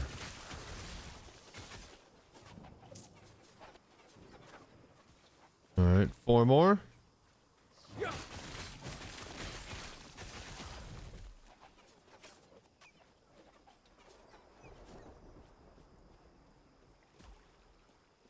Three more.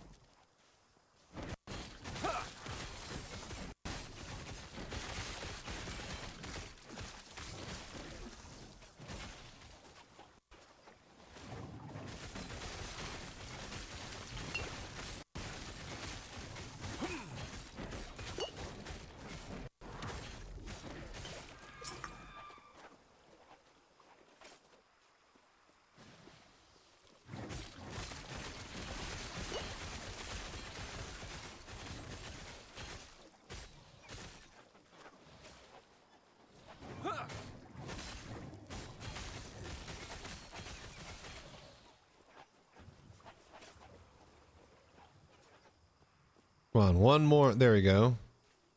2 more eggs. Go around here. All right, egg. Return to the guy.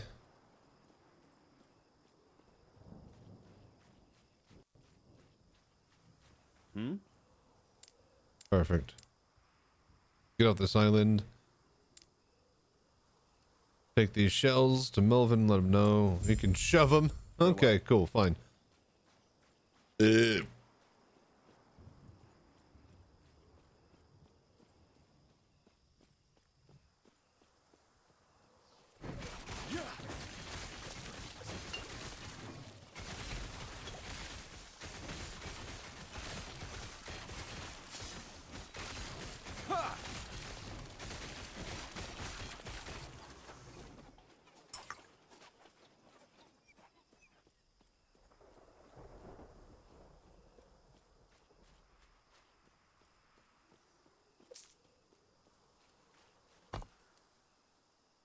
All right, coral pools. All the storms. I think we go back to here. Travel, yeah.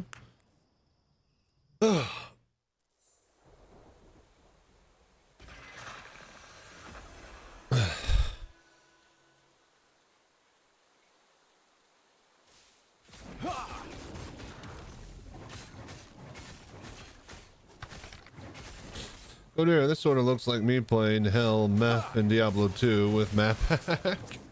It seems to be the consensus, a good in-between from Path of Exile and Diablo. Both in price and in play. So, it's not horrible, but like, here's the thing is that like, you know, whereas most games like, oh yeah, our barbarian wants to spin to win, right?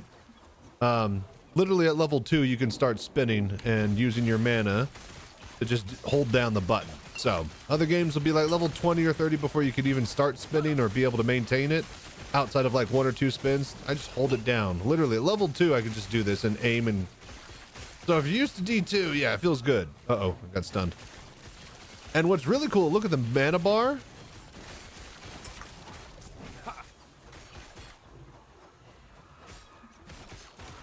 All right, it goes into a negative mana, right? So it's like Dark Souls stamina style. If you don't have enough mana to complete the action, you can still do that action, but it just drops you into negative mana. And you can't do any more actions until you get mana back in the positives. So as long as you have some mana, you can still do your big giant bust-a-nut maneuver. Hello there. How you doing, Cody Kara? Start throwing the hammers. I got my hammers to go in a circle around me instead of in a line. That's pretty cool.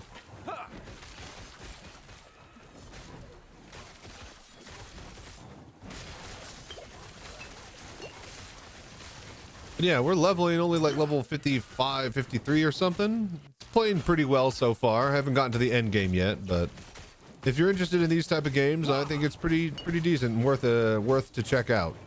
It's only $34 too, so that's not bad.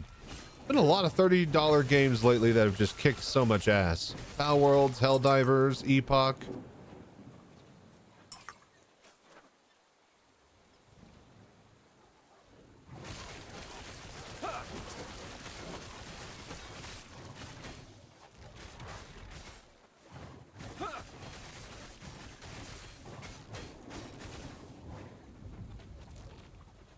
Hello.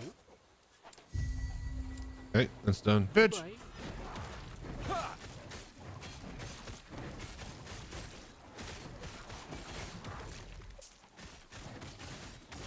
Hammer, hammer, hammer, hammer time, hammer time, hammer time, hammer time, hammer time, hammer time. Whack and spin.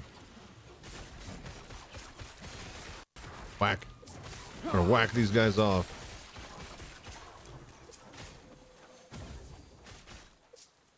But yeah, it's just good, mindless, kill and destroy stuff.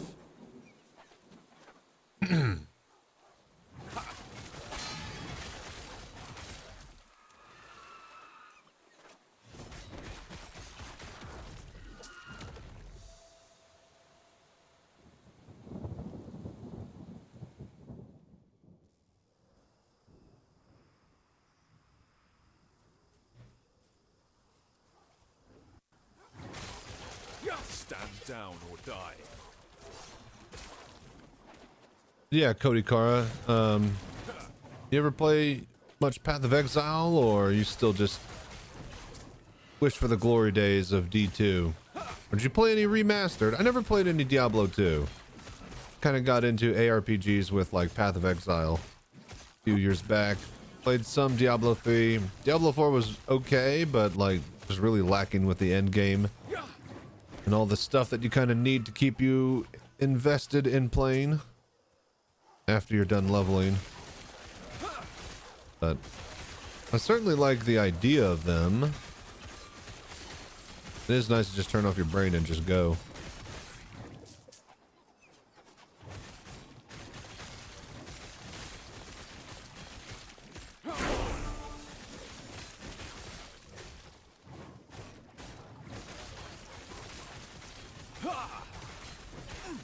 Stand down or die.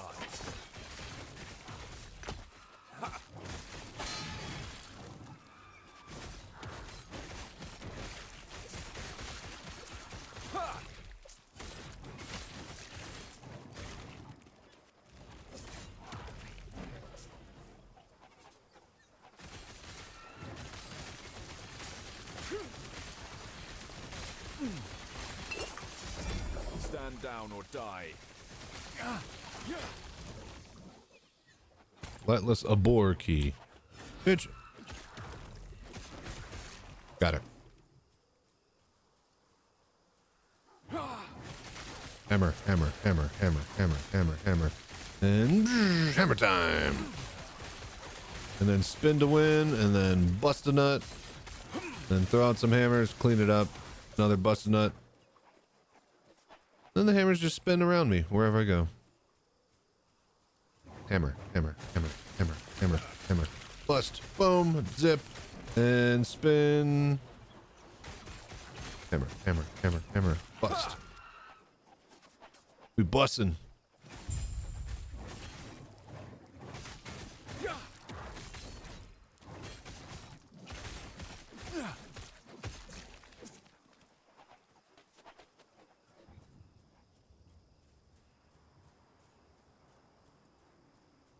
All right. There's some over here.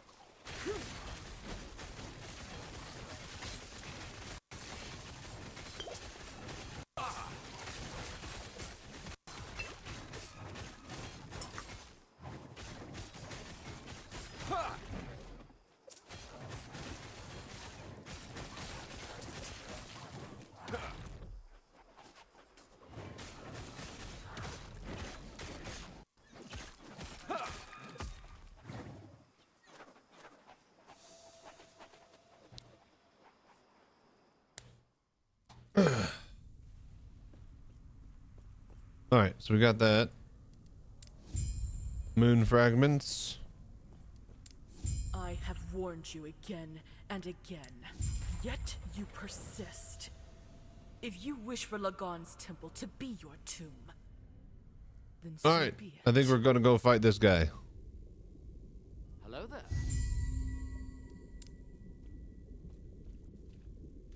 All right, Temple of Lagon, Lagon. Lagon's tentacle, Lagon's tentacle.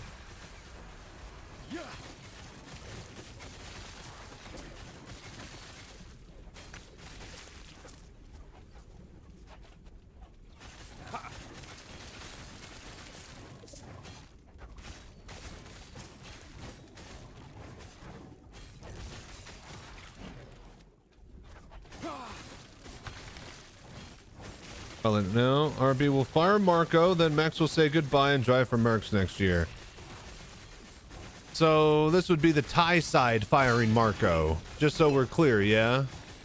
Since they got the 51%, do you think the Austrian board will... Oh, shit. Maruna Ogre. Do you think the... what you call it? I mean, there's not much they can do. But do you think the Austrian board will take that sitting down, or? Correct. Yeah, yeah.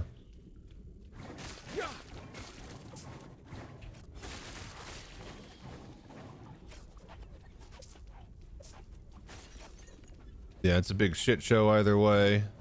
I love how this probably one of the most boring seasons in like a decade or two. And it's like the most incredible, insane off-season drama bullshit. I love how Joseph Verstappen, the wife beater, is the champion of, you know, workplace sexual harassment too. As if literally every single party is not, you know, using this for personal gain. Do they have a choice? I doubt it. Well, that's the thing. Like, if you're a board member, don't like you have the ability to, like, it's, I don't know. I don't know how business things. Alonso to RB on Max's seat. Ugh. They need somebody at that point. Signs and fucking what's his name, Perez are just having a field day with this, just trying to, like, you know, stay relevant.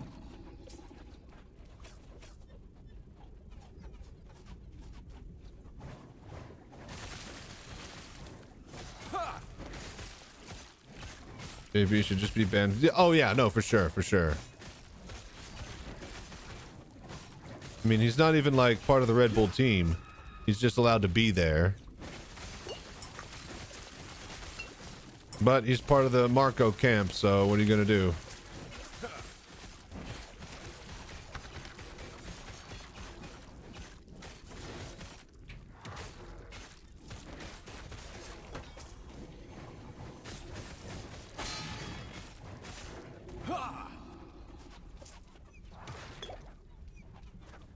This would be fun. Alonso signs as Red Bull drivers. Yeah, no joke. They just ditched Perez. You know what? Just clean slate. Get rid of Perez.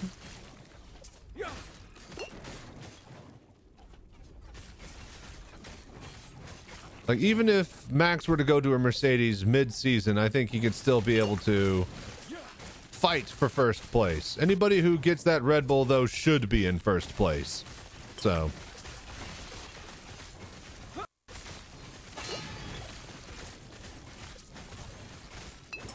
yeah, basically, I think Hamilton going to Ferrari just turned the world on its head, it seems. Where am I going? What am I supposed to be doing? Oh, I think I gotta go to this door on the right. I didn't see that.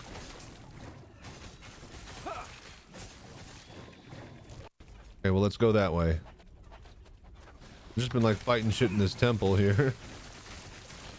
Silly season started, race 2, yeah.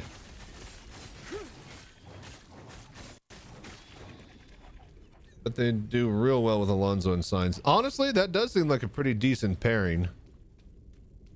And it's not like, you know, Perez is crap. It's just his mental game is shit. So he is crap because of that.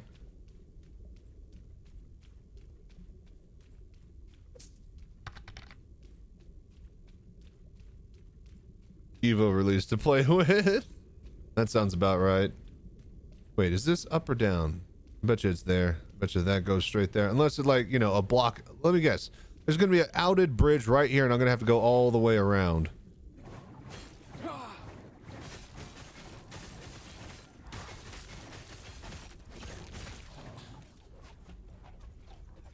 Well, there's not even any way to get over there. God damn it. All right, we do have to go up and around. That was mostly right.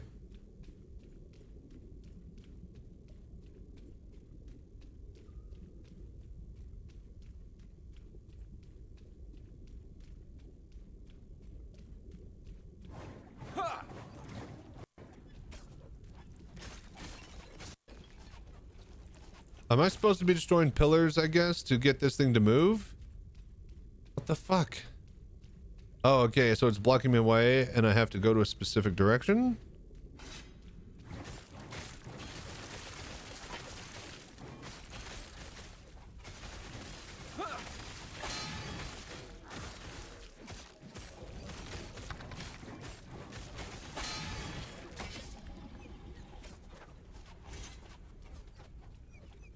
Going to work on the car tomorrow. Need to replace the switches. $700 USD for list ports to it. $30 if you do it yourself. Well, there you go. Switch replacing should be fairly easy to do and handle. Rewiring and reprogramming computer and ECUs, though, that's a bit of a nasty.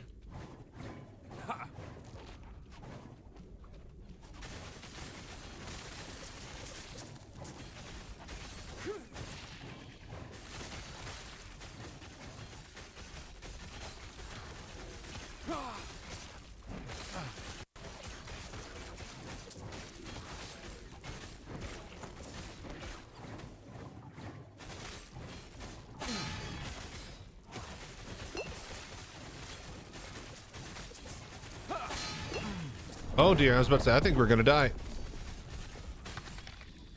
think this Porsche doesn't sell replacement switches, they swap the unit. Ah, that's probably why. And yeah, I don't doubt that they would do that.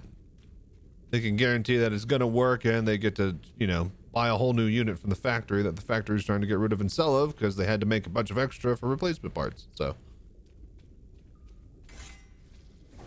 Yeah, I don't see the guy going to a junkyard to pull apart for those switches. Pretty sure they're getting them from the people themselves.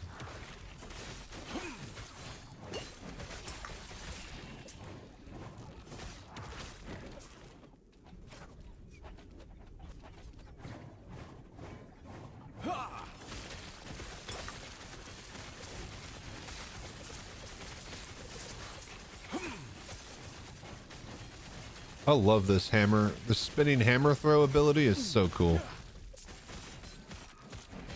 And you just spin to win.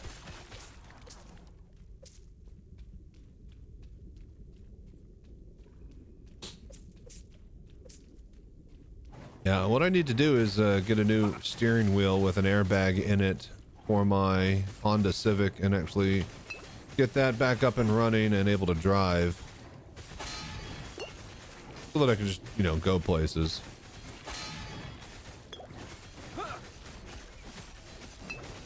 Stand down or die.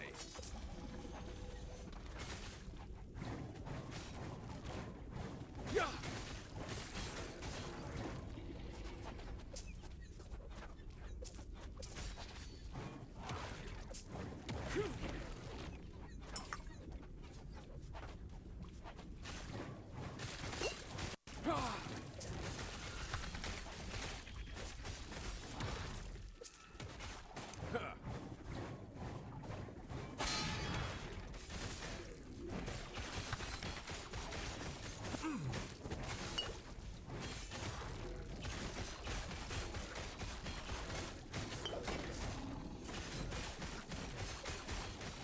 Uh-oh, two of these guys. Oh, yep.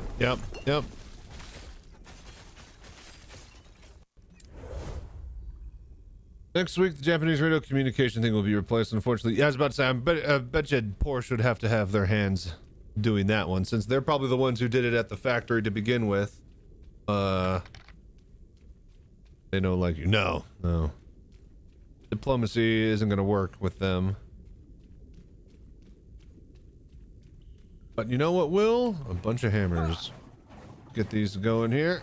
And then I'm just going to run through this. More hammers.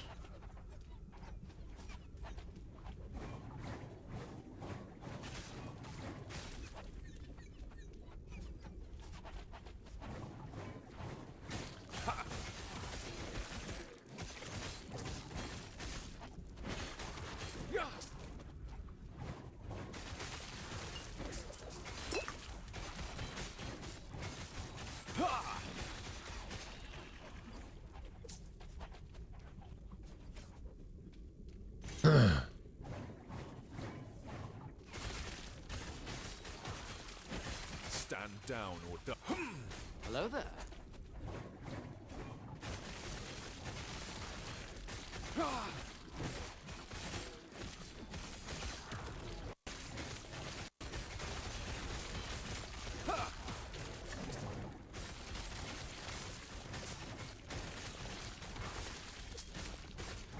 All right, here we go. We found the door.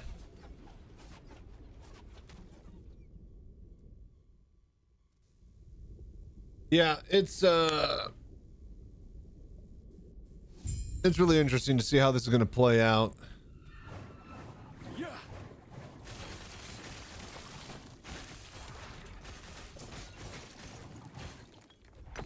Like, at the end of the day, no team is greater than any one driver. And if that just driver decided to suddenly quit after a world championship, Rosberg, well, then the team has to be able to, you know, win and survive without that type of talent. And as far as the tie part of the business, wanting and agreeing that Horner should be in over someone like Max Verstappen, who, despite being a generational talent at the end of the day, is just a driver. Yeah. But however, if Adrian Newey goes with Marco, then yeah, that's going to be interesting. F1, I prefer my drama to be on track, but hey, yeah, I agree. But you know what? What we got is what we got. Yeah, it's either Horner or Max, and yeah, it looks like the tie side is firmly set. Max doesn't need Red Bull is the thing. And technically Red Bull shouldn't need Max. They should just find, you know, any driver that can drive the car because they have the best car, but Max is good enough to take any of the top 5 cars and win a championship with it. It'd be possible with like a bottom tier car, but you know, he wants his job to be possible, not, you know, have to work every single freaking, you know, he's never going to have the, like a Haas is never going to drive the way he wants it to actually win a championship, despite he be able to winning race with it, I think. But yeah, it's going to be, I just really wonder what's going to happen. And then like for Hamilton to Ferrari, just throwing a question mark in all of this. Like, I wonder if, like, you know, Red Bull will become a backmarker team if they lose Max, they lose Newey. At that point, you know, Horner is just team principal of a midfield. At that point, his desire to get more, if he did actually want to get a stake and a percentage and a share in the company, which I don't think that's like, you know, why they were pissed off at him, is him asking for, you know, more money from the company or a bigger, an ownership stake, right? If he wanted an ownership stake, I don't see how the owner of the company, you know, well, okay, actually now all of a sudden I do. The owner of the company has 51%, right? The board and everybody else has everything. So if Horner wanted a stake in Red Bull, he would need to get it from the board share, not from the 51% from the owner. So I think that's what that came down to, is he had to actually ask for percentage from the guys who have percentage left to give. So his buddy Thailand owner couldn't help him with that. And if that's the case, then yeah, it'd be all up to the Austrian side of the business to allow for Horner to gain ownership. And if they didn't want that, then yeah, Jos and Helmut, Marco, and all of them would probably want to install somebody who's more favorable to them long term. And a lot of this just smells like, I'm going to burn everything down just so I get to control the ashes afterwards type of situation. Like, they know Red Bull over the next 3 to 5 years is going to be, you know, the team to beat, even if everybody were to up and leave right now. And so short term, anybody who goes in and makes changes can take, you know, complete, you know, what is it? They can take, not blame, but, you know, they can say that, look, I made these changes and we're still winning races, so I was correct to, you know, change everything type of thing. Don't underestimate the chance that Max may just say, you know what, I made enough money. It's not even money. He wants a good race, and he has shown a lot of interest in doing endurance championship, and all of the racing that he likes to get is through iRacing and sim. As soon as the race is over, he goes straight into the sim and plays that for like 4 or 5 hours, even on a race day. So he just wants a good race, and I could see him honestly just leaving the entire sport. So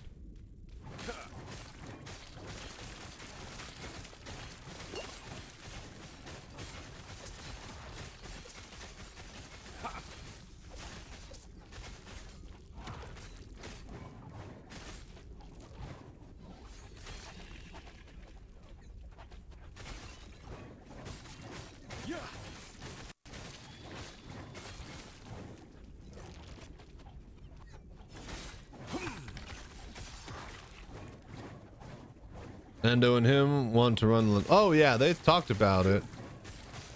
I don't think Lewis has any interest in endurance racing.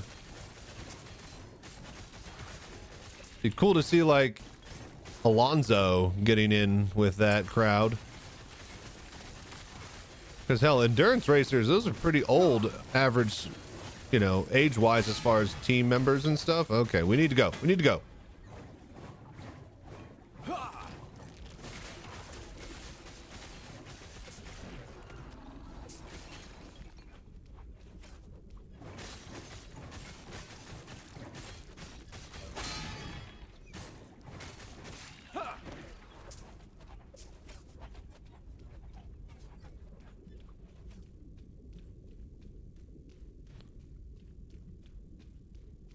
Yeah, if Max just ups and quits, then yeah, I don't think there's going to be a new season of Drive to Survive next year, despite it.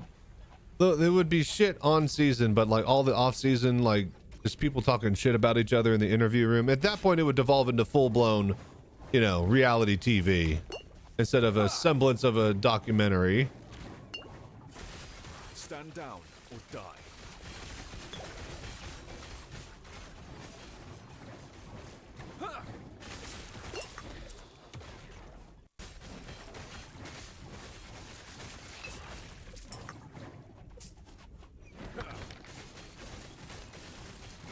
No, I don't know what you call it, but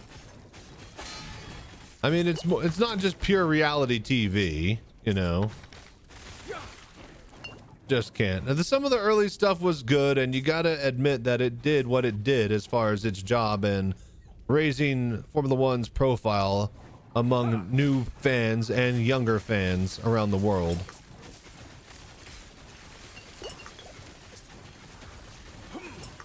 I mean, I was always going to nerd out over F1, you know? I'm a engineer and a speed freak, so of course I'm going to love it. But if they actually want the sport to grow and have, like, people think, you know, it'd be cool, we go down to Formula 1 race this weekend, even though that's not how that works because they want to cater to billionaires. But the whole point is that somebody made a really, really interesting point, is that having the V10s and V12s going down to the V6s in the hybrid era is probably one of the best things to grow the sport, because it's not just hardcore people who can go to the race and watch it and not have their ears bleed. Little tiny babies and wives and children can actually go to the track and enjoy the weekend and not just have a headache or a migraine from the noise pollution. So having it actually be able to, you know, be watched by fans who aren't just, you know, super fans who only like motor racing and know to expect that type of stuff. When your average person can go to the track and enjoy it and not get a headache, that's what's going to grow the sport. So losing the V12s and V10s, I think in that regard, is a brilliant idea. Help to get fans, I agree. I guess I am too much a speed freak, having way too much fun with a new car. Yeah, that sounds about right. But you see the point, right? It's the same thing with like hardcore PvP people on their high horse with Star Citizen. If this is going to be an MMO as far as a game is concerned, and they want to have massive amounts of people playing it, then it needs to work for everybody, not just the people who have a vested interest in wanting good PvP. And I made the same kind of points in broad strokes in a video recently with what do you call it? Like the masters of StarCraft, like the top 0.1% people. If you can't have them ask and beg the developers to design StarCraft a certain way, right? Because they're just going to have StarCraft developers make their race the way they want it so that they can play the most powerful and win the most tournaments. They have a financially vested interest in winning and making the game as good for them as possible to win. Not a single one of them is going to suggest nerfing their own race, right? They're only going to want things to get better for their class, for their race. The same thing with Star Citizen. You can't have all the 0.1%, you know, PvPers begging and asking for PvP to be this way when it's actually their job to play within the boundaries that CIG set. So, you'll need non-PvP content. Yes, exactly. Ah, shit. Exactly.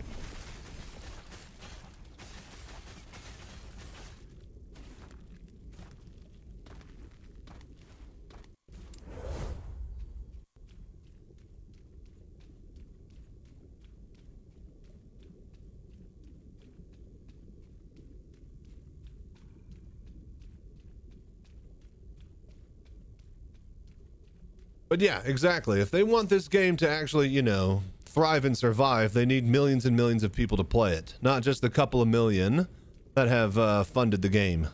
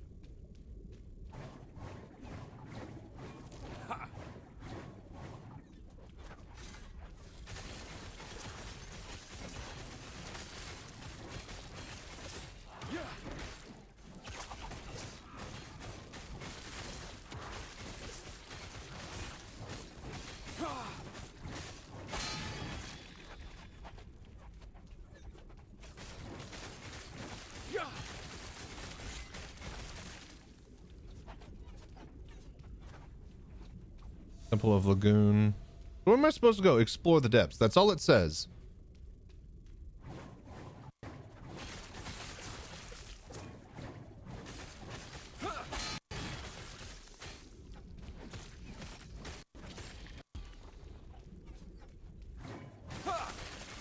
I'm assuming I'll find a boss arena somewhere around here.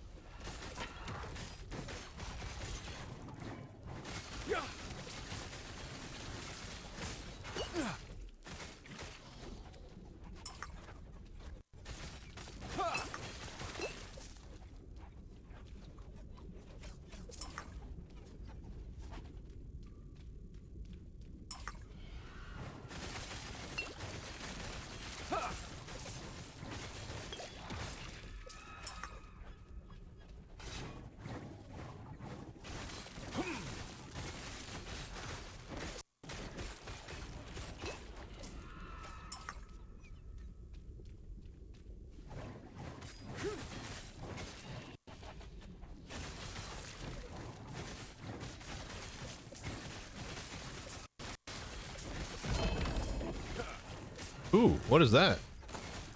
That looks cool. That was a little shiny.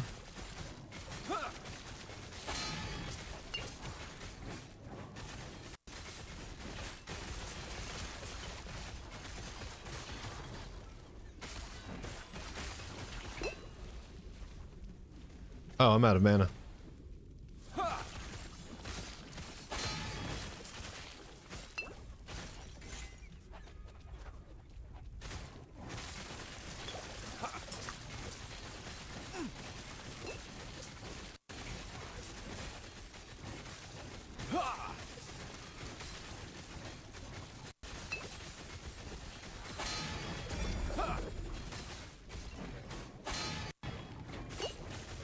Oh shit, couldn't dodge it. Those hammers might get some work done though. No, no, we gotta. Okay, so we know we gotta go over there. Where the hell was that?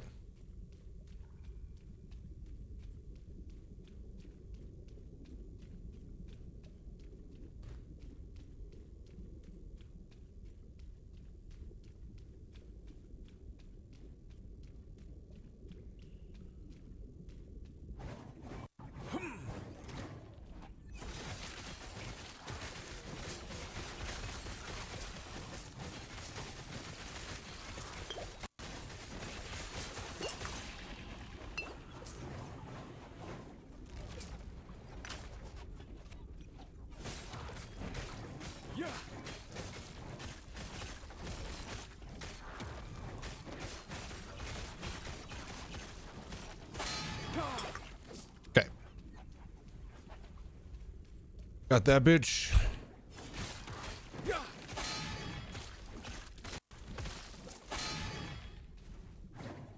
Hello there. Oh, what the?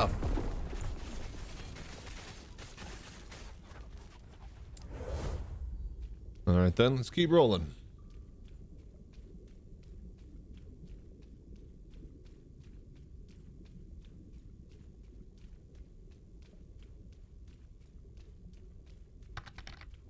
Lurking for a while. Sounds good. Thank you for hanging out and dropping by, Snarf. I appreciate it as always.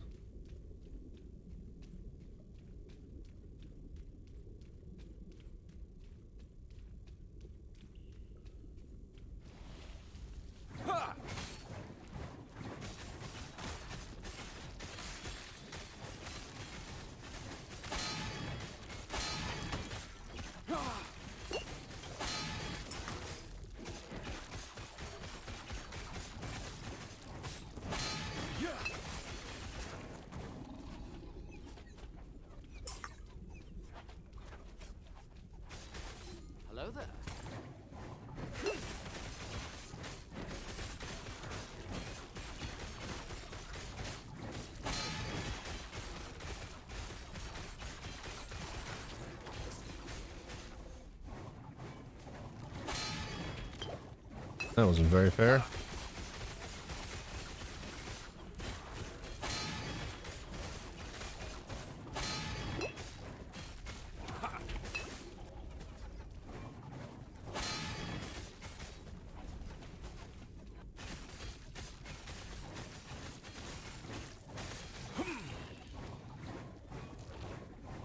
Oh, come on.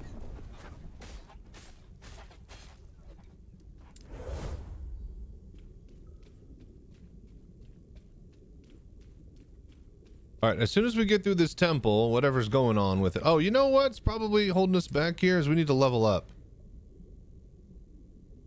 Hit an enemy, chance to throw an axe near dealing physical damage effect. Oh, whenever you hit. Got Void Knight stuff to level up, right? All right, so we got health, resistance, devouring blade, increased damage on recent kill. Oh, well, now that's big. 100% damage after I kill something. World Eater. Void damage leech as health. Patent Doom. Rot ripples time rot. You inflict lasts longer whenever you kill an enemy afflicted with time rot. Hereby, enemies have a chance to be inflicted with time rot. That's not bad. How many points do I have?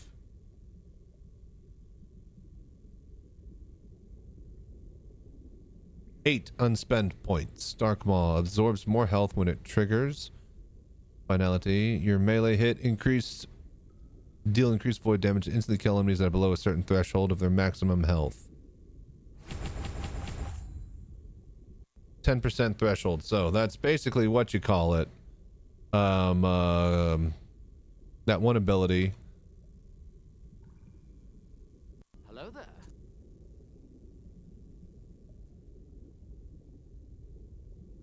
One strength, health 5 per point.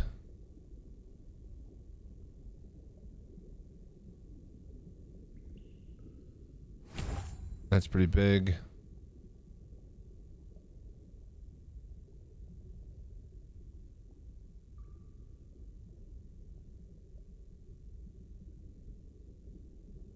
Oh, whenever I use an ability that reduces your mana below 0, you're granted haste. 10-second cooldown. 1 second per point. That's not bad. That's actually pretty cool.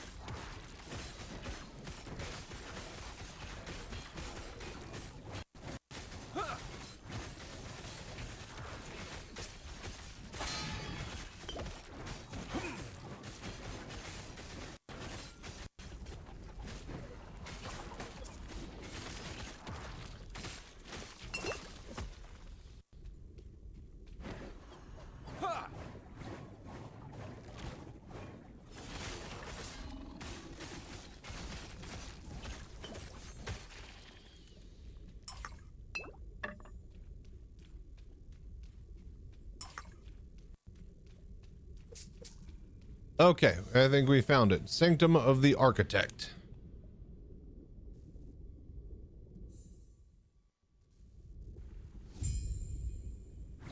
I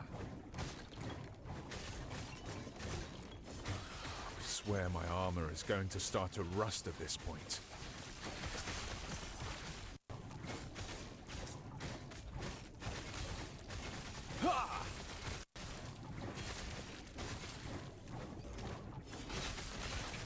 Stand down or die.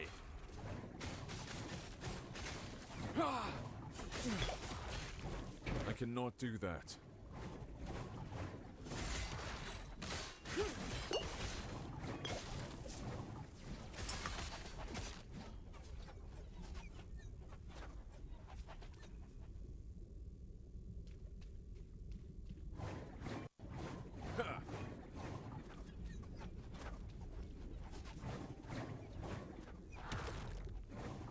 Oh, hello.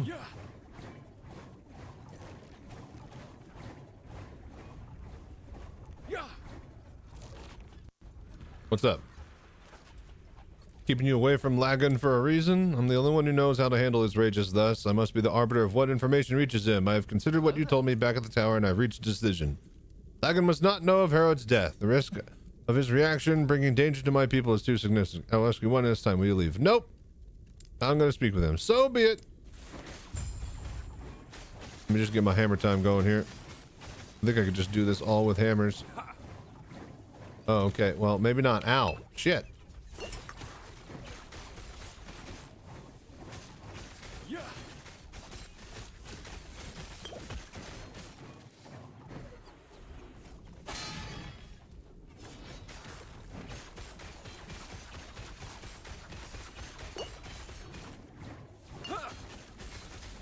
Alright, this fight might be a little difficult here.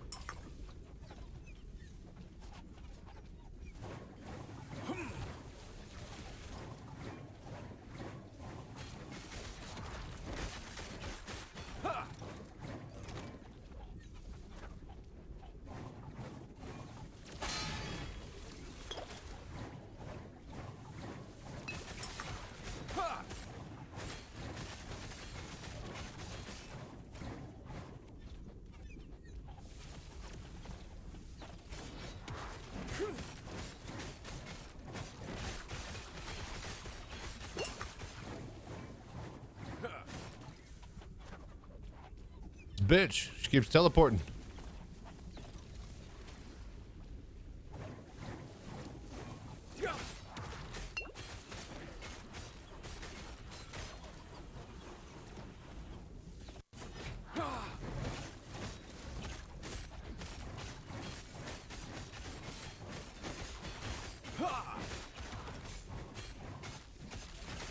He certainly has a lot of health.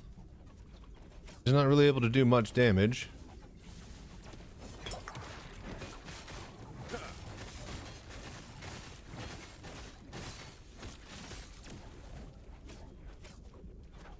At the same time, because she keeps moving, I can't get much damage on her. I cannot do that.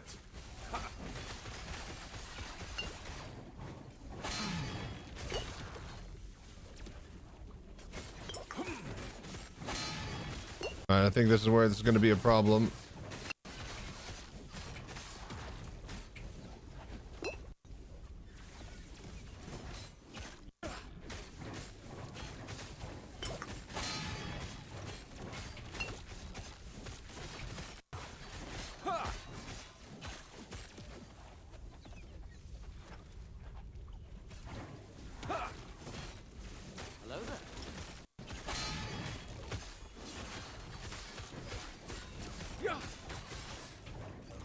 Boy, I wish these dudes would freaking drop potions.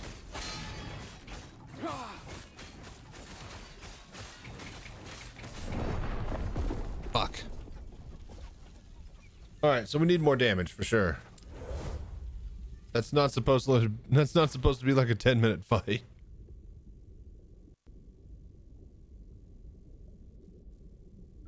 Let us check our things. Alright, yeah, don't we have a whole bunch of points for these?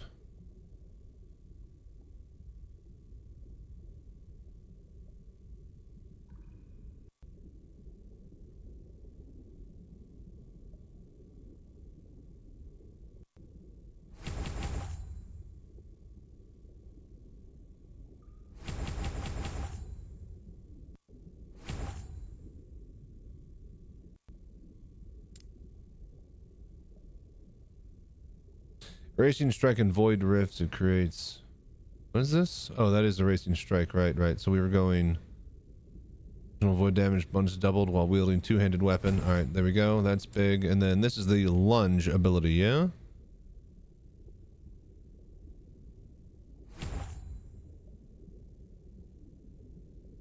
Gains an additional charge that has a longer cooldown. Grant other haste at the end of the charge for a short duration based on distance traveled.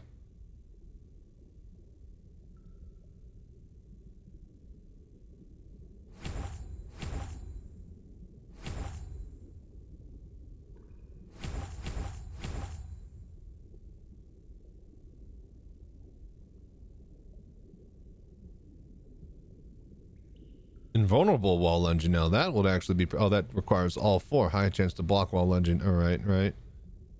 Blade stream, hit all enemies along the path. Along enemies, and with its final hit. That's pretty good. All right, then this is the spin to win. Larger area. Higher chance for double damage. Really, we need to get a lot of that double damage proccing. Okay, so hopefully that'll be a little bit better. Do we have any actual gear that we could put on as well?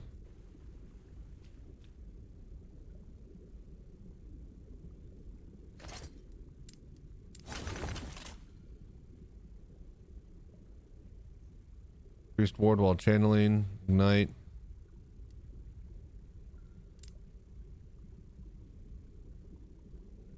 Drain life. Repeatedly cast Stygian beams instead of its normal draining effect. Stygian beams frequent, so I don't think I can actually use that.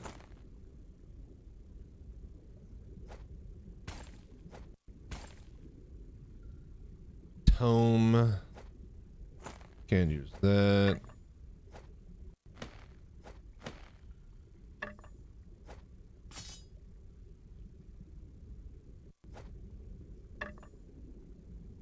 Rust Blade. Commander's Relic.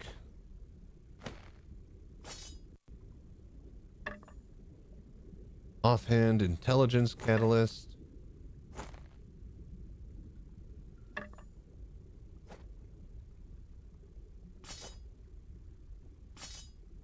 Armentor's Dragon Scorpio. Alright, so we don't really have any gear on us that we can use to make us more powerful, so hopefully those... My armor is going to start to rust at this point. Hopefully the improvements we just gave ourselves were enough to tip the scales here. I cannot do that. Yo, move! Bro!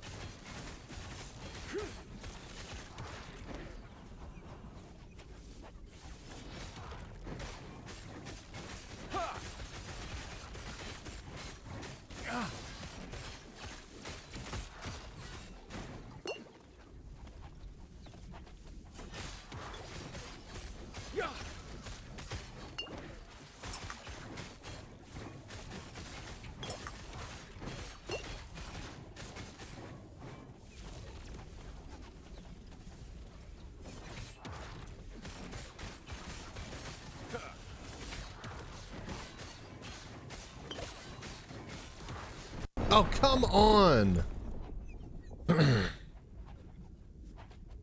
Son of a bitch.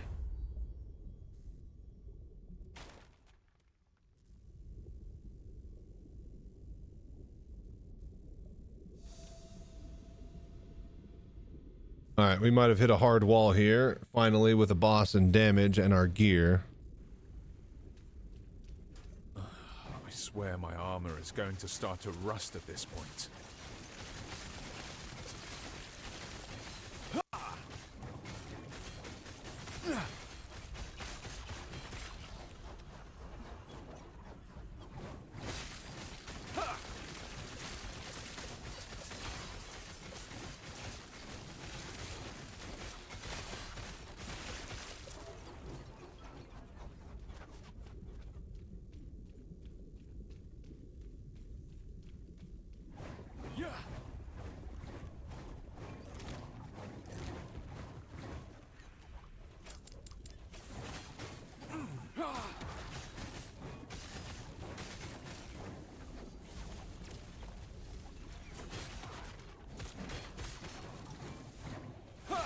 Hello there.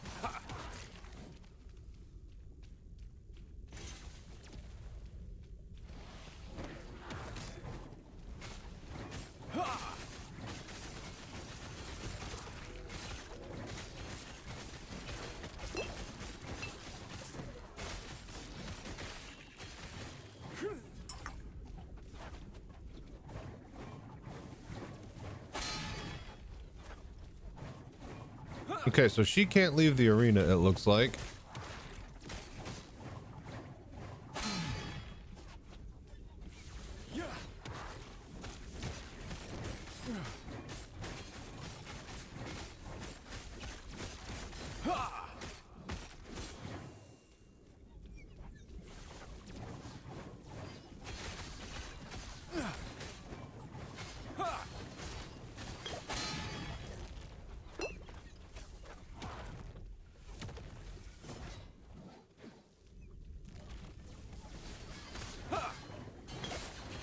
Cannot do that.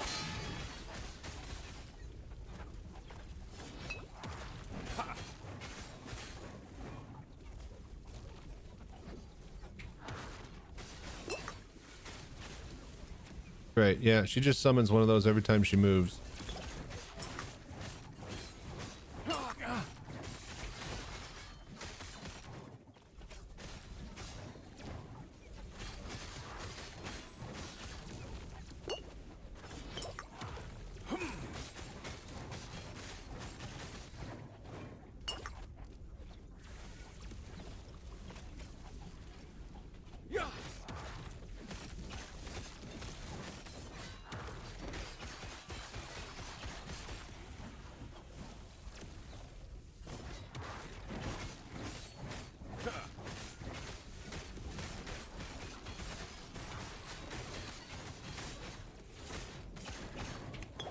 I cannot do that.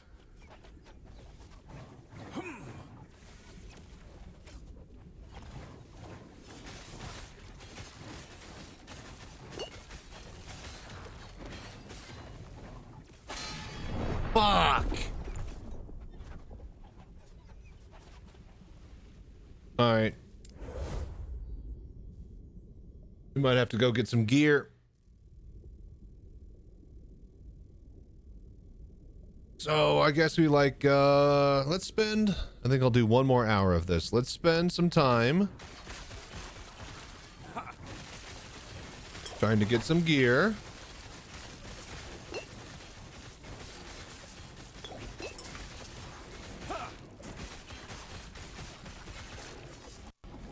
Okay, so let's see here.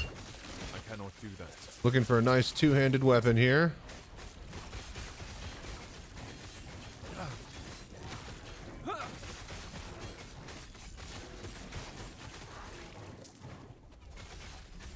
Amulet, ward gain, shock on hit.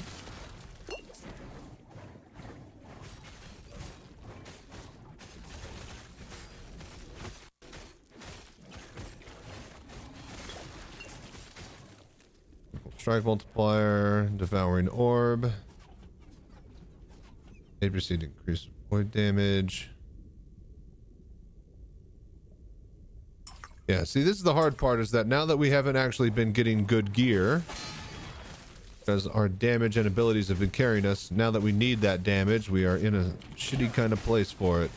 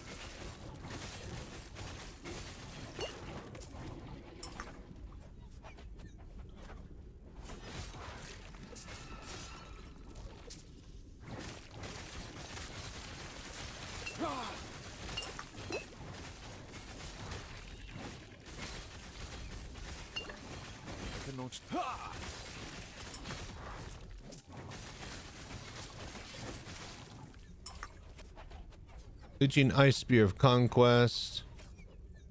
64 melee cold damage. Interesting. We have 67 bleed on melee hit, which you don't really need. Leech just health. That's actually pretty good. Void damage. That's good. Increase area for melee. That's actually 100% chance stun. Okay, we like this. We like this. What's the difference? 60 base melee damage and 64 cold. So it's more. Perfect. All right, we got a weapon.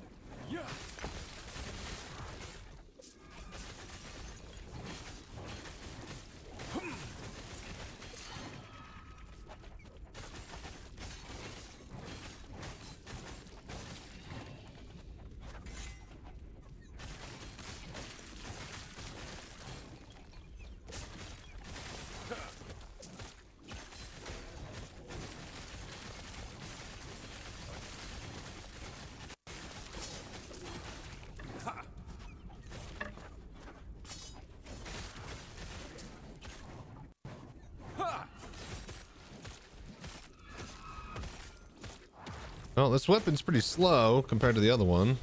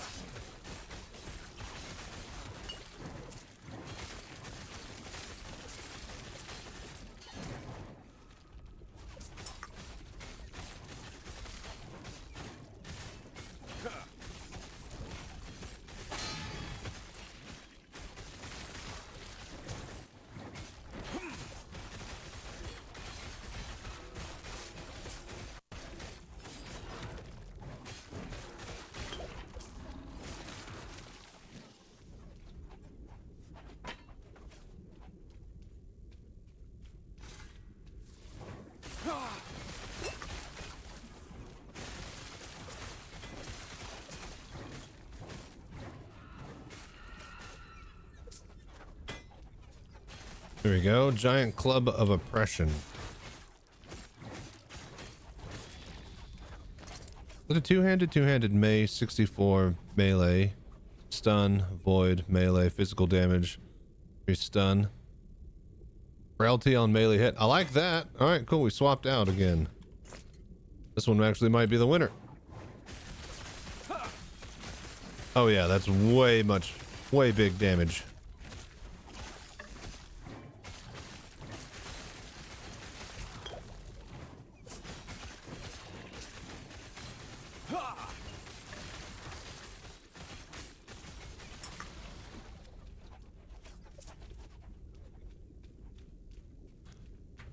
Okay.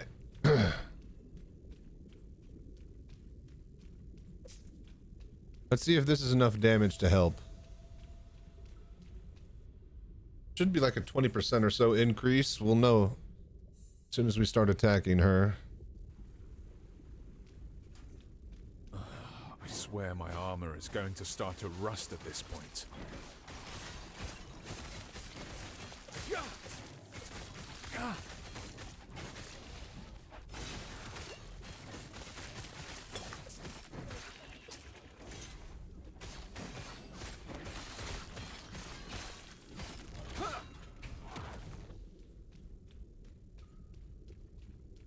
Feeling a little bit stronger.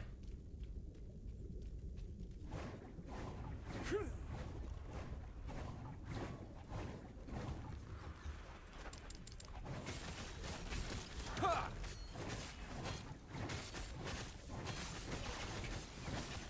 cannot do that.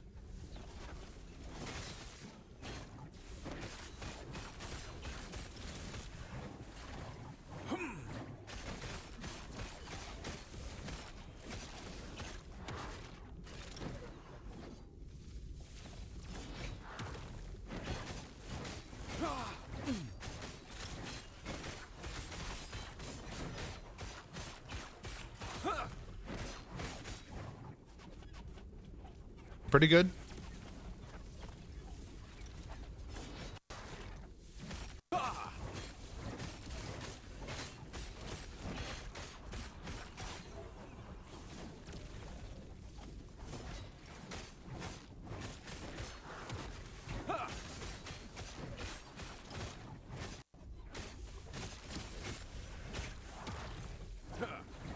Hello there.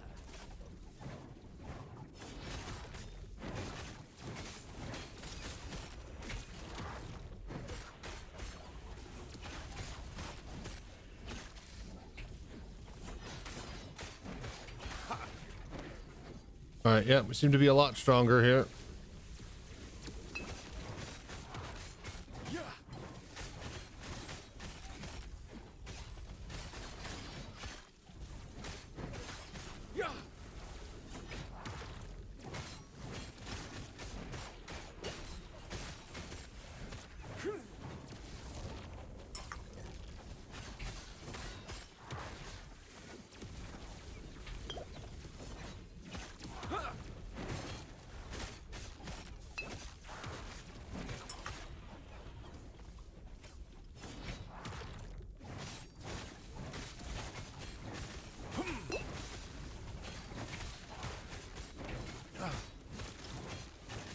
All right, I think we got this. 30%. We're doing good.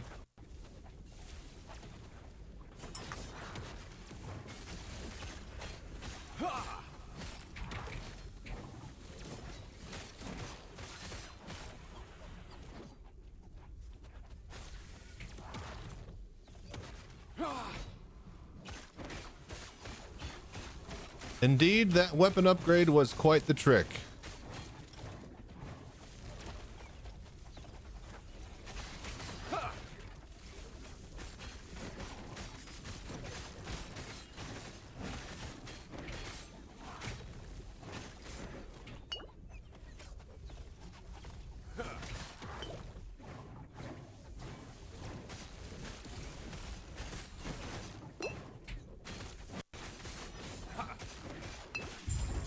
Got her, bitch. Oh, when she got to 10%, she instantly died. Nice. Lagon is unpredictable.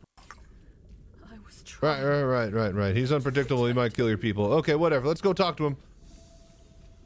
All right.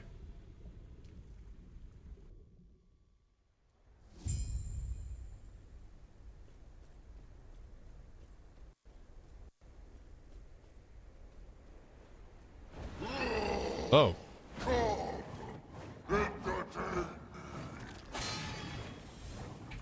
Oh, Jesus Christ. Oh, what the? Okay, so his tentacles. Hit his tentacles. Right.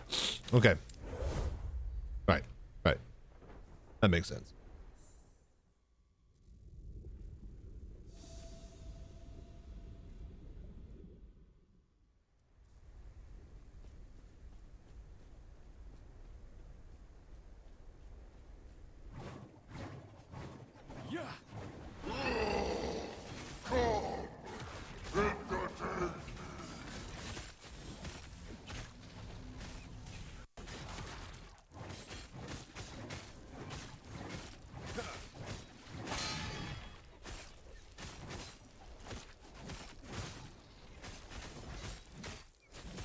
I cannot do. My waves will shatter you. Uh-huh.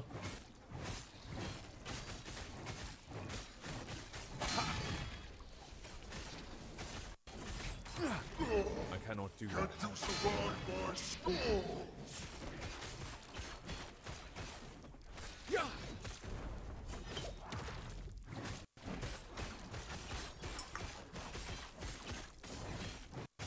Your blood Ah, shit. by ocean. Moonbeam, eh? Okay.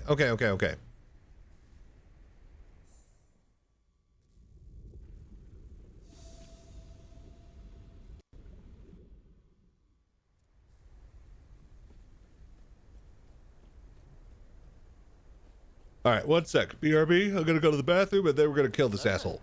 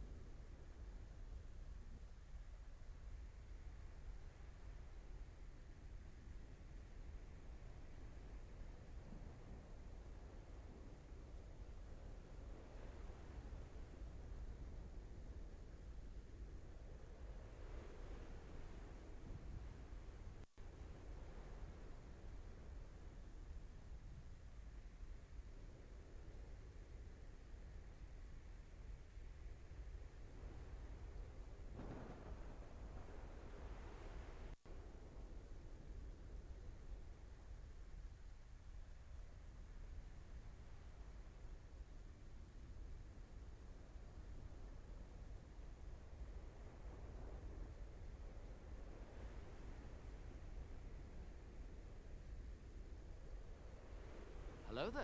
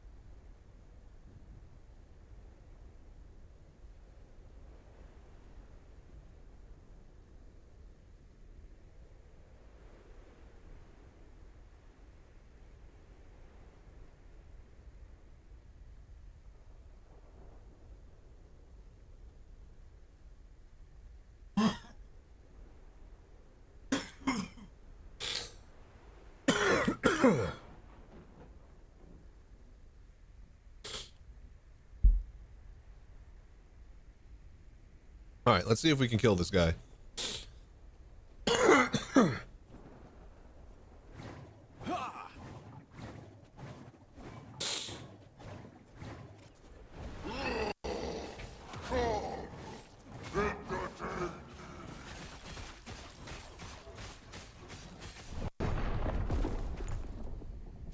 Wow. Okay. Cold and lightning damage on the moonbeam. All right.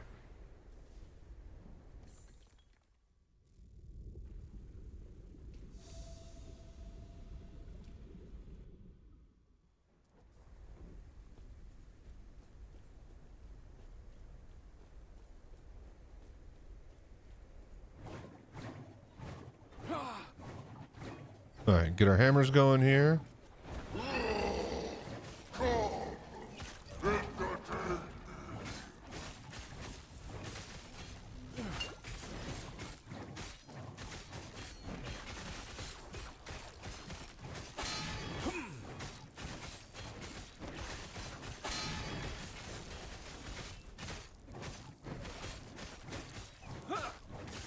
Cannot do that. Oh, how am I? Okay, is there any way to get him to trigger that? I think I just have to wait for him to start it.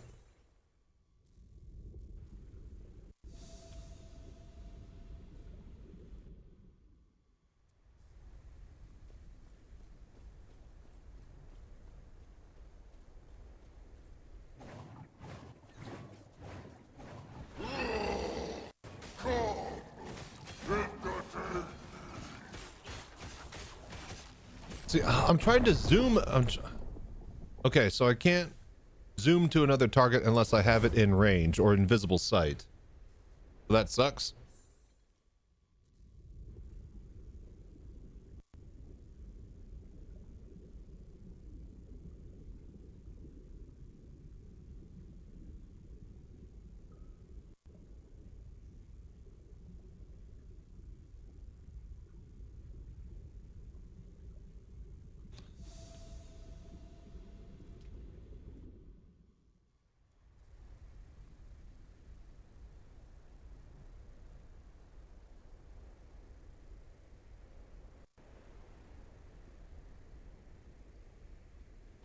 All right.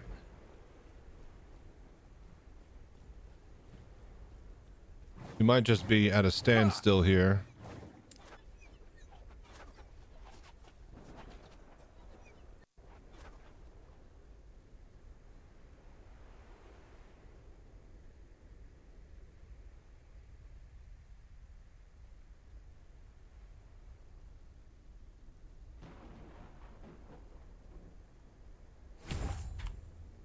Hang on.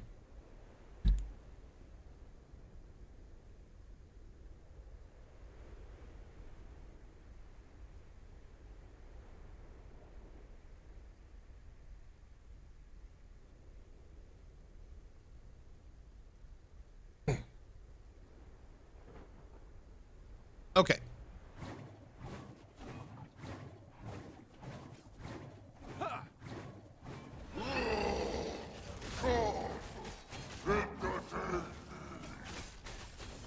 There we go. All right, so that's how we do it.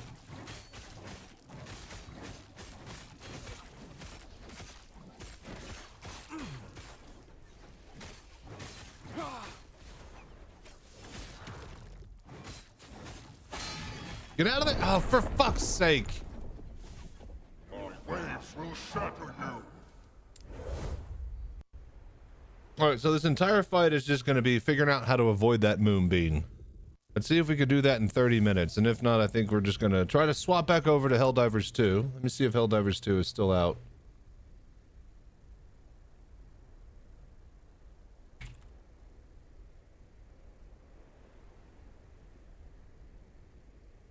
It's not looking good. We were here right at the uptrend of this spike. So it looks like it went down, but I think people are complaining again that it's not available.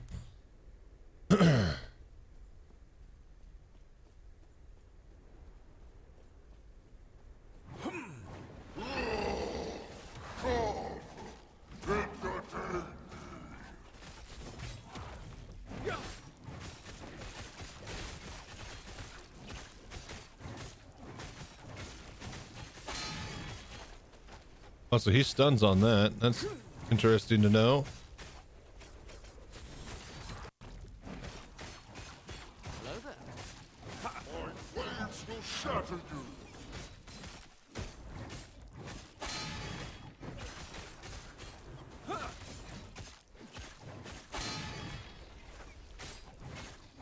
If you survive my storms,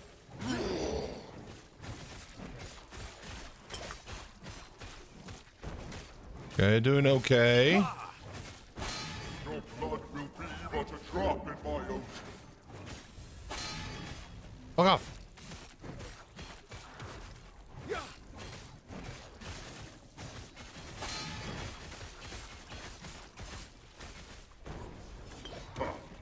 Is that the best you can do?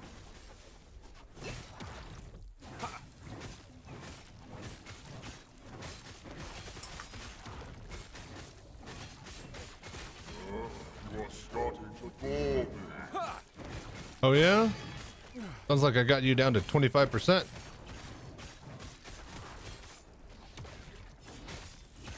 Okay, I think we got it. Waves will shatter you.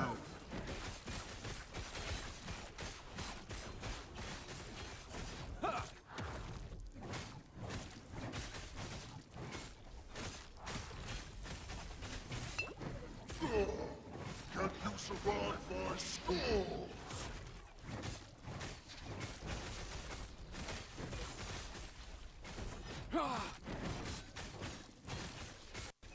Your blood will be but a drop in my ocean. Dropping your mom's ocean. Uh-oh, what is this? Okay, this is different.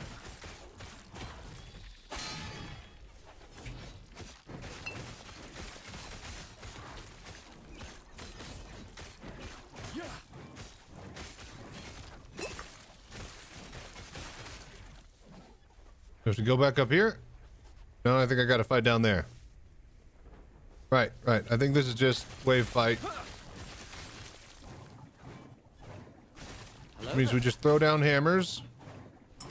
Just slowly dodge our way out of the waves.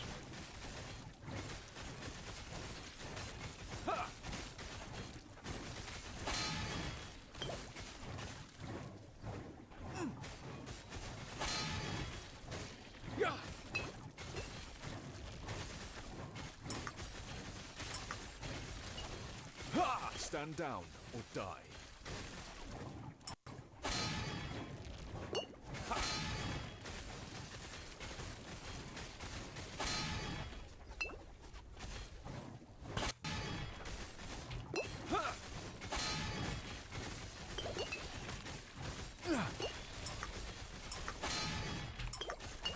Okay, don't die. Don't die.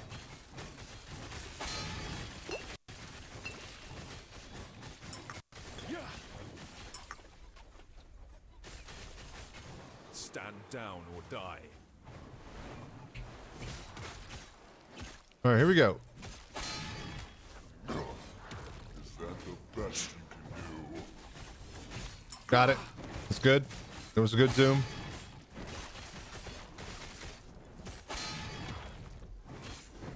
Shit. Ow. You're starting to roll. Go, go, go, go, go.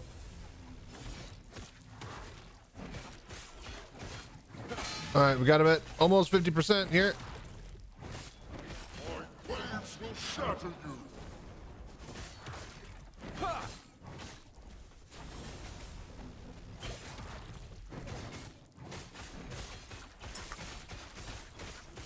If you survive my storms,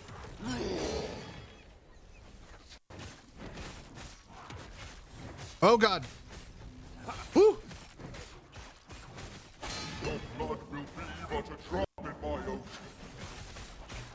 Almost 35%. 35%. Uh-oh. Fuck. Oh, that sucks. I got stunned on that moon ability. The moon blast. Motherfucker. All right, well, we got this now. We know how to handle the thing. Okay. One more attempt. We have to start all the way over? Alright, alright. I have to be using this Q move on cooldown.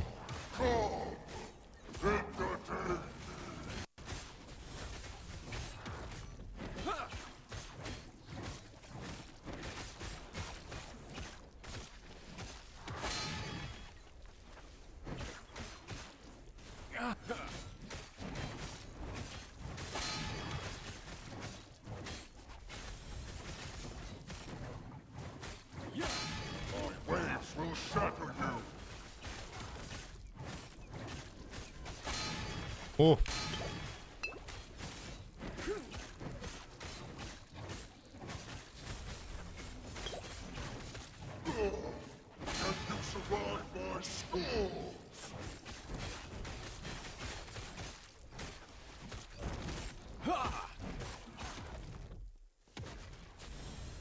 Your blood will be but a drop in my ocean.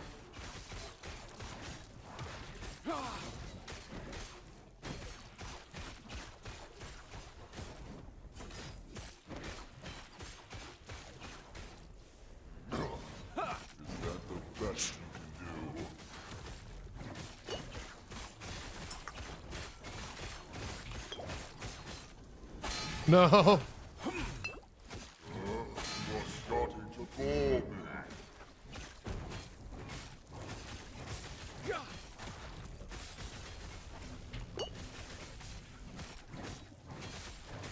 My waves will shatter you.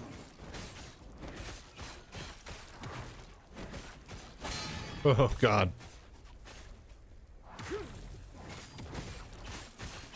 Survive my storm.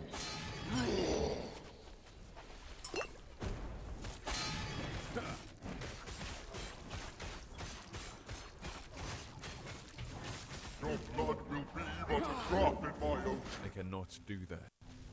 Don't you dare get out of the stun. Okay, we got it.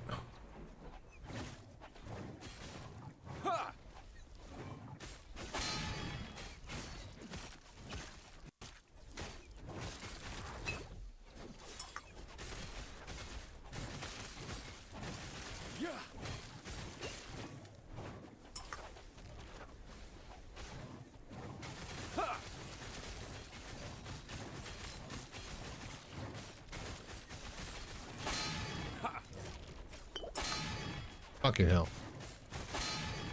Fucking hell.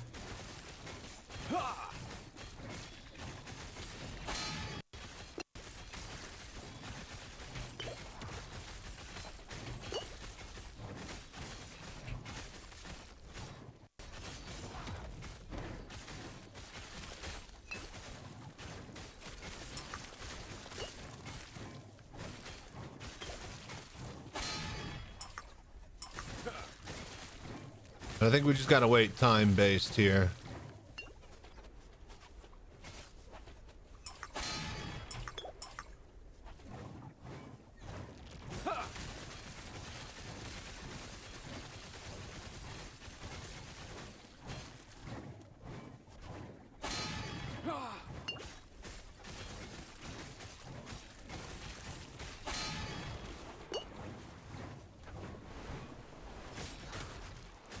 All right, here we go. Is that the best you can do?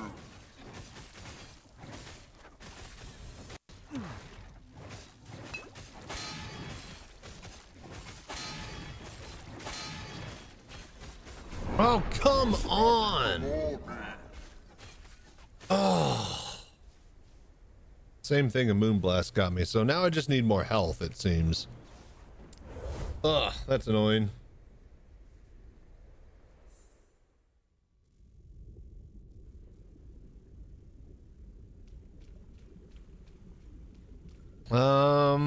All right, I'm gonna give it one more try, and then if not, I'm gonna swap over to some Helldivers for the rest of the evening.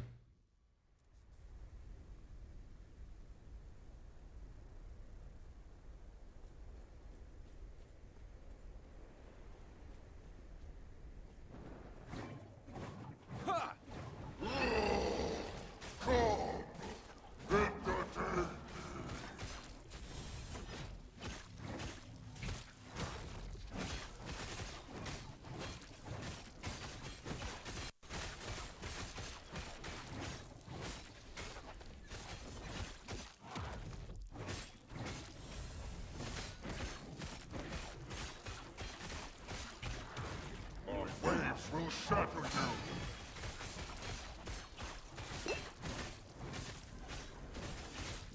you.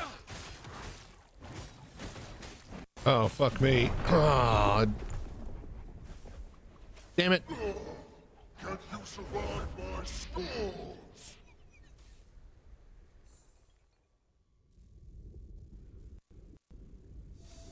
All right, one more try. One more try now.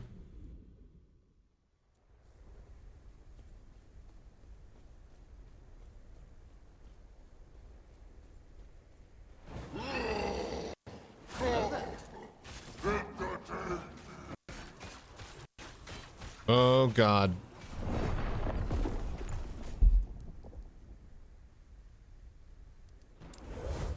So if you just get stuck inside of that, I guess you're just dead. I mean, maybe if you're at full health and you like can move through it, but you have to be able to dash through it, I think, to live. If you're moving through it, you'll die. Pretty sure it's like time based.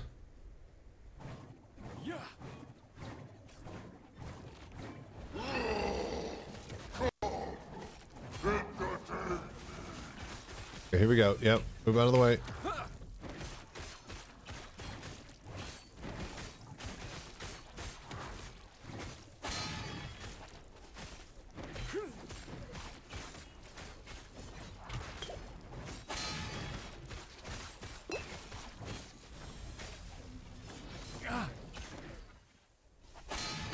Waves will shatter you.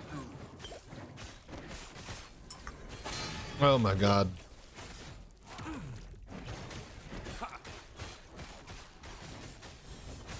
Survive my storms.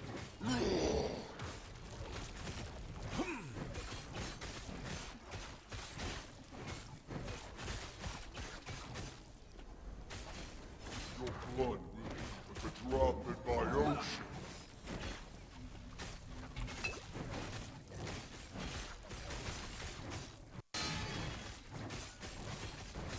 Is that the best you can do?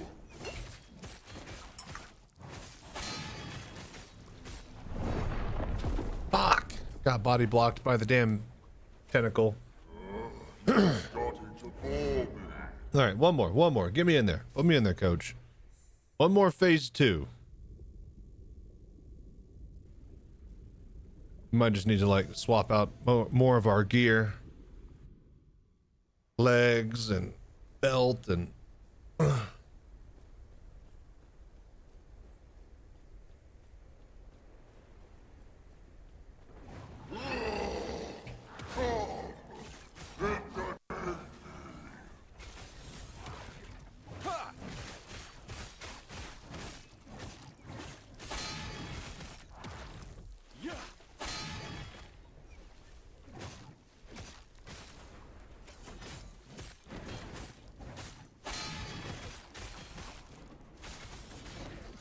My waves will shatter you.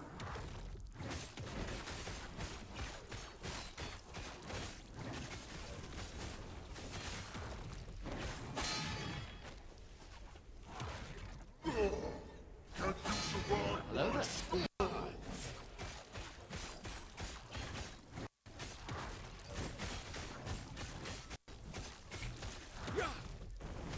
Your blood will be but a drop in my ocean.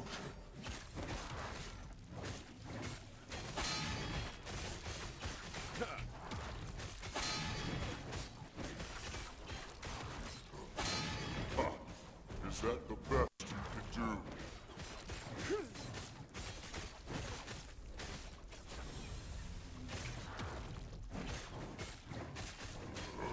You're starting to bore me.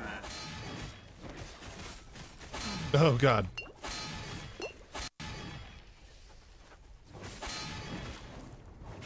My waves will shatter you.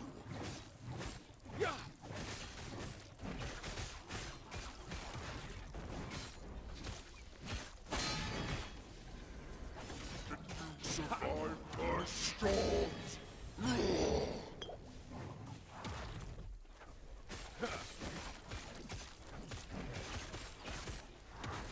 Your blood will be but a drop in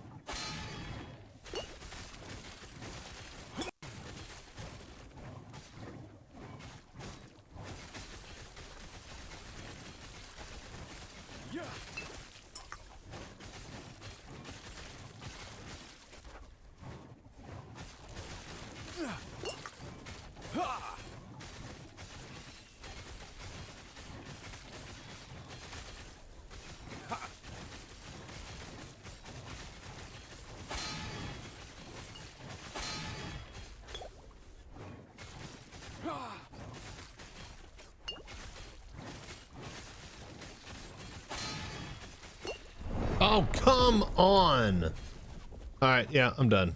I'll need to go farm out gear and stuff to be more stronger.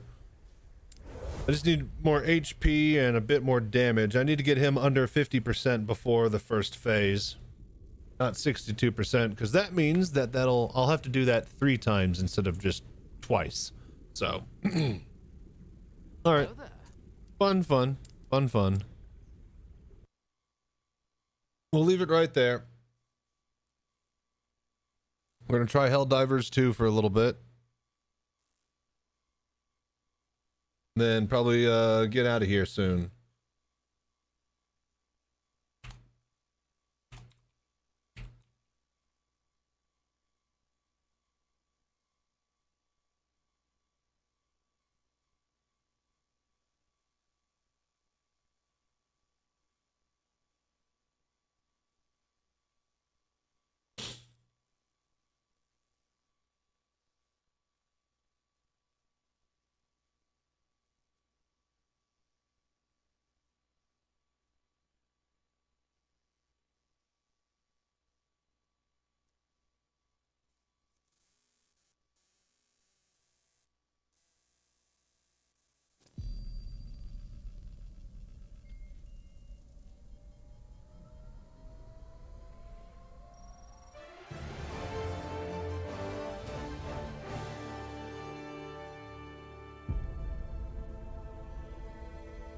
Super Earth, our home. Prosperity. Liberty. Hi there. Democracy. Our way of life. Oh, hello. But freedom doesn't come free. No! Sweet liberty! No! Look familiar? Scenes like these are happening all over the galaxy right now. You could be next. That is, unless you make the most important decision of your life. Prove to yourself that you have the strength and the courage to be free. Join the Helldivers. Become part of an elite peacekeeping force! See exotic new life forms. And spread managed democracy throughout the galaxy. Become a hero. Become a legend. Become a Helldiver.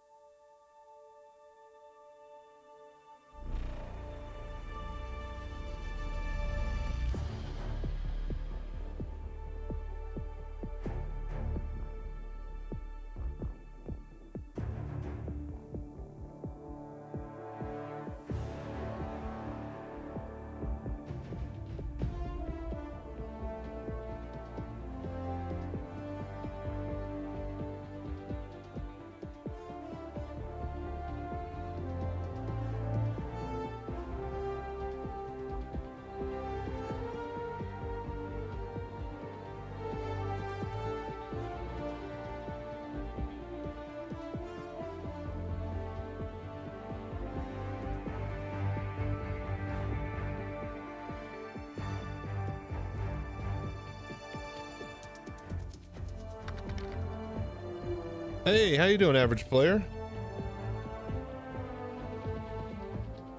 How are you today?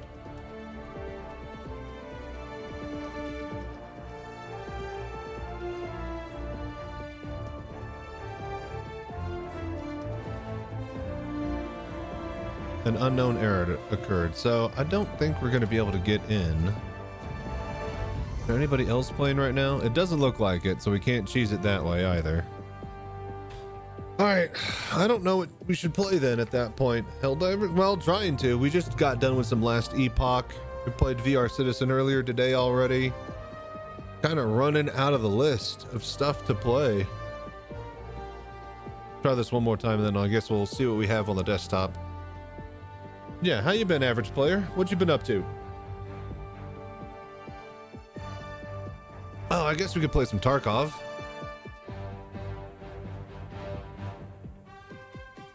Tarkov wouldn't be horrible.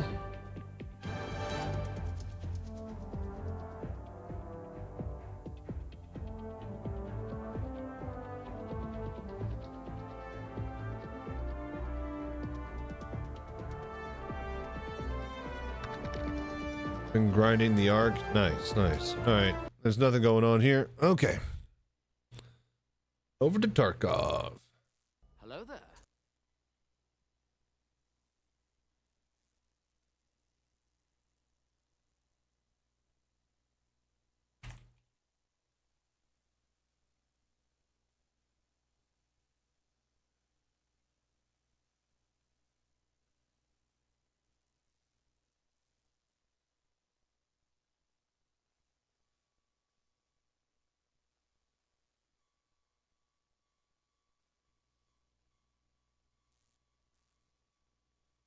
Oh, so how's that been going for you? Anything to show for it, or just the grind? Hit any milestones or anything that you've been looking to grind out, or just grinding?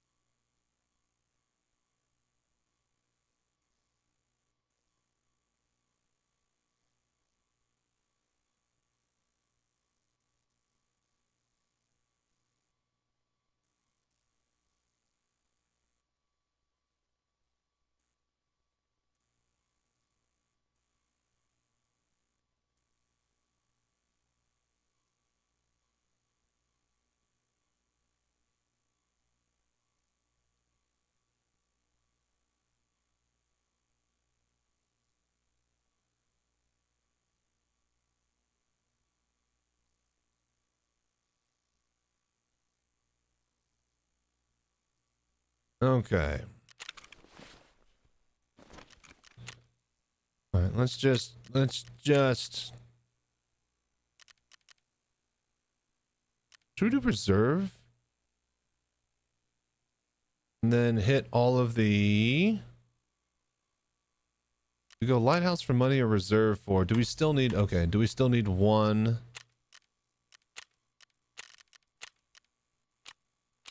Flash drives. We need 2 flash drives. Hideout.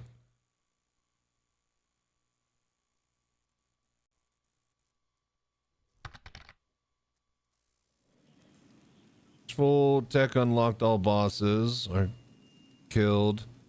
Got the forest, desert, ice titans. Nothing much. Nothing much. He says with most of the game.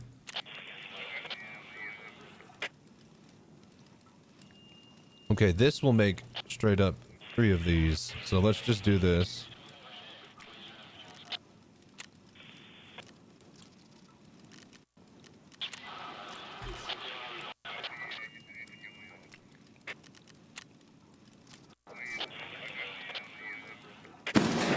Alright, turn on the generator.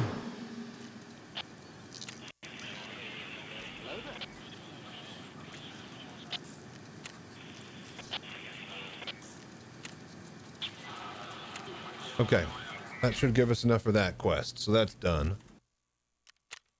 Let's just take him over to Lighthouse then and make some money. 6 a.m. early morning raid.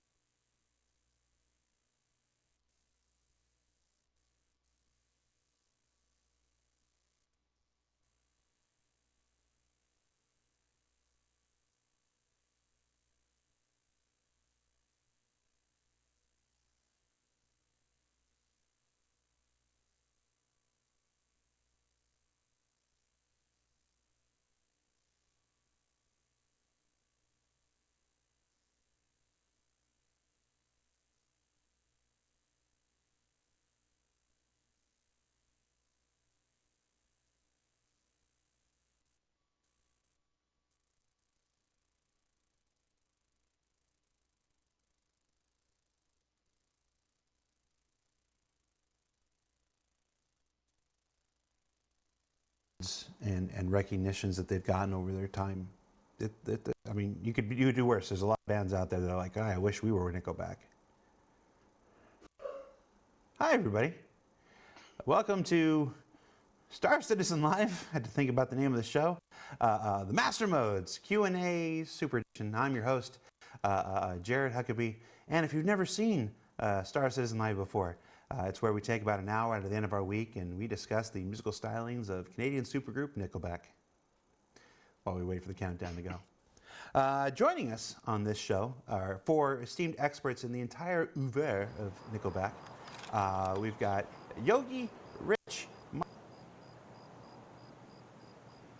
No.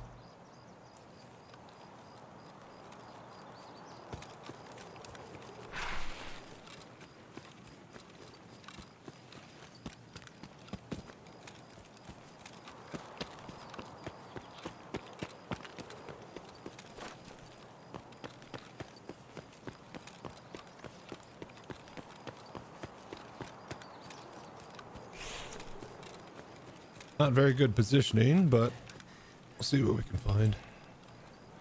I have South Road, then we'll just go there. South Road, okay.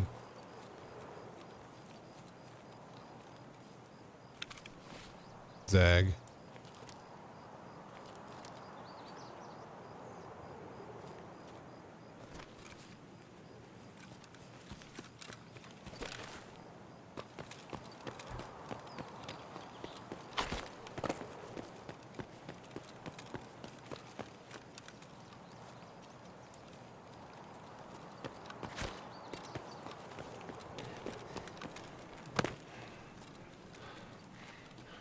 Hello?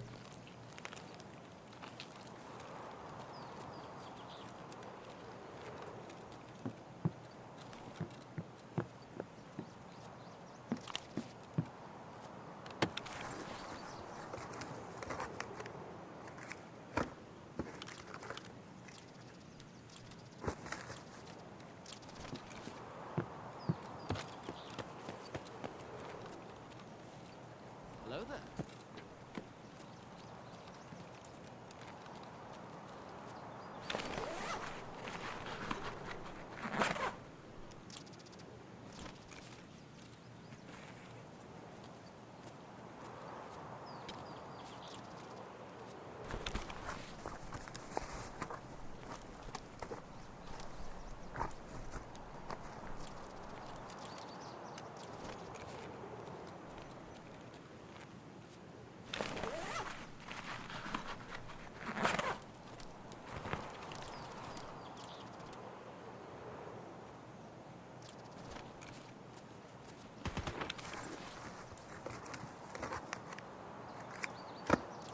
Ooh, Voodoo.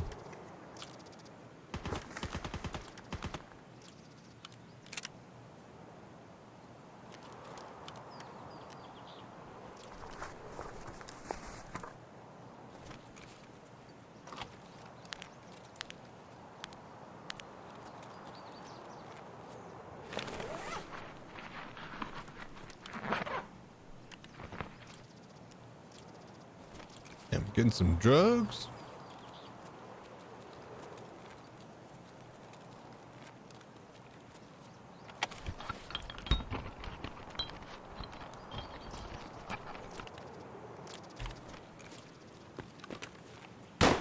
Oh, shit.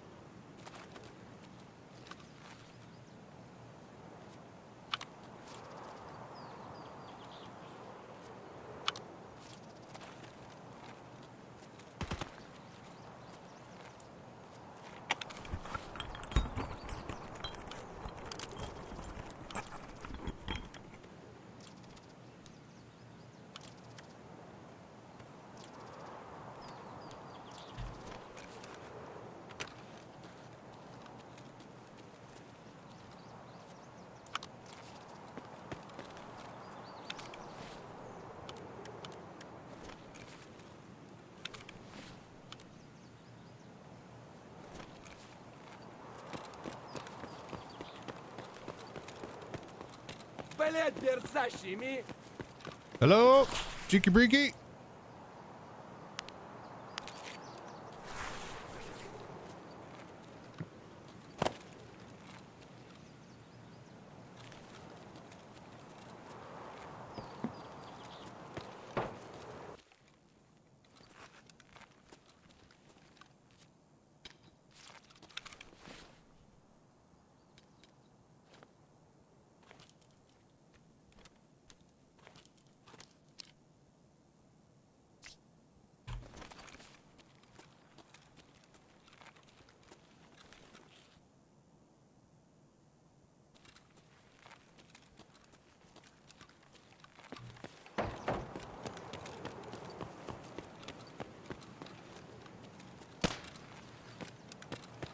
All right, we're out of here.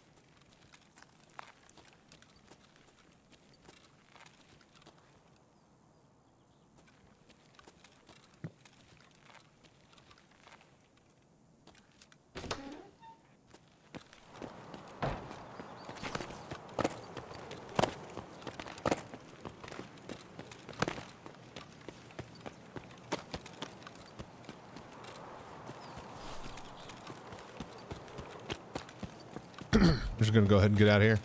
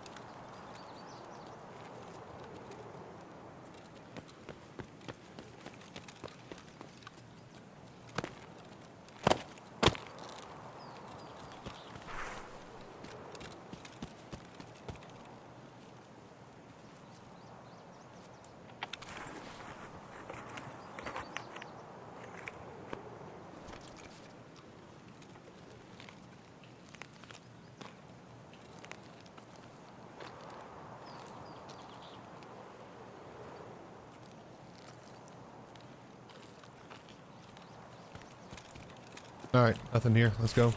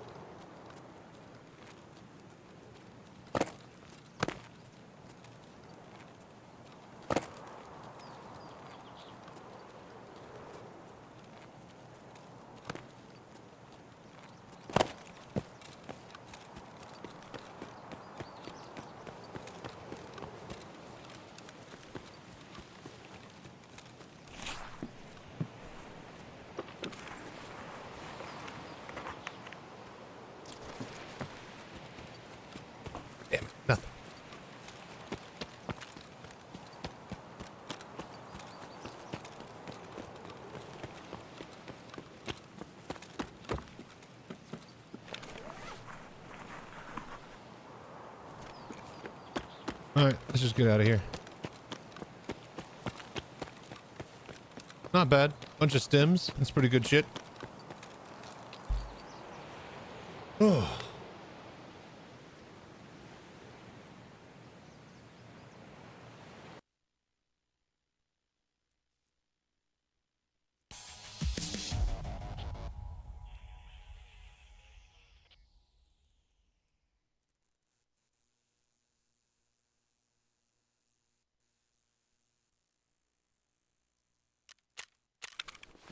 Okay, okay.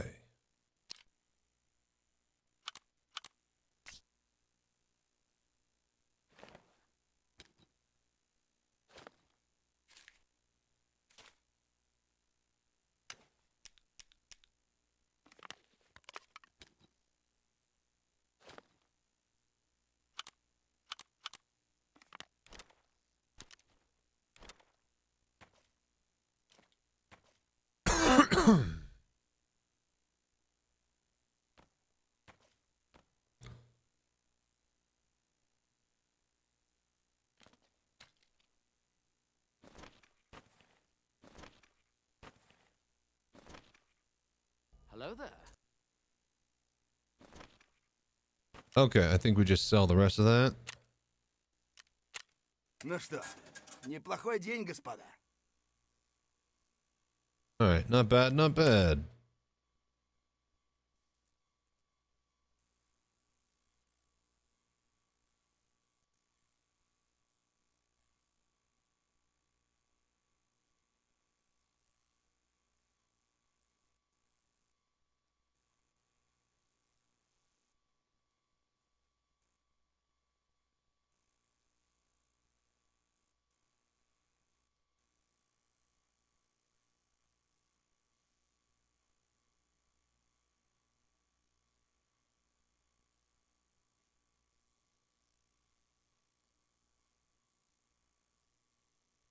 Okay.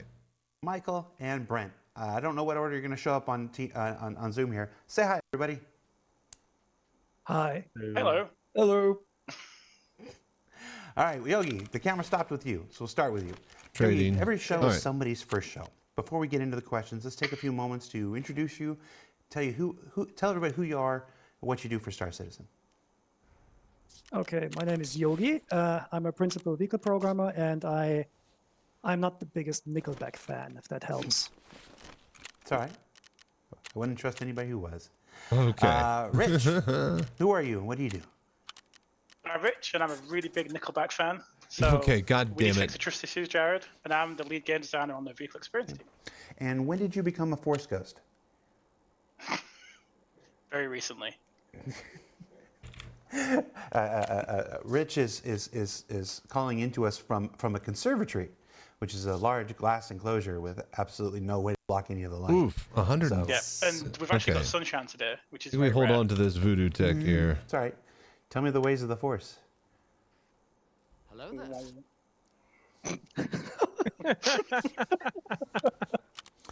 there. Michael, tell us who you are and what you do for Star Citizen. I am Michael, also known as Bayor. I am the Director of Player Experience. What does the Director of Player Experience do? Mixed bag of things. So I run the live QA team in addition to the feedback collection team, in addition to player stats analyst, lots of different things. Basically, we're responsible for what is the game like in the public environment. I really thought you were starting with like, it's a mixed bag. That's it. And Brent, your first time on any of our shows, I think. Tell everybody who you are and what you do. Yeah, I'm Brent, and I go by XLB, and I'm a live QA team lead, working for live QA, and I work the issue council and fix up, try to reproduce all your bugs from issue council. Machiavelli Blue in the chat says, Brent, you're my fave. So, you know, thank you. You know, it's great when somebody's mom is in the chat. Now you said you're XLB. You called it out, Michael. You're known online as Bayor. Brent, you're XLB. Those are the names that folks who participate in Evocati and our various test streams would recognize you. But we were talking about before we got into Nickelback. You guys make history in SC today. Hidden aliases. I mean, I how's it going in Tarkov? Good, good. What do you mean time to make history? What are you doing? What are your plans? Be in the game playing as. Don't tell us who they are. That's not this kind of show. But why do we run hidden aliases? What is the virtue of jumping into Arena Commander or the Precision Universe or the Test Universe or Evocati or something without announcing who you are and being known? What's that do for us? So, there's a couple of different reasons we do that. Part of it is our job is to provide context. Okay, one more wire. Like Yogi and Rich. When we see players say, test out hey, you got the Evocati release. Right. Nice. Yeah, let me know how that goes. Test that. But it doesn't create a line tech of it, not the whole fancy thing. Yeah. The jump account. Yep. Like say for instance, there's not going to be an animation or anything. It's just going to transport you between -CIG. Between things. So right? does They're that mean that Pyro is its own? Does that mean that Pyro is its own server and then Stanton is its own server? Obviously, because Stanton can't get any bigger server-wise. Like, so that's where we're at. Yeah. Big if so.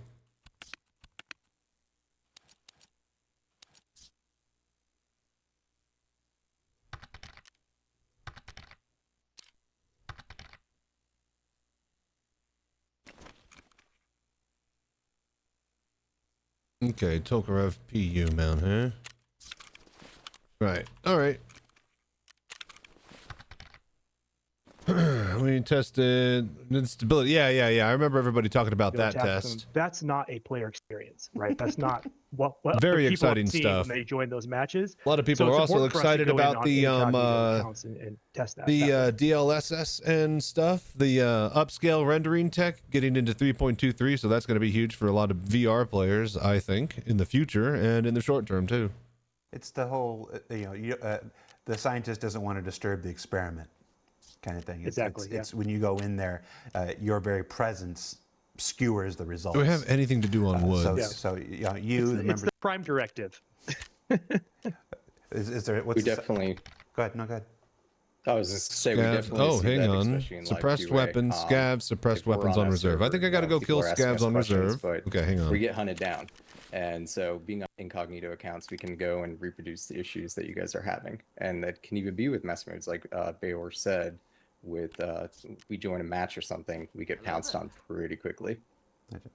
So when you do log in as Jared is a card can handle 4K, but I'm stuck with 1080p. Yeah. Collect the true and honest feedback. Finally upgraded to a nice 4K monitor that I'm using right now. We want to get what players are seeing after getting multiple different VR headsets first, so I know the feeling there. Okay. So the reason we bring this up at the beginning of this, because this show, if you haven't noticed yet, we have a collection of our developers who have been working diligently on master modes and all things flight experience for years and years and years. And then we also made an effort this week to bring in Michael and Brent from the player experience team, another team that's been working for years to collect, test, verify.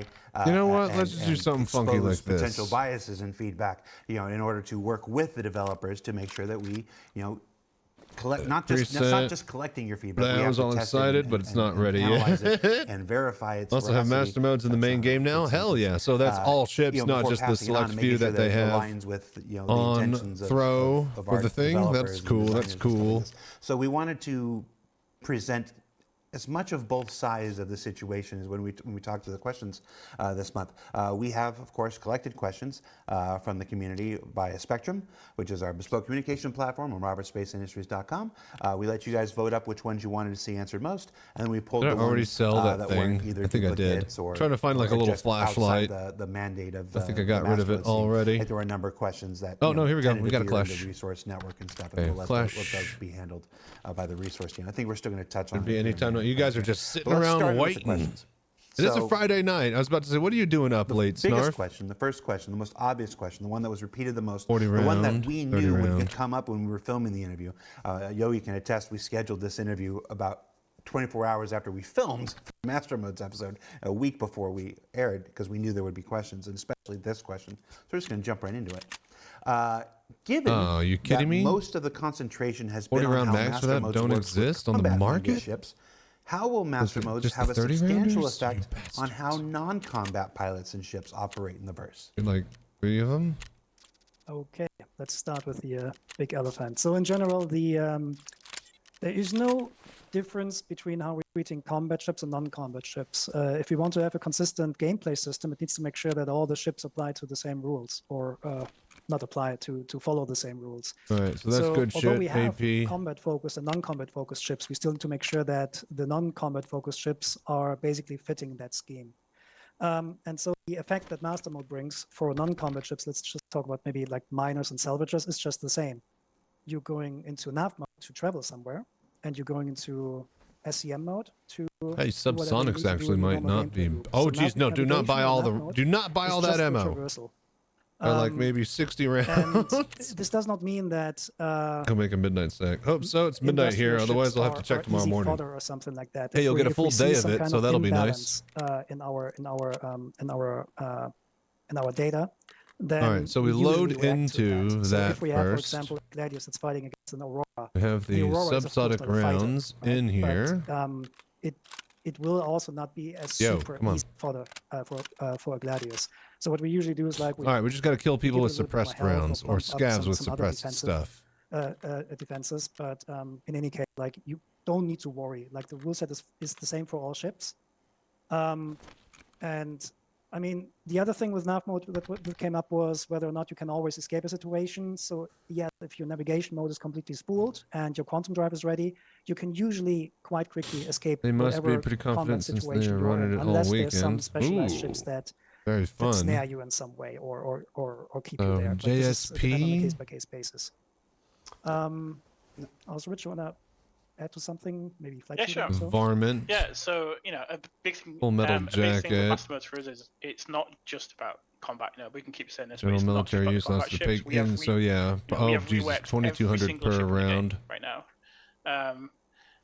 And we've got a base archetype we use. So there's a difference between archetype and role for us. So archetype is something we use internally to start a baseline with a ship. But then as we move forward, we start to look at the role of ship and what that kind of individuality of each ship means, Okay. But yeah, every single ship, in the game is going to have a rework and feel different to what it has done in the past.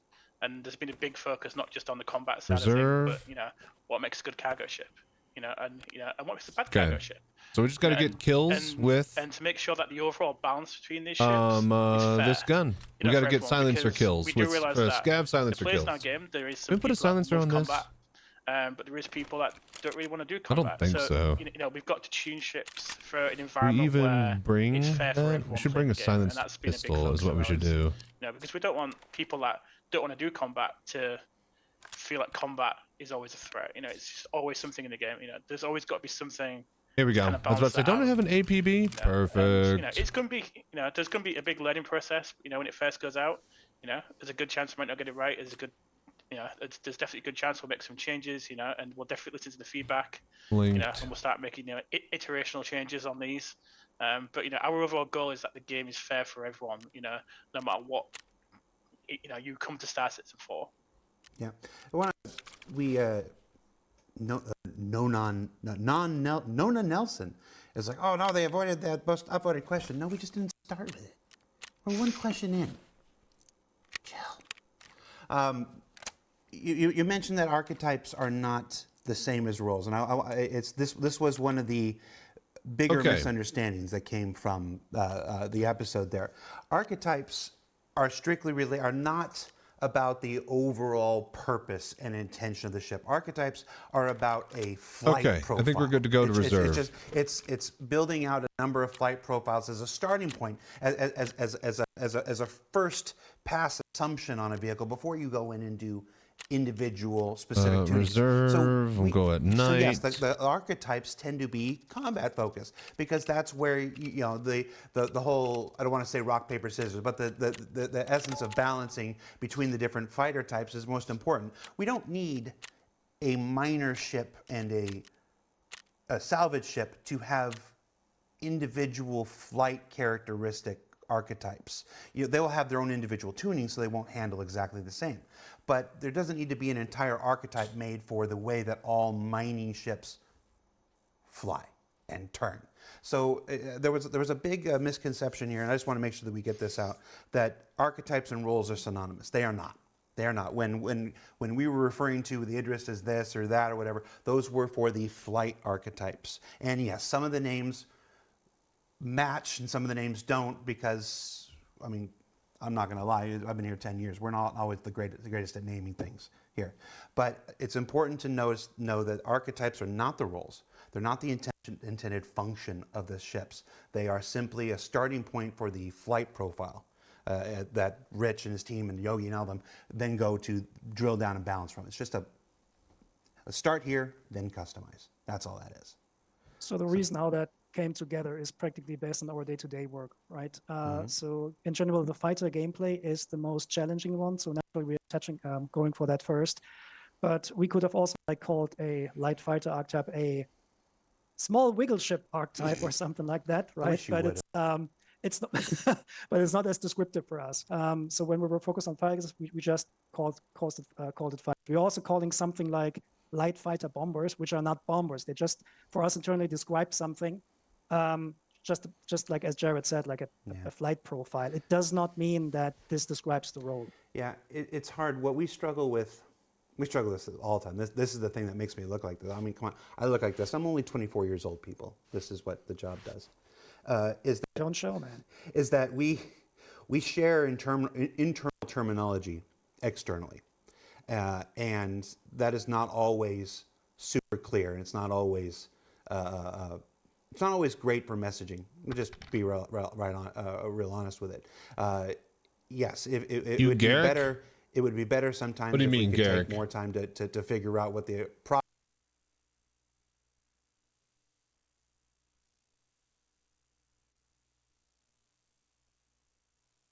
external version name of this is, whatever. Oh, would junkyard. Avoid some. No clue. It would avoid confusion in our parts, and we try. Maybe if he's still there, he'll let you know. Sometimes we don't succeed. In this one, we let internal terminology go external without saying what I just said here and whatnot. So that's on me. So apologize for the confusion, but hoping we clear that up now. And I'm hoping Nona Nelson knows why we did this question first before we go into the most voted question, because this had what I thought was the most important information we need to get out there to people. Archetypes are not roles. So now, because Rich, you mentioned, Yogi, you mentioned that nav mode is what helps players get away and stuff like this, and how we're going to combat that and stuff. The most voted on question was, can you explain in detail how quantum dampeners and quantum... Here we go.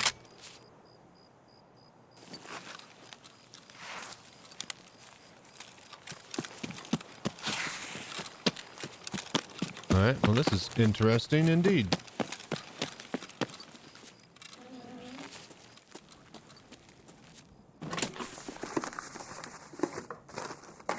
Oh, that fucking sucks.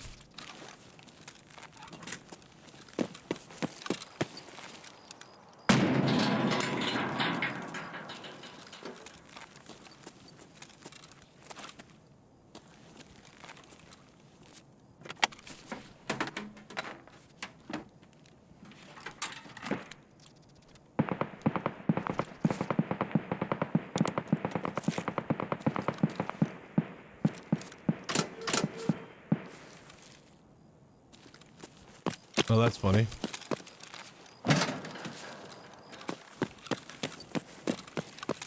All right, I guess we're going to the bunker.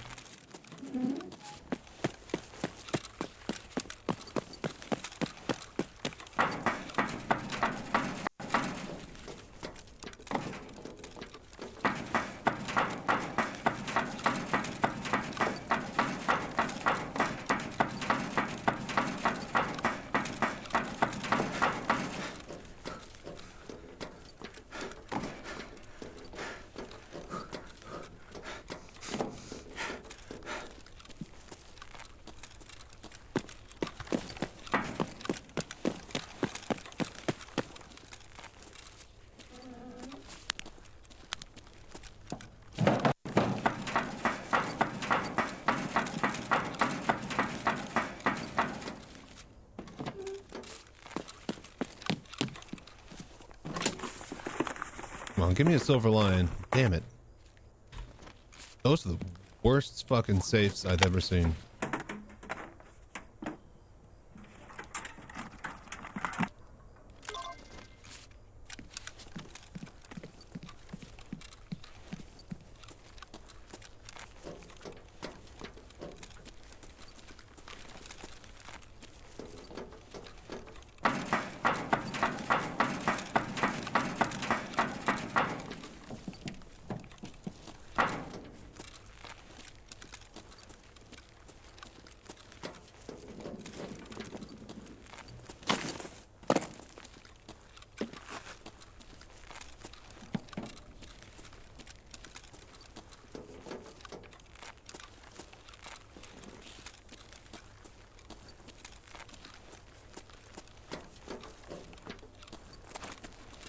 I was told that there'd be things down here.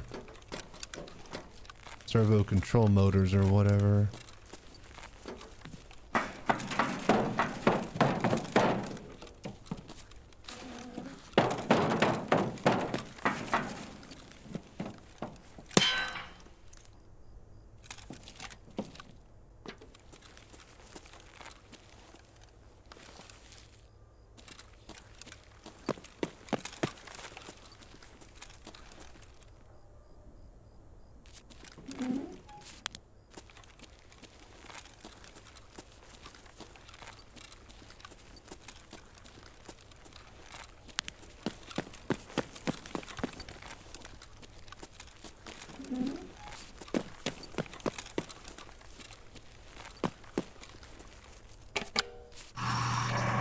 Somebody already hit the bunker.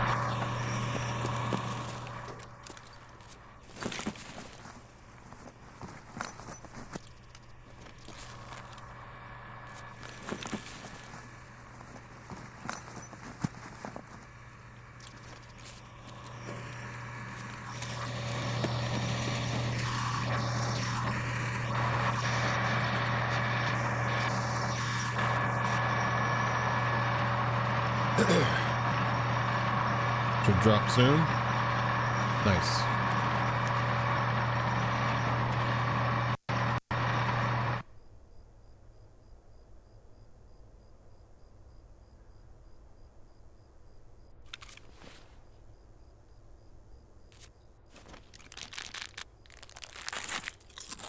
Just eat that ramen raw.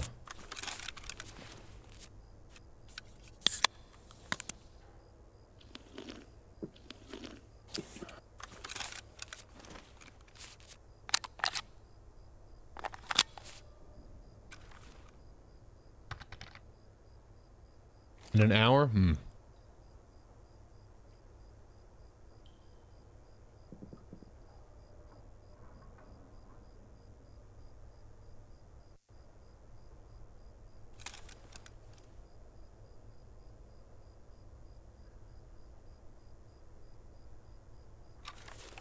Need to wait like another minute or two.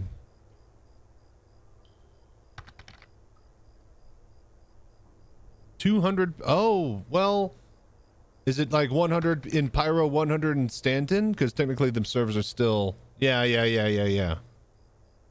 So the mesh, the total mesh will be 200. So still 100 player server limits. Hello there.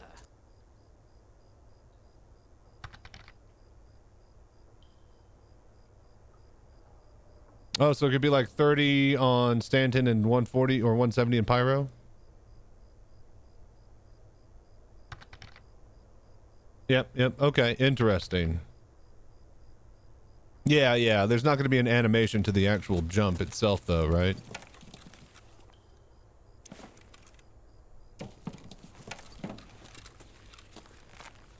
Gonna have to get out of here. 30 more seconds.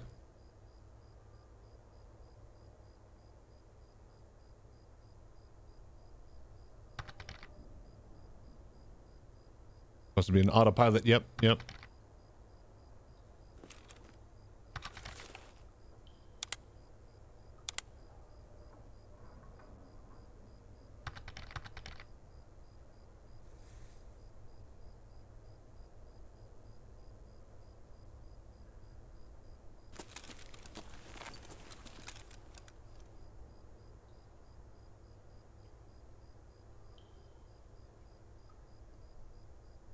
Okay, cool. Beautiful.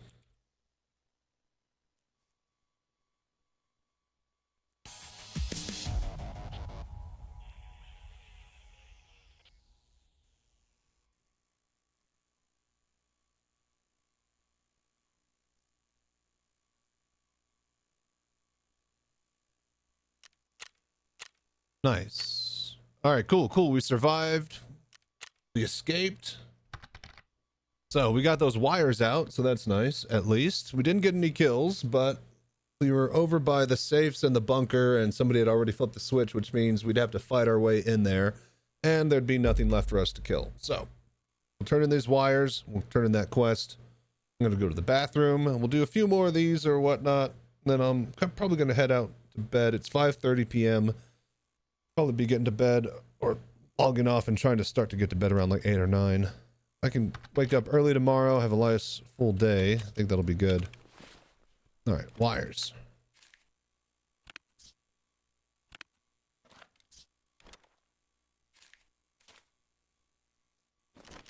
Trading mechanic, yeah.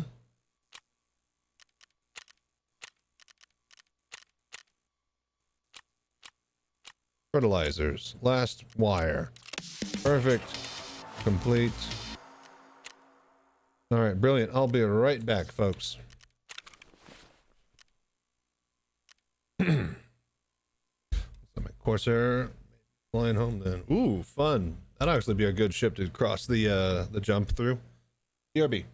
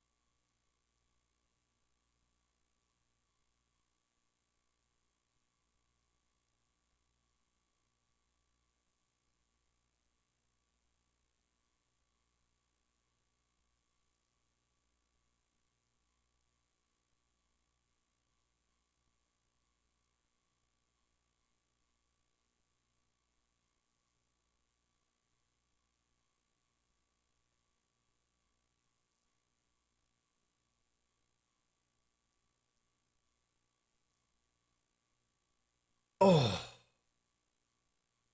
Just need to make sure we bring plenty of democracy to the jump gate.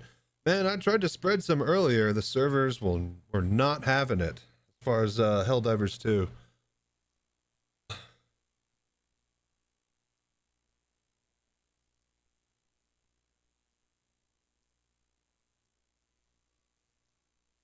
Okay.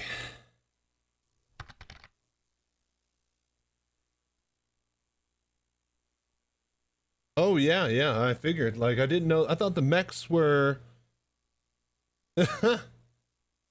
Yeah, I thought the mechs were going to be in next week, and then I heard that they were getting one of them now and maybe more next week or something, but it's not looking pretty. It's not looking pretty.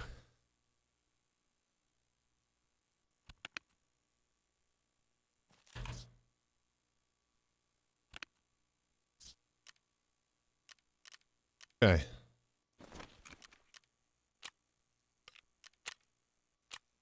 Oh, 2 Bitcoins for that. That's cool.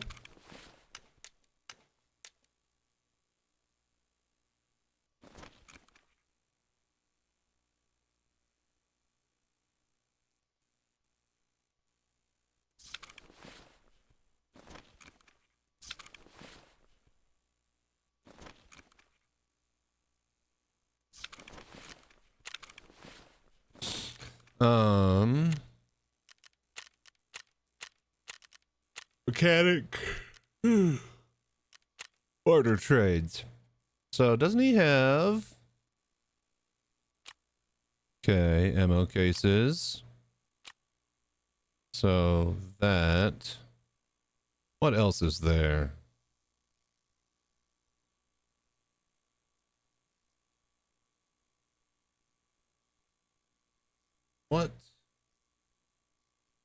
What barter trades are there for this?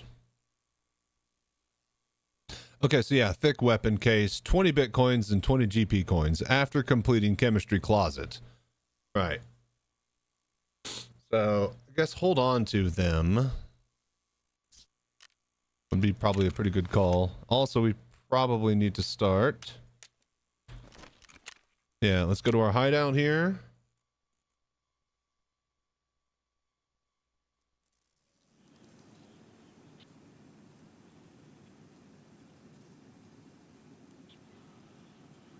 Okay, Bitcoin farm is operational. It'll just take 39 hours if we have... Oh god, how much is the graphics card?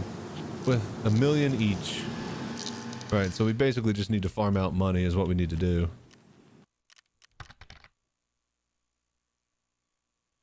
Yep, it's on an island if you haven't been to the one on Hurston. So you can't really... As I found out earlier today, because it's on an island, you can't really drop off a ground vehicle and then ride up to it from a distance. Kind of have to go to the front door.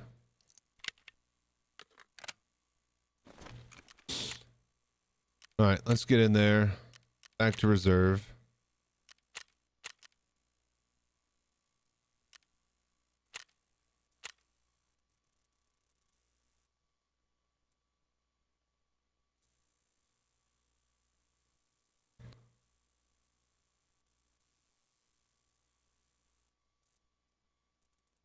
There's a squeaky fan over there somewhere.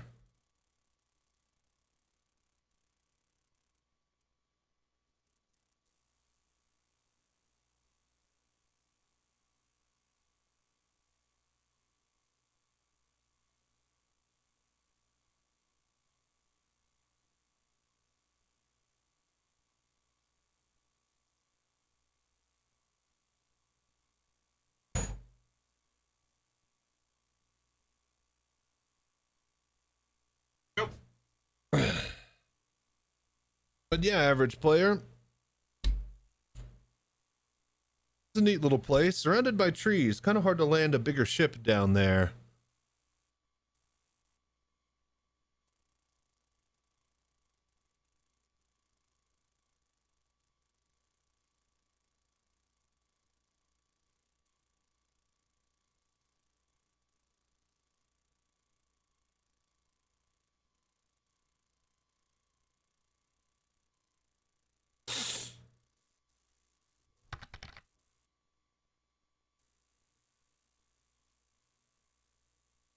Sure, my Aurora can take those people out. Hey man, you can slap a torpedo on an Aurora, all right?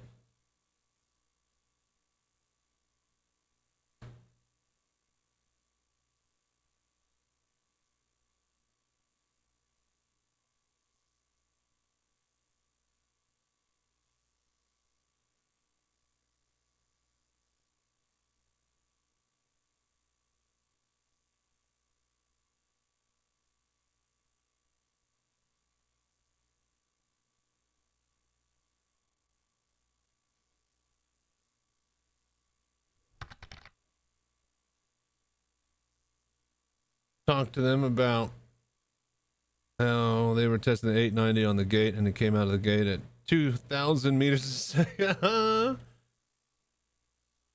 Yeah, it's obviously not warping, it's grabbing it and then moving it forcefully through the space, which is split between the two servers. I wonder if it's a jump gate. Once you're in the jump gate, you can't really get out of it, right?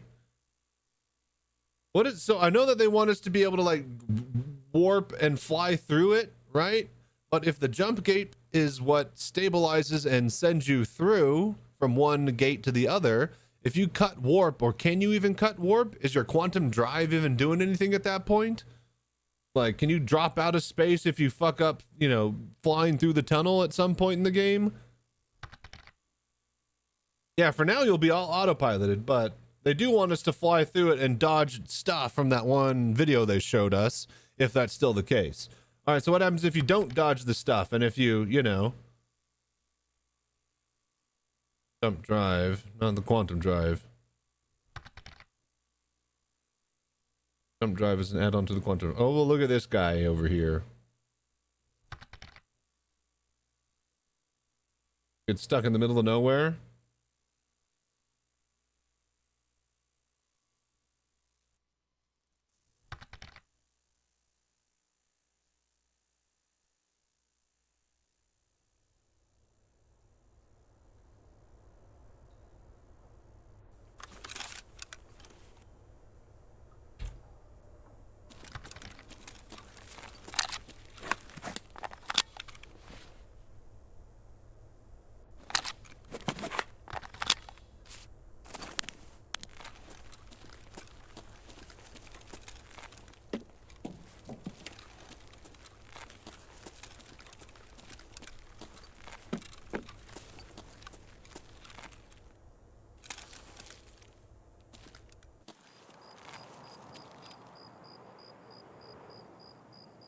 Gonna wait a minute or two.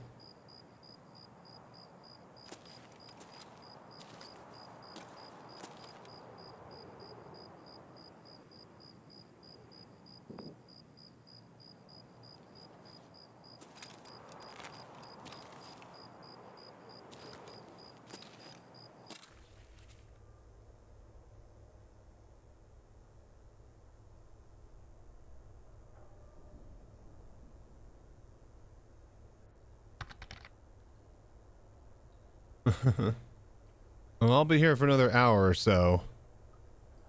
So maybe that'll help.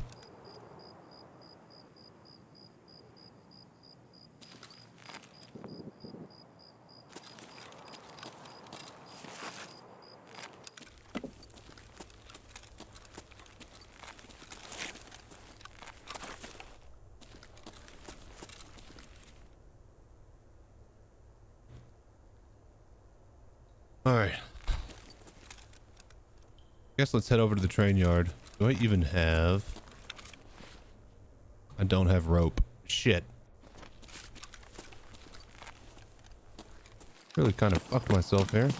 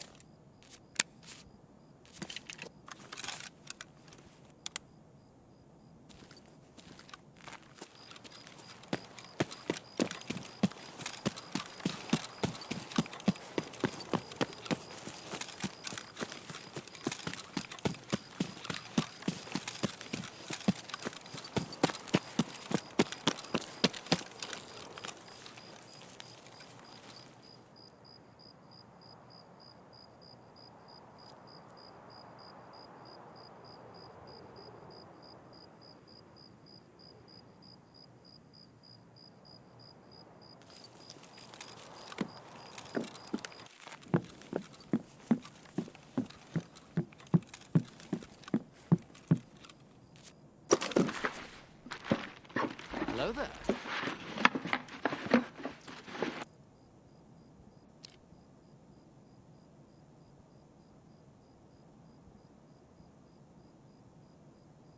there. Decent. Nothing crazy.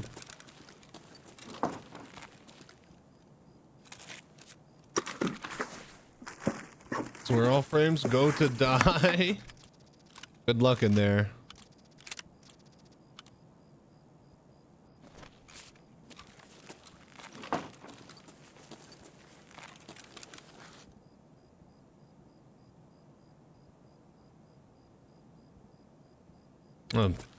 Thank you, Snarf.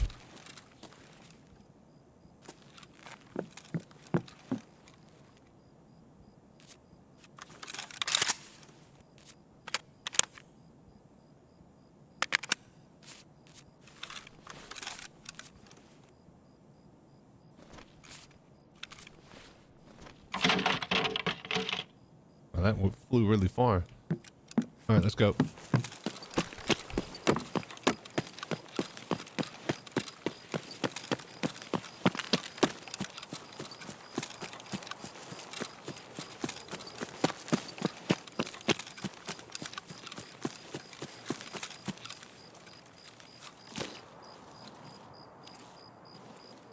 Still awake, boss. Thank you.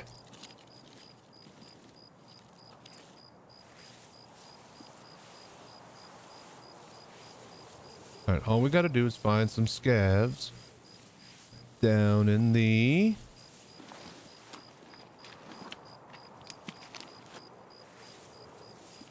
what do you call it, areas. Gonna creepy crawly along here for a while.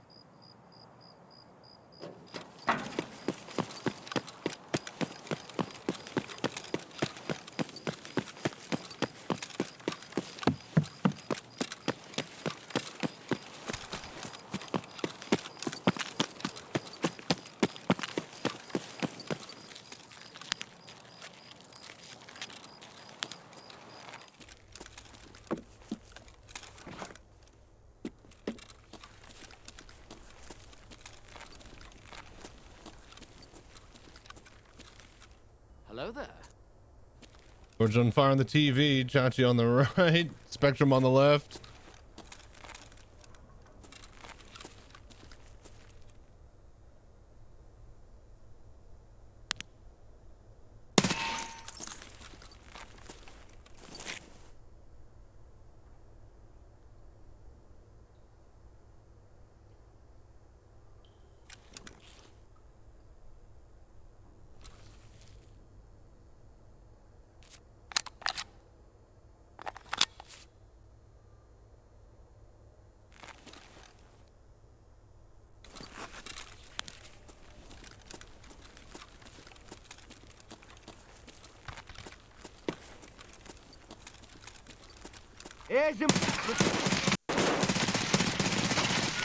Are you fucking kidding me?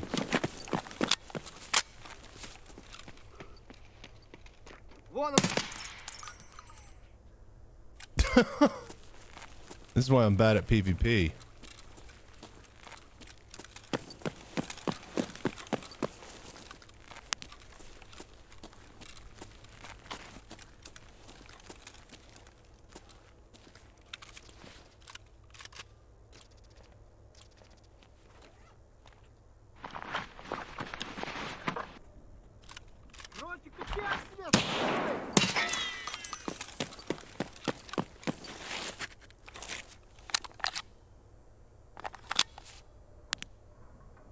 Single fire.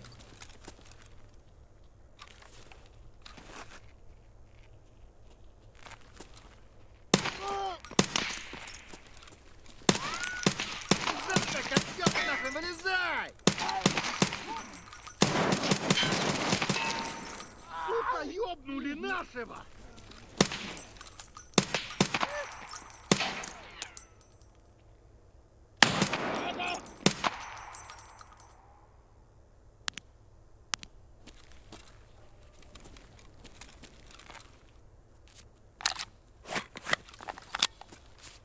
Хуйло, вот хуйло!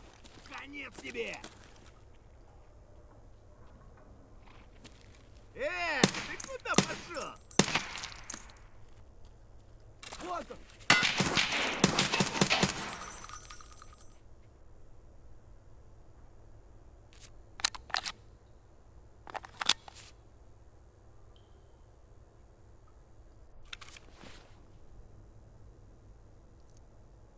We need to hurry up and reload.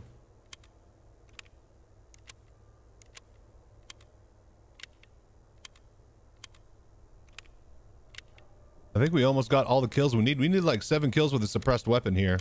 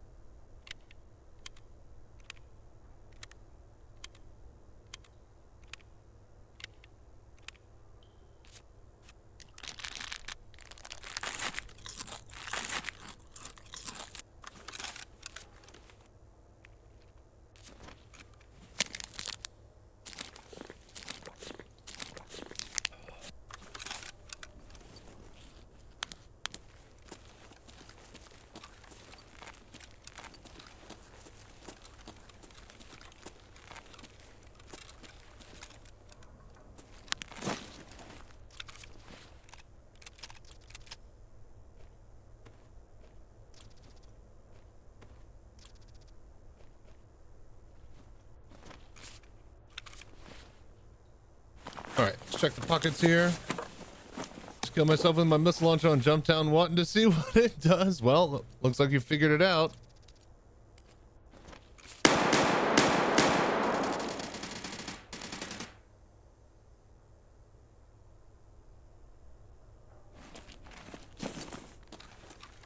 Oh, now that's interesting.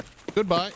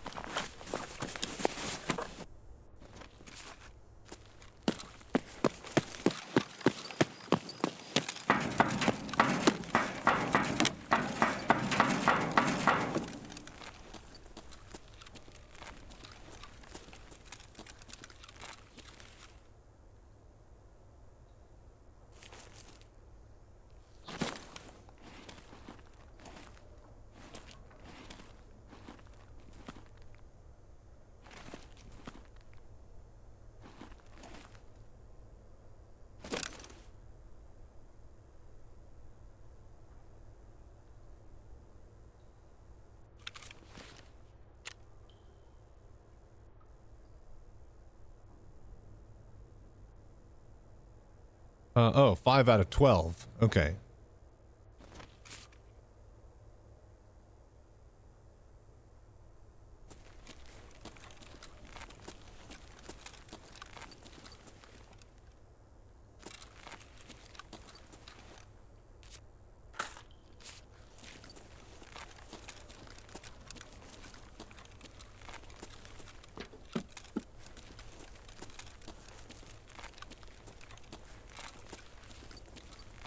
I think we'll wait for the train.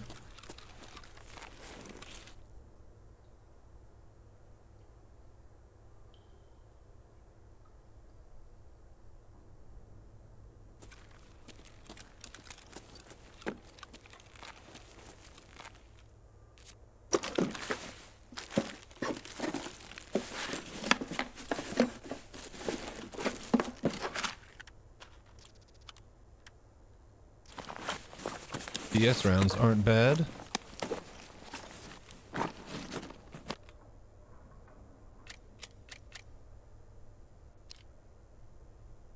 Okay, this is all crap.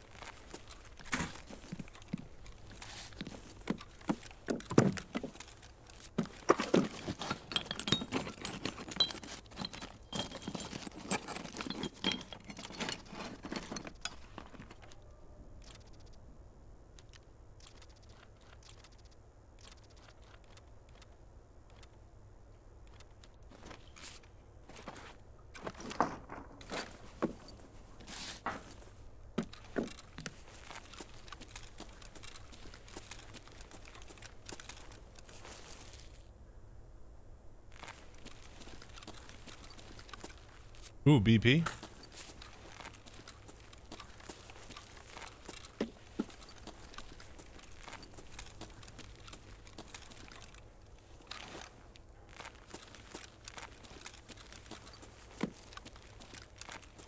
All right, I think that's everything in here. We just basically got to wait for the train. I don't have a way out besides that.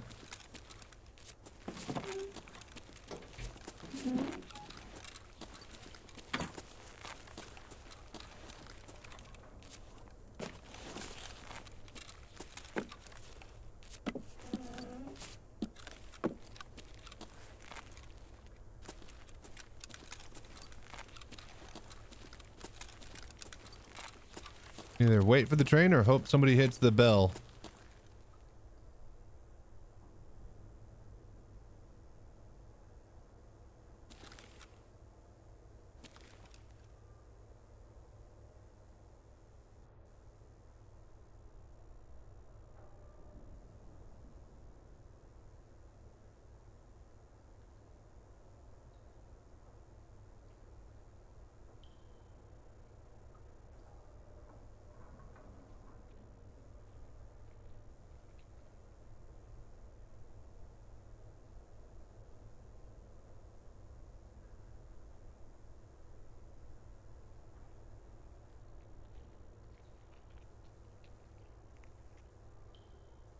I heard somebody walking.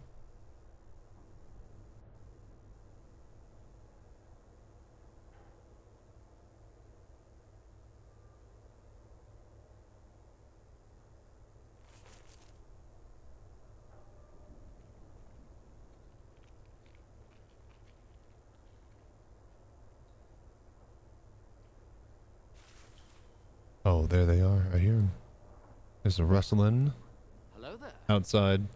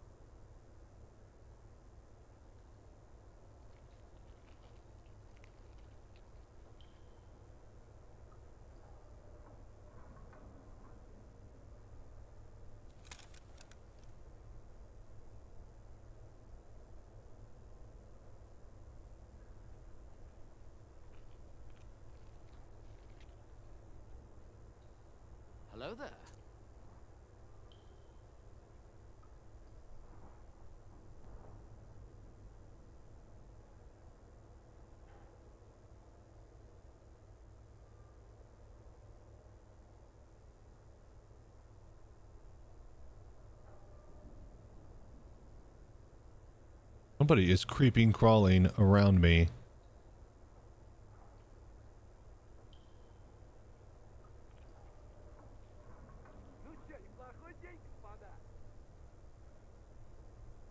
Yeah, I heard a scav outside there. Oh.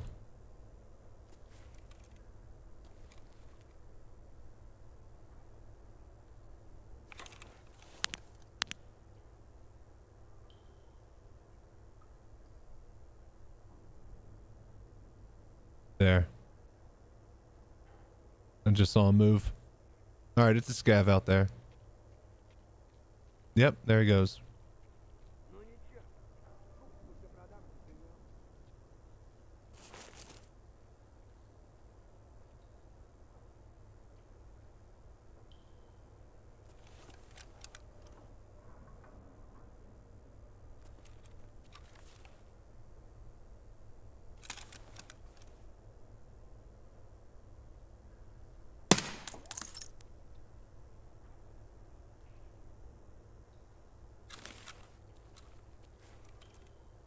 See if we can get him back over here and shoot him.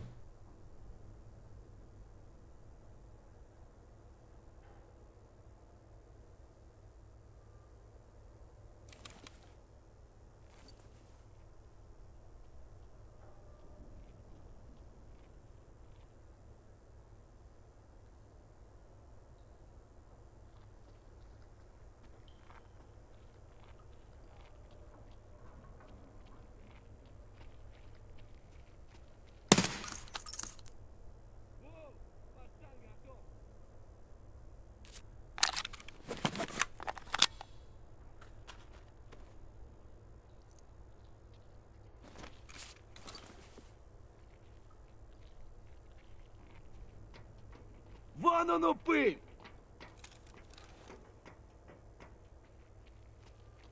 Шалава!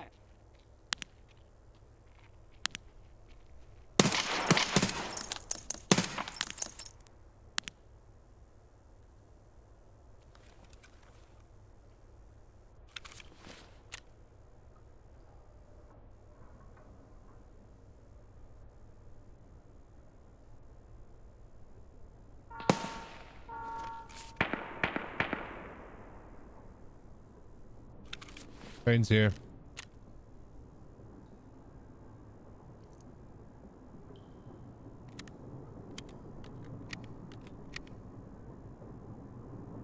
Hello?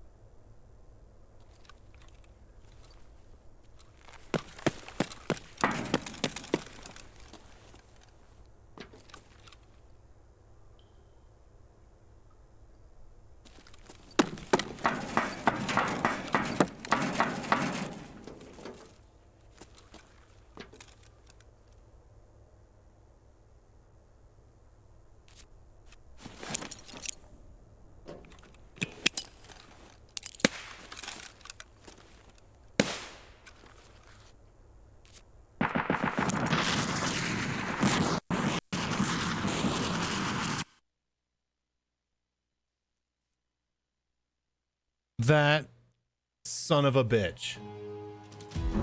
Are you fucking kidding me? A goddamn nade launcher? It was a scav kill too. Oh. Oh, that's so shitty. Well, we got 7 kills at least. Wow, I can't fucking believe that. Ugh. That's some bullshit. Yeah, 30 mil grenade launcher. Jesus fucking Christ. Oh, well, that sucks.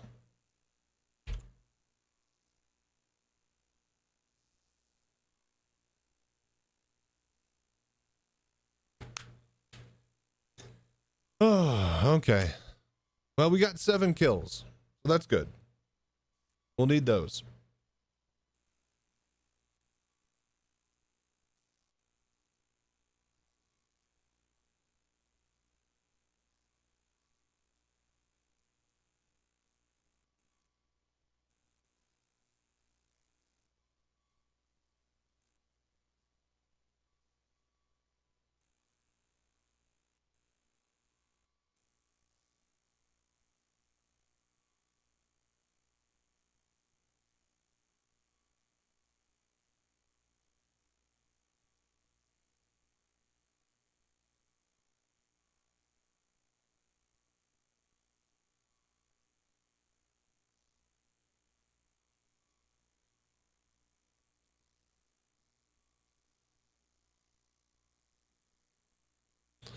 Ugh, okay.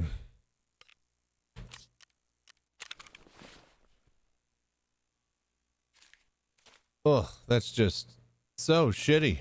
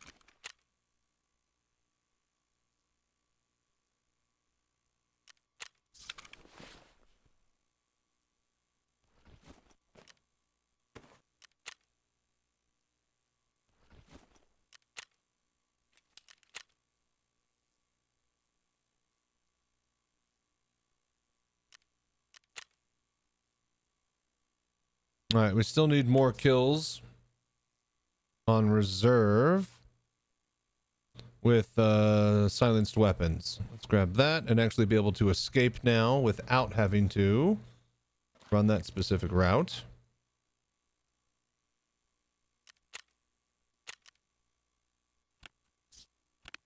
Are there any rigs I can run? Just rig, backpack.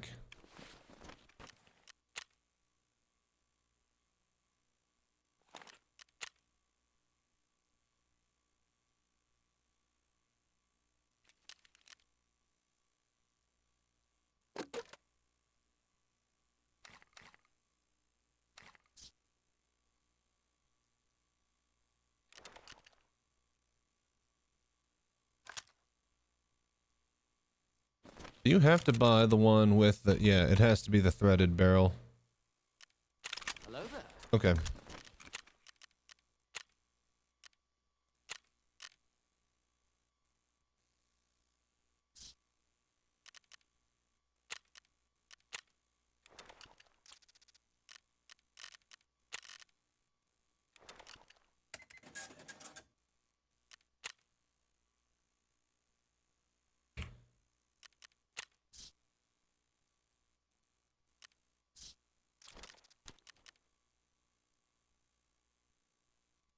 All right.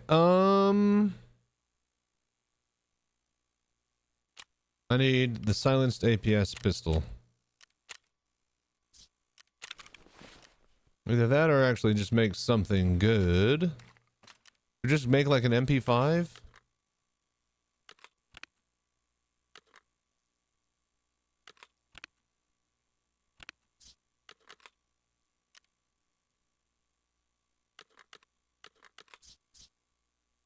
Do we even have one? MP5N. MP5SD.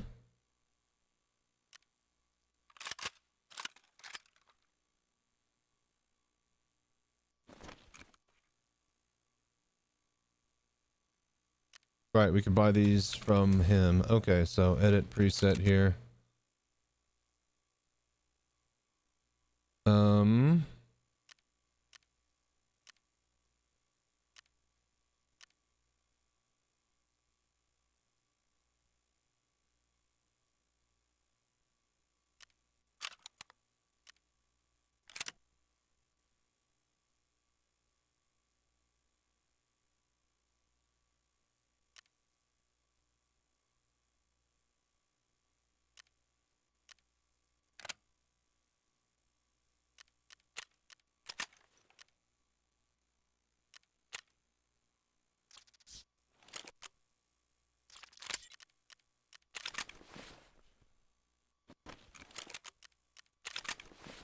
Okay, unload that. 50 AP rounds. Let's go. Oh, wait, no, we need a scope. We need a scope.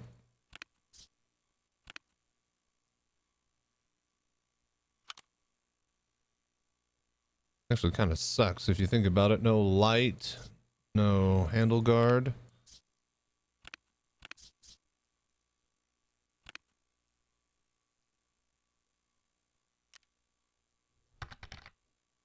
Oops.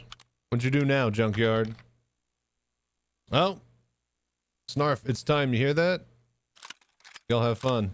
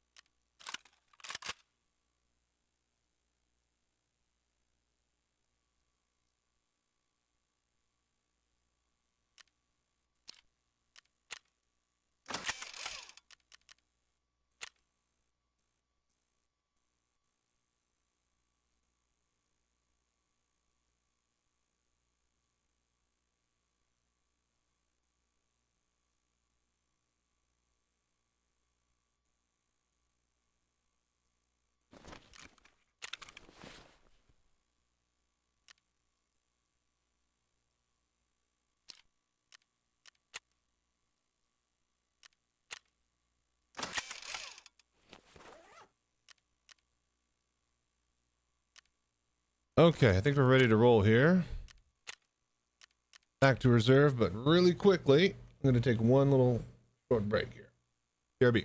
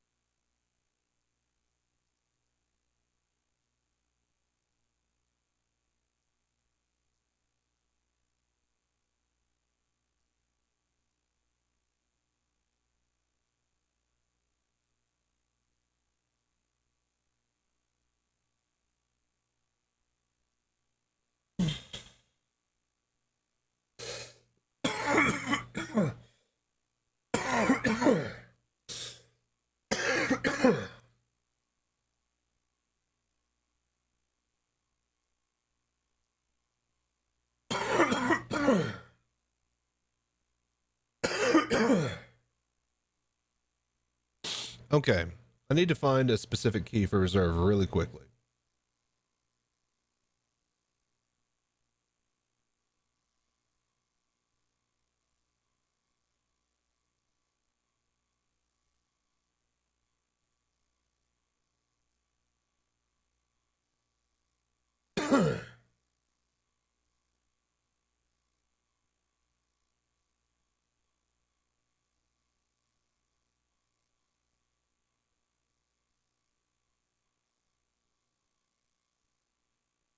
B. Kerpel. RB Kerpel.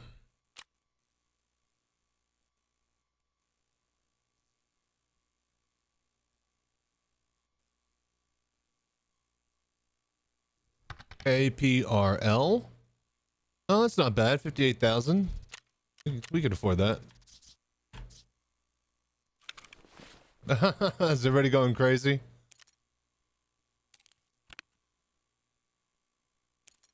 Okay. 4, 5, 6.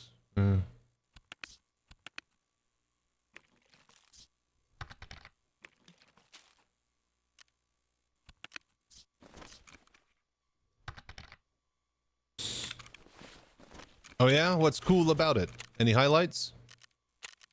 Or can you not talk about that? Are you allowed to talk about it while you're doing it? Or only after? There's just no video, right?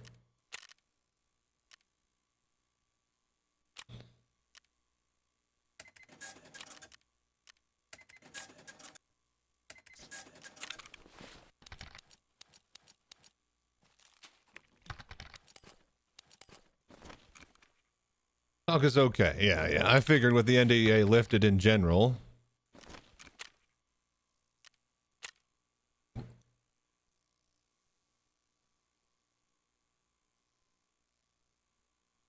RB SMP, RB KSM. I think I have both of those.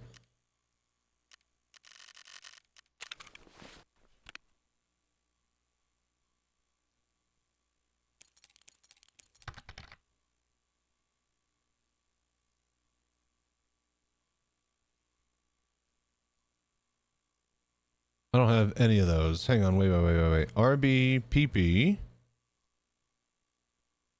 RB SMP is what I need.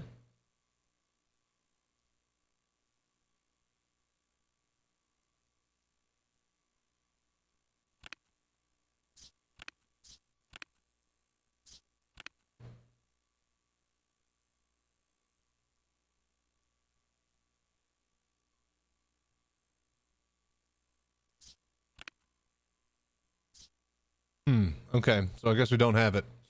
That's unfortunate because that one's going to be expensive. RB SMP.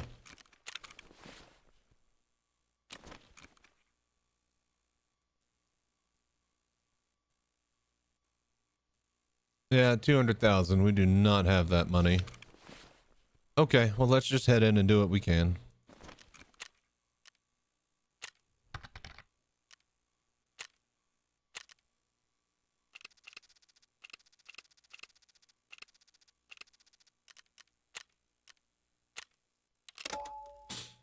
Benton Pyro in the drop down. Nice.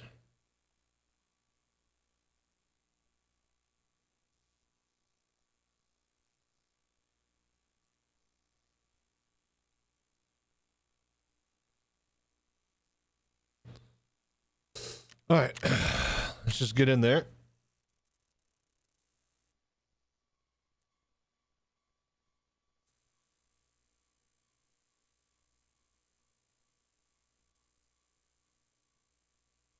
Probably try to keep doing quests for another hour or so. I basically need to keep getting more kills down in that area below, as well as silenced weapon kills in general.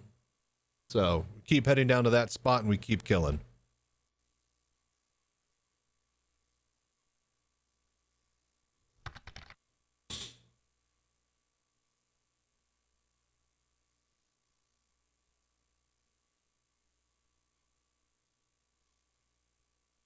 No, that's true. I guess there's no preloading.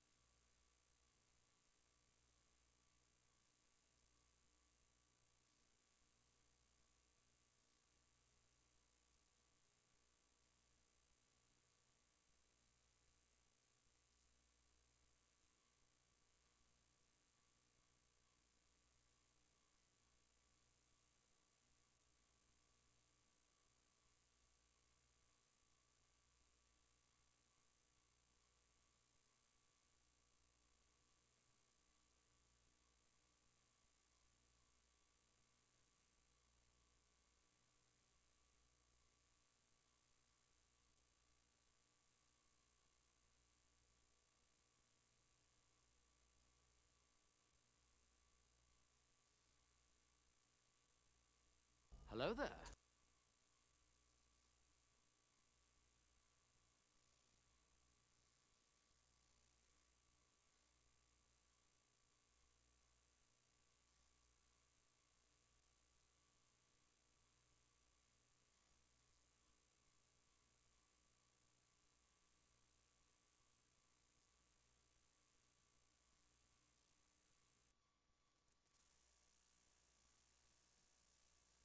All right, here we go. All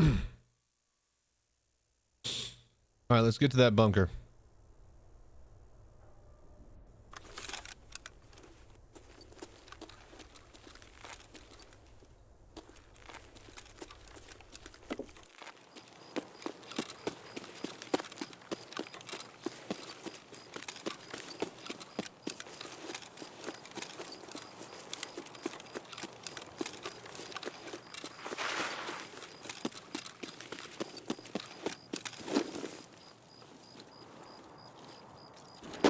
Holy shit.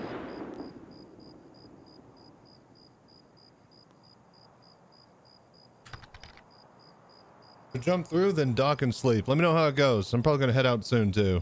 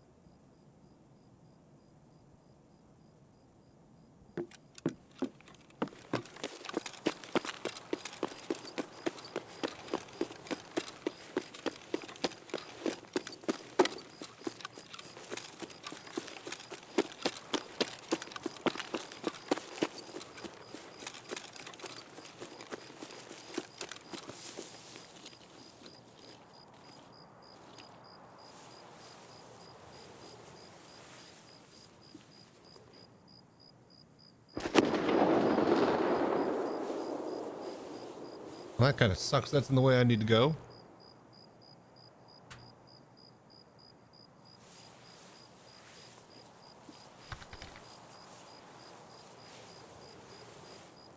Sound like it's gonna be either a short or a long night for you.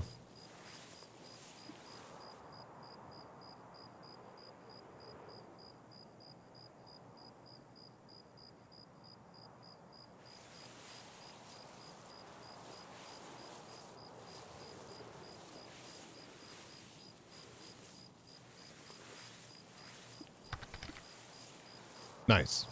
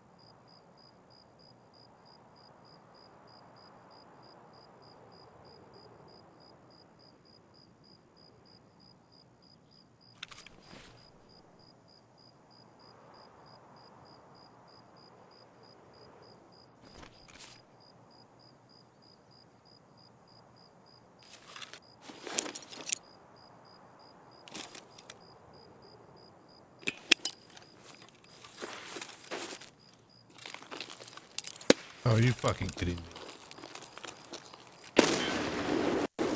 All right, well, that was...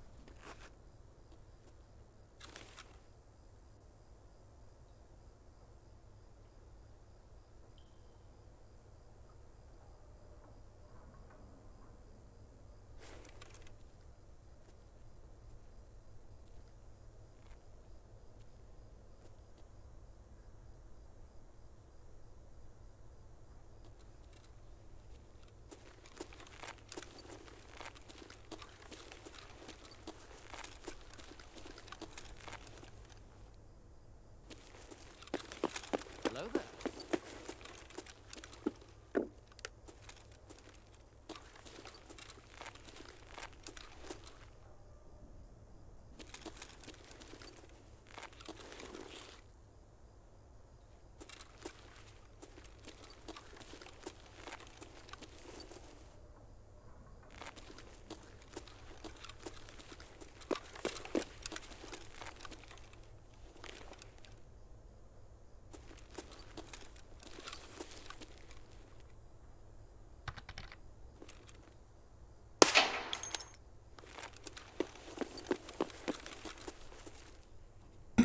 Well, on your way to the jump point, good luck.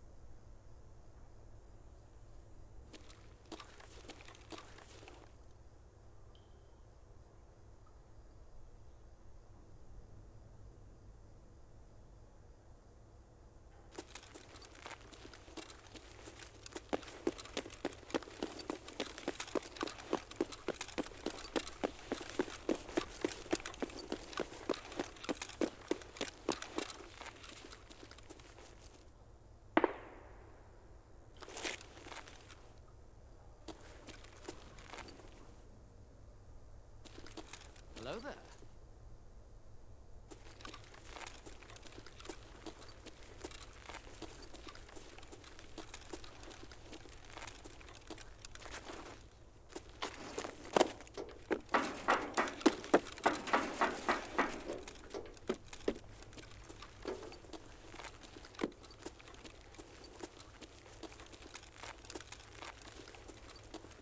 All right. Well, just waiting for someone to spawn.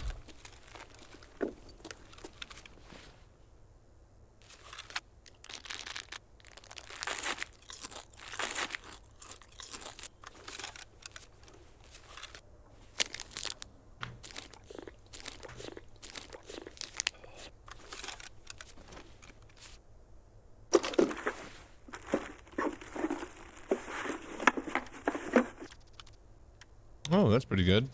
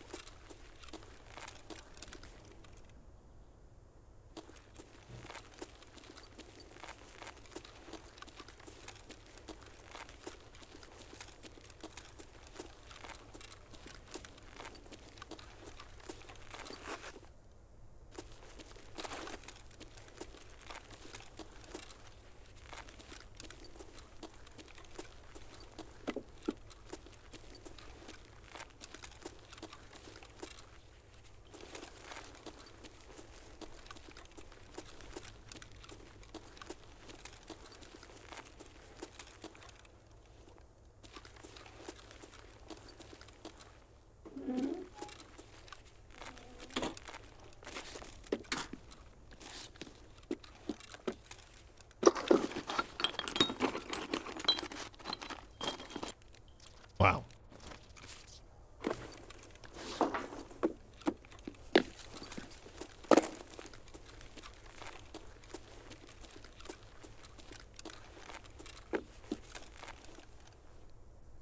Alrighty then. I guess we go and wait in.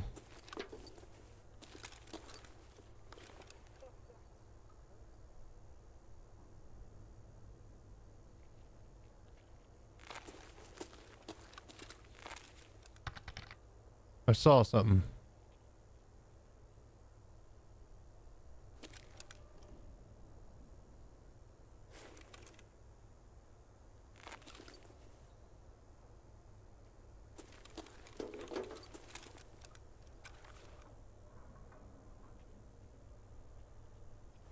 Wish me luck. 60 km. Hell yeah, man.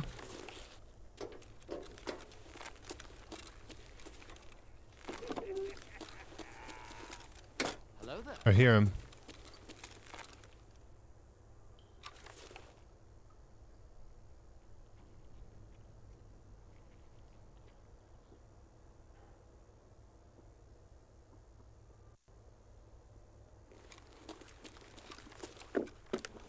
The fuck?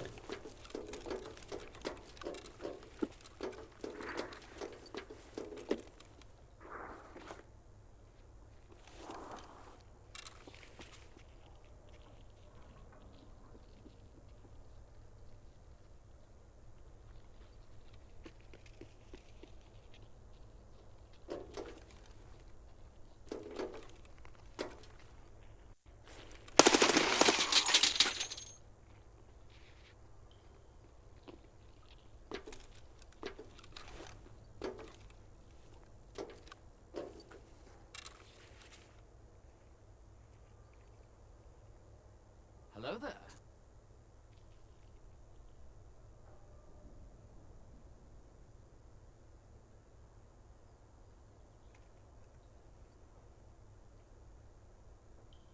Come on, where are you guys at? I hear them. There's two more.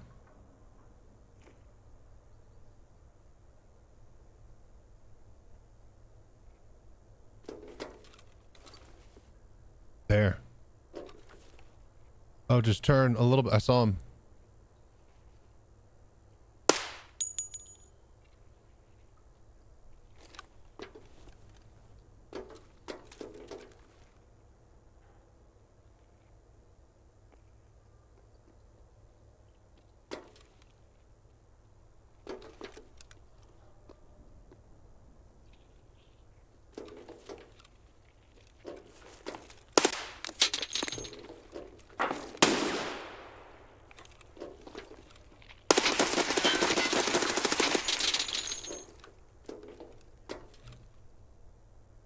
Hello there. I think that was a player.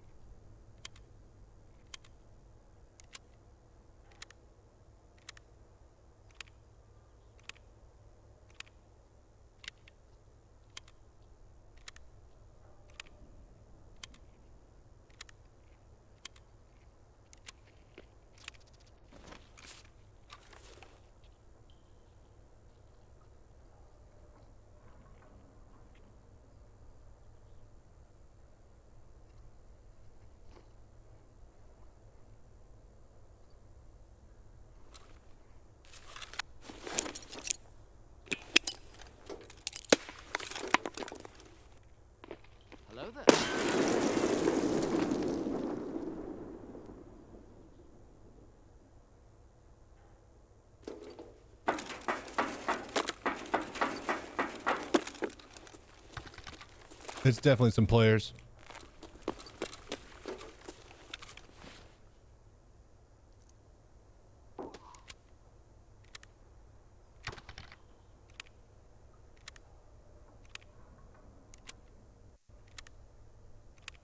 The half hour before I can try.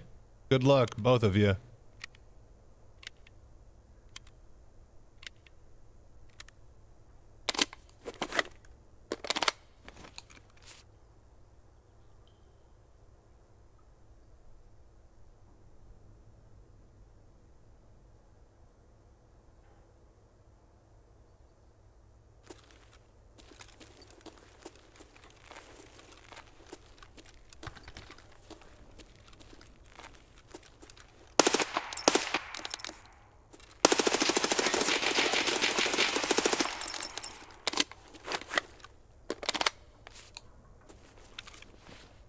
That's two.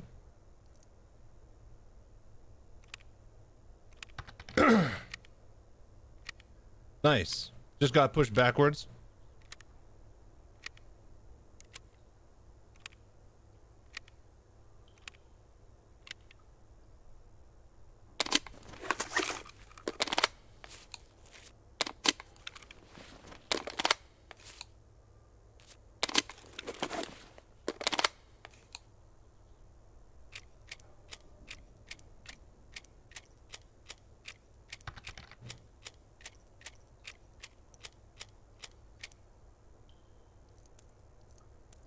Hello there.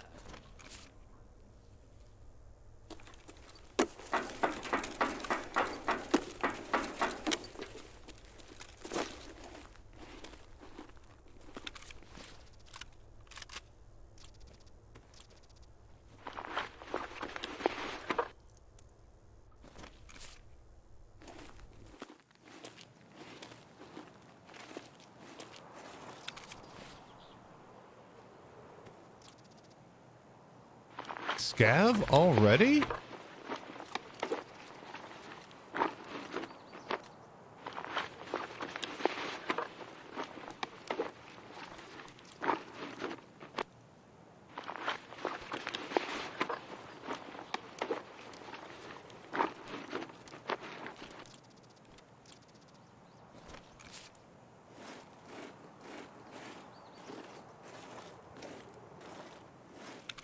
Fucking player scavs.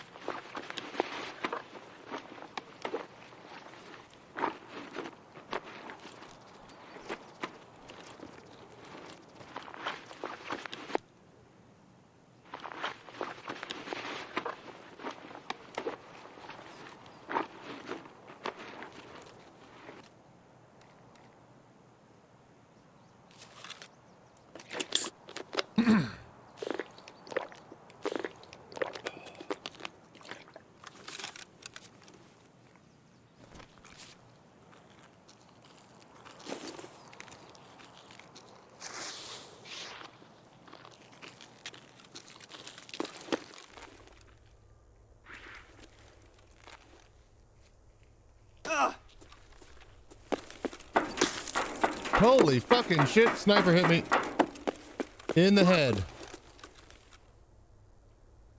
Holy shit.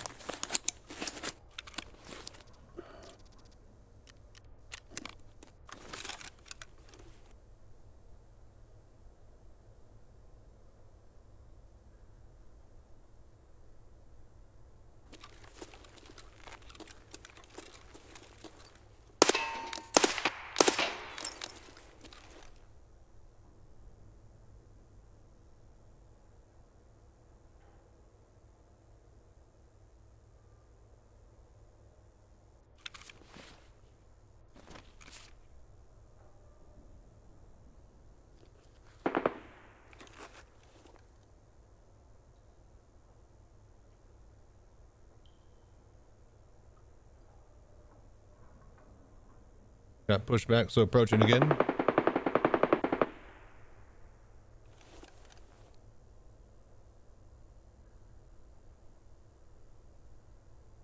Somebody took 2 shots at me with the silenced rifle.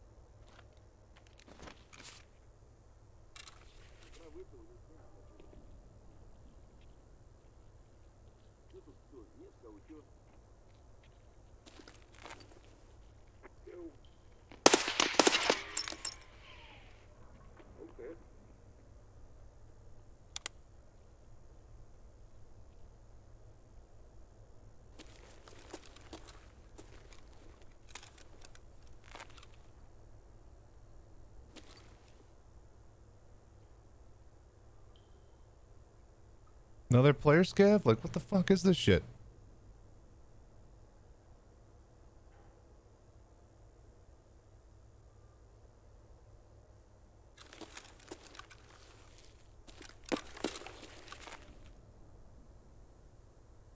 Hello there.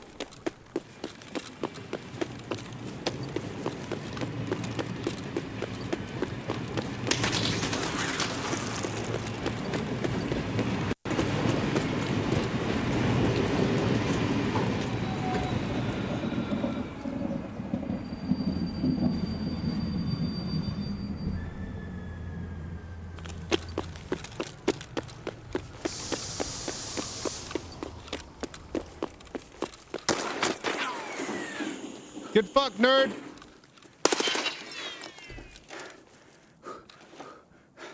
Get fucked, nerd! Also, we could share if you want to.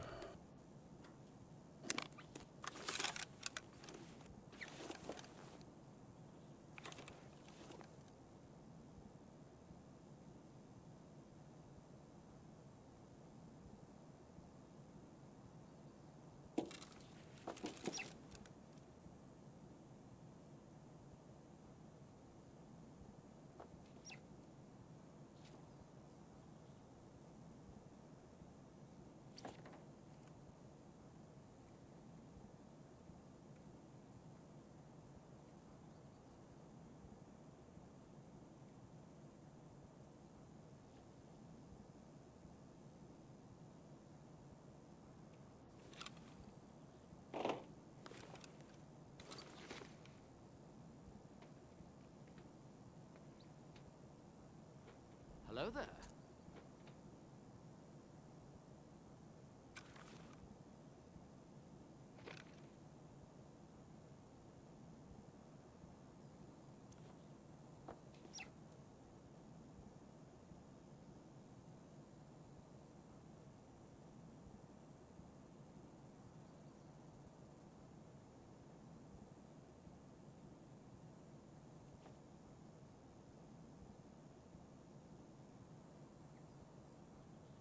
Dear fucking God.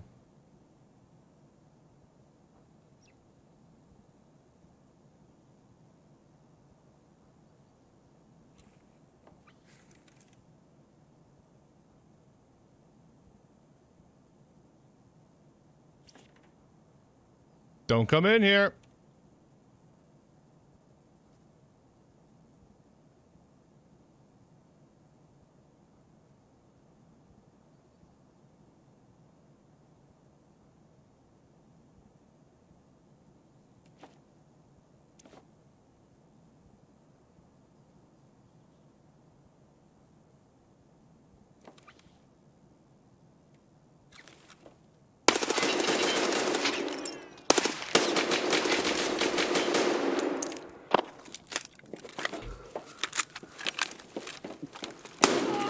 Fuck you, bitch. Fuck you, whore. Bitches and whores. Fuck you both. Holy fucking shit.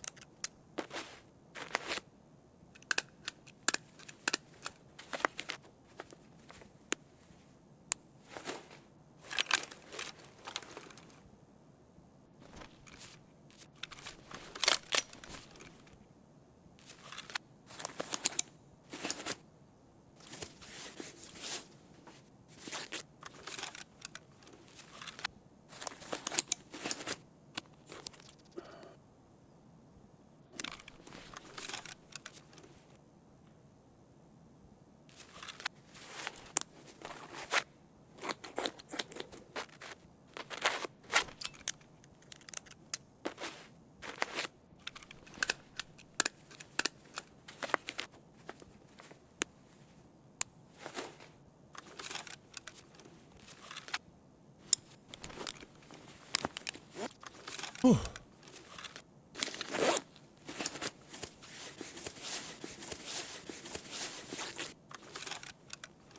All right, fixed up.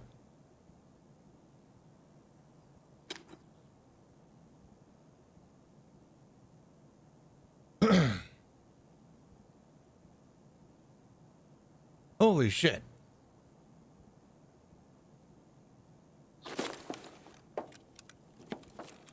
Look at all the blood. Just lost half your ship.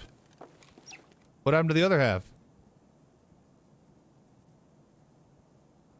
It's funny because I saw him fucking falling from the sky. He didn't actually drop like he wanted. I was able to get some shots in on him.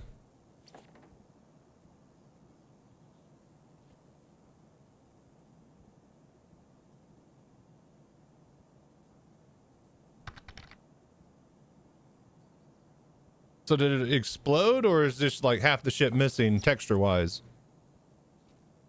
Please let me the hell out of here.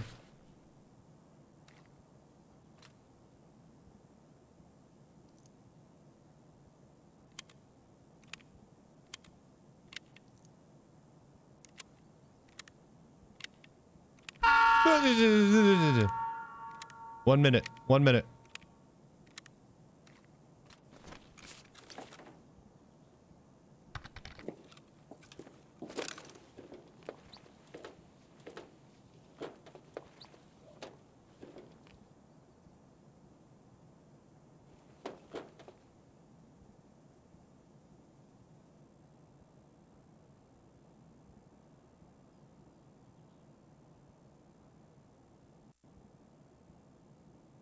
No. Got kicked back into someone. Took left part of my ship. Oh. So there's like people fly through in tandem? So it's fully physicalized, I guess? Interesting.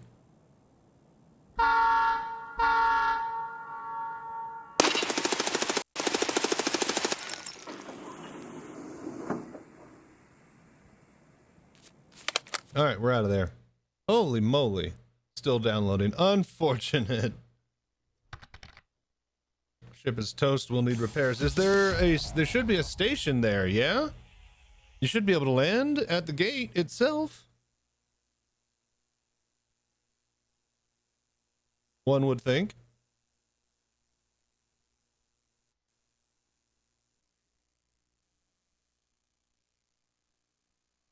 All right.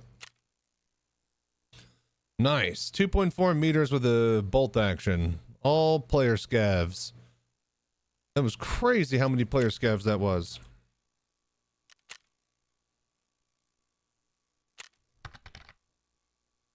.556, M855. Probably should have stolen that guy's gun, but I didn't really want to get back off of that train since we were on there. On my way there now. 24 meters a second.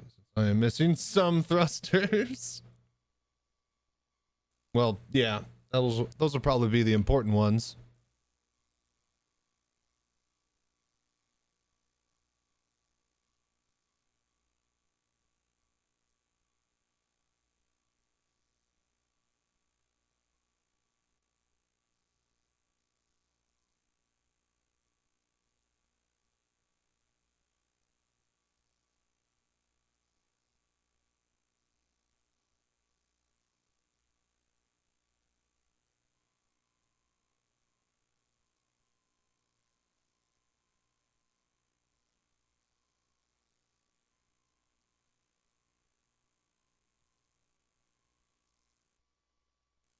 Come on, let me in. It's 7 p.m. I've been doing it was an 8-hour stream already today. I think we're gonna head up out of here.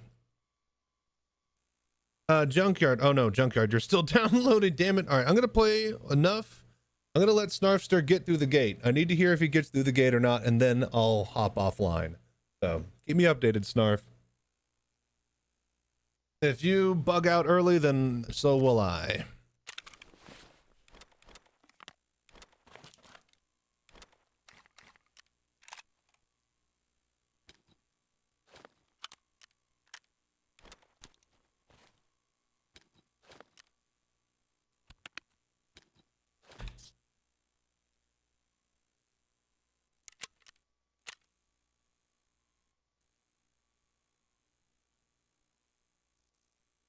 All right, one more suppressed weapon kill, and then we need to do safe corridor. We need to get 6 more kills underneath in the warehouse.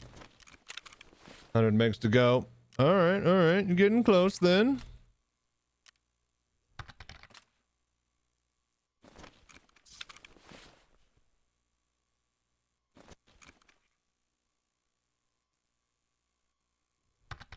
Oh shit, I could buy a...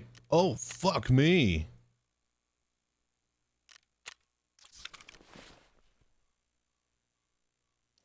Oh, well, that's sexy.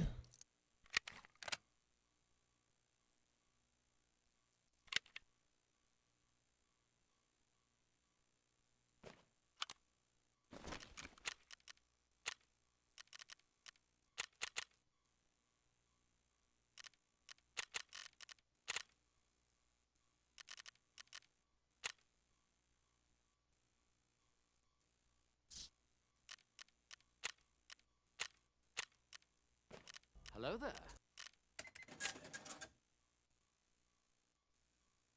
What is going on?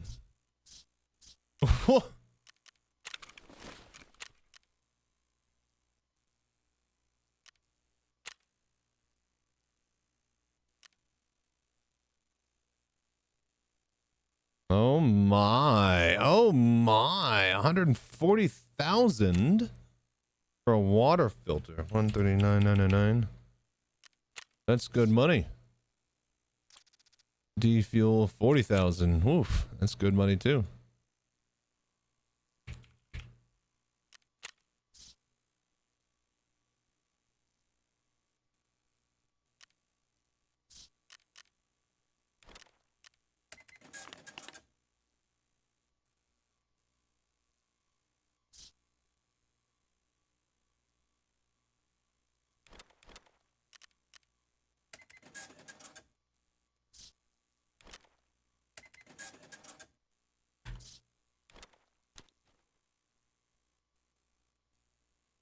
$100,000 for that. Nice.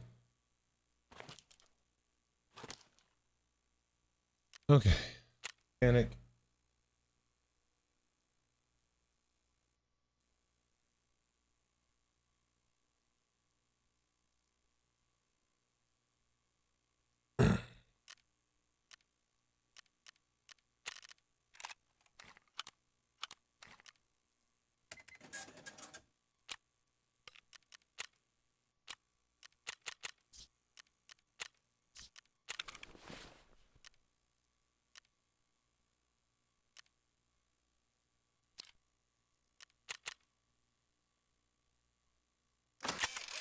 Okay.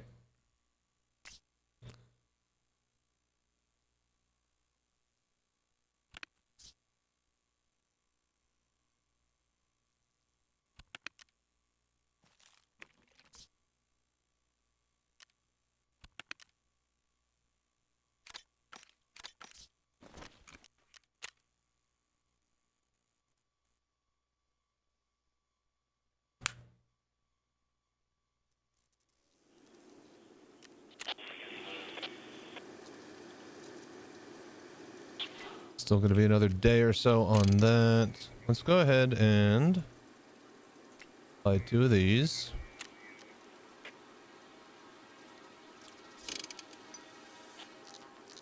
Two of these.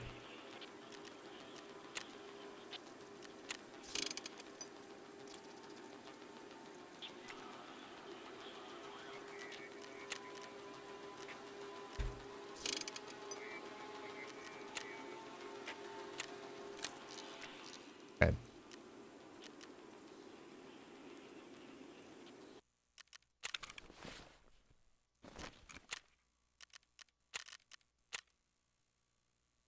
Max force speed and I can do right now is 20 meters a second. Faster than that and I spin out. What if there's an SRV near the station giving players tow? That'd be funny. Not a bad idea.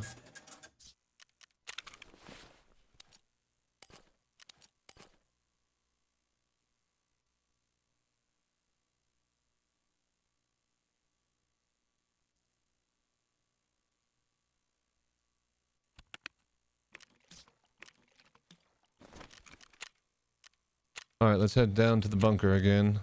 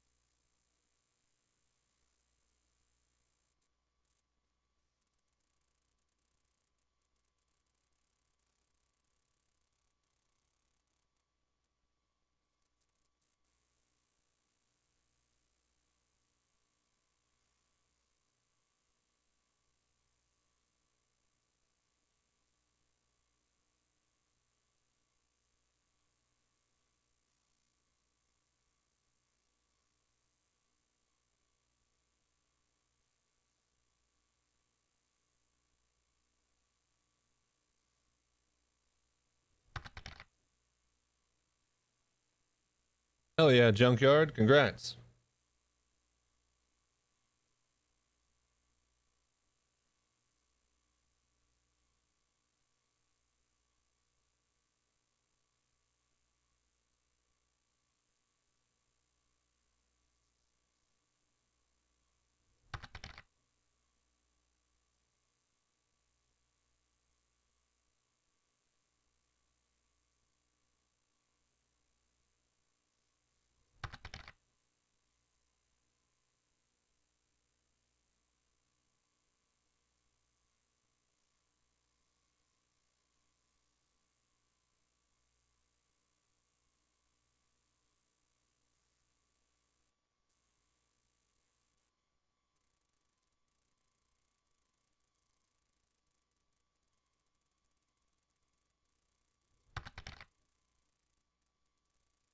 Log off. This is taking forever. We'll try again tomorrow. Take care. Sounds good, Snarfster.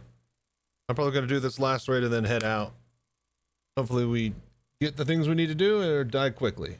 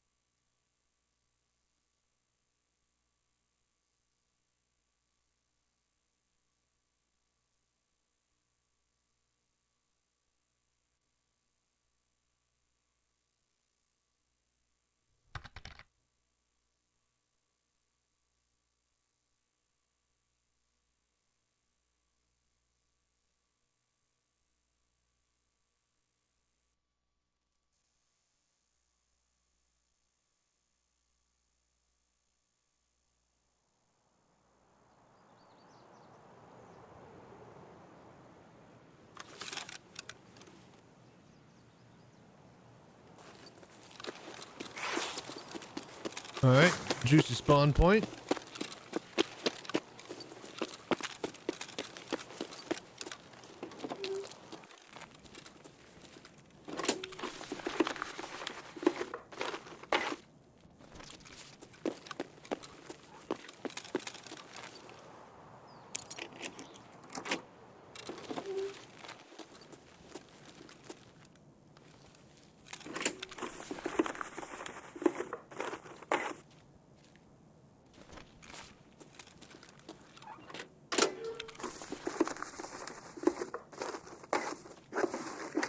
Oh, for fuck's sake.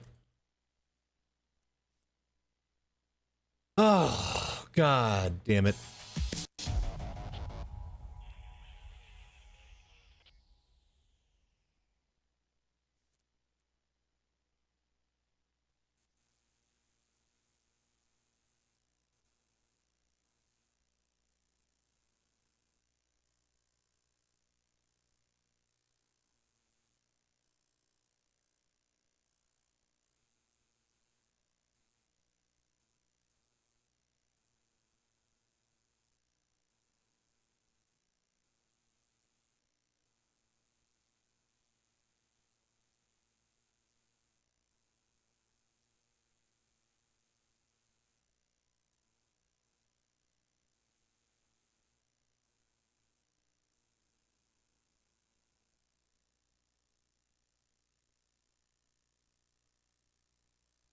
You have got to be kidding me.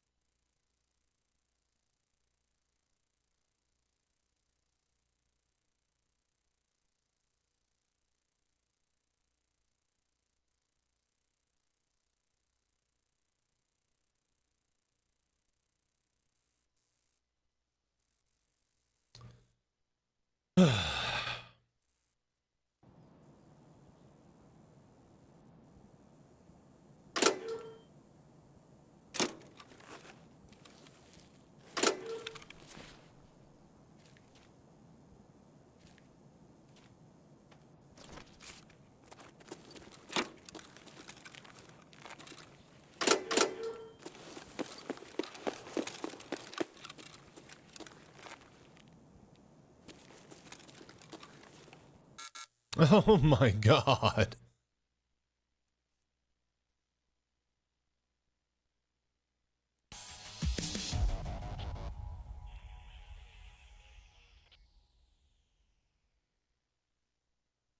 So yeah, Rooster Teeth got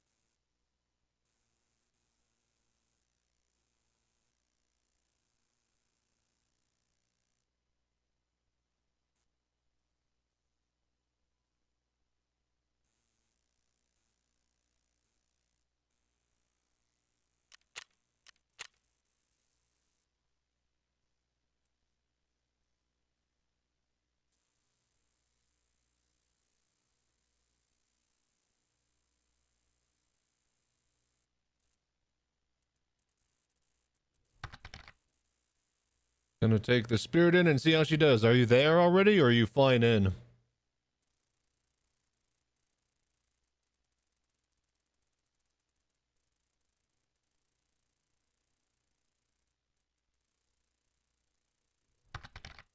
$5 mil out. All right, cool. Well, when I load in, I'm gonna try to, I guess, get away from this area. I'll go run down to the fucking things and try to kill some scavs, I guess. All the way across the map right now from where I need to be, and I'm technically at an exit point.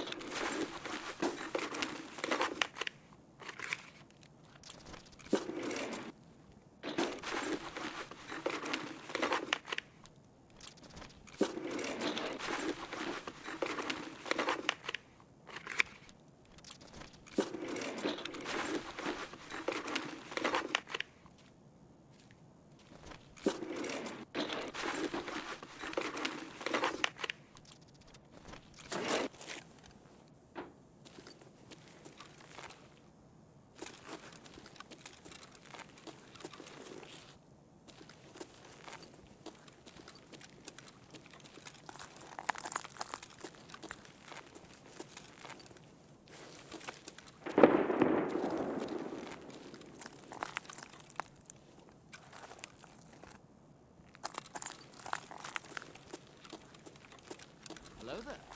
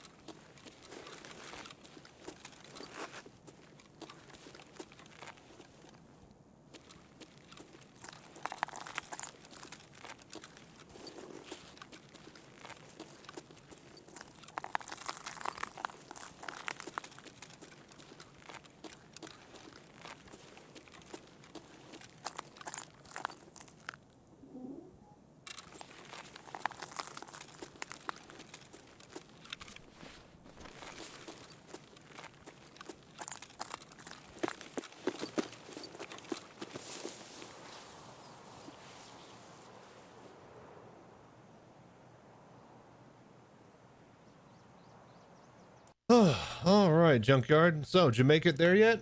How's it going?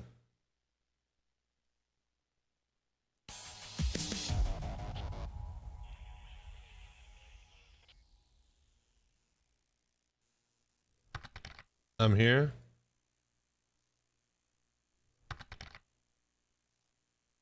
I think you just go in there, from what I can gather. Don't think you need to call for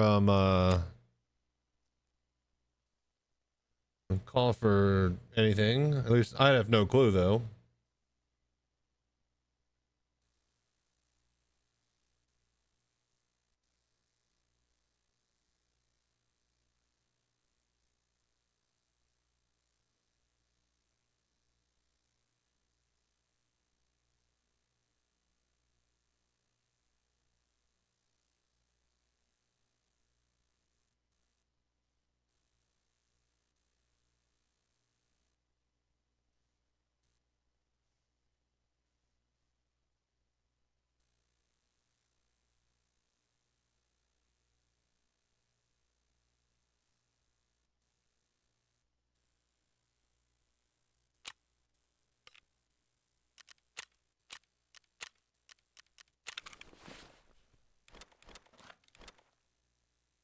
Well, wasn't a lot of hot action in that. We did find some loot.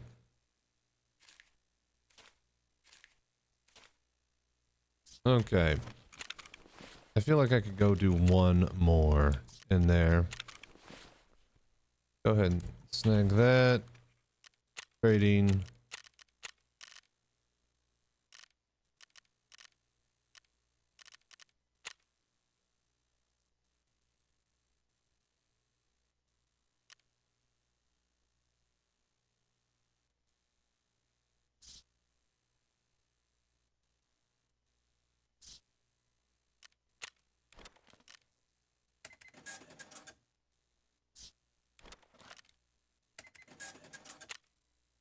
Damn, blue tape.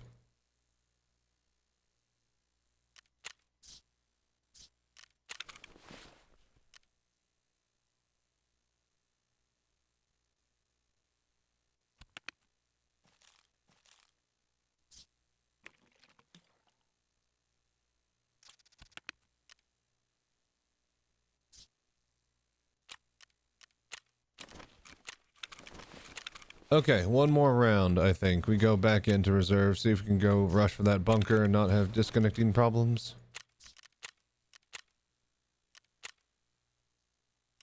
Midnight.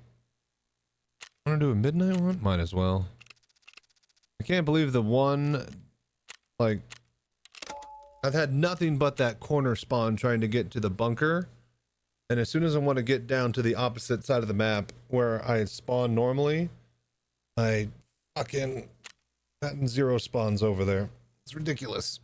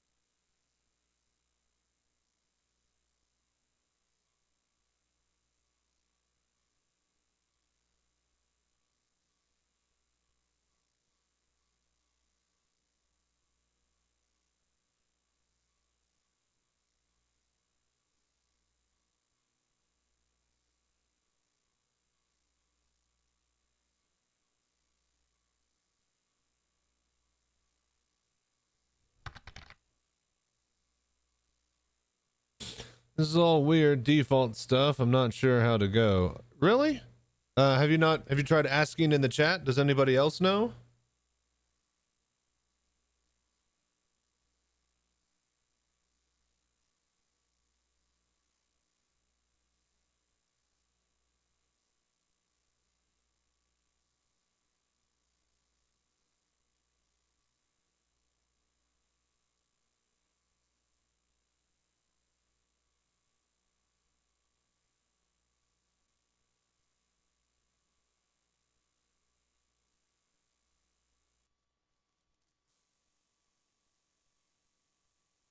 All right, here we go.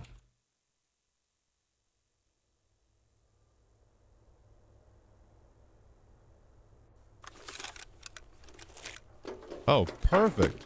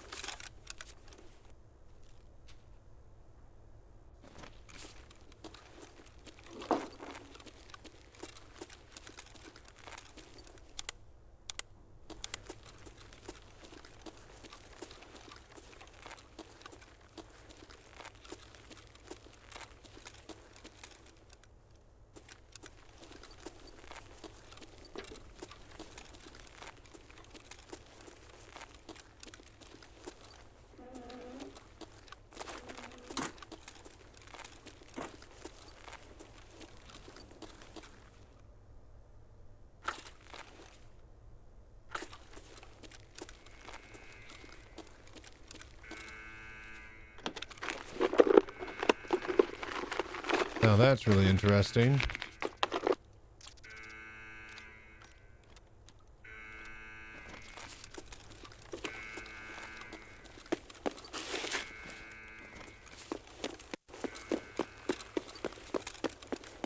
I have the most hilarious of ideas.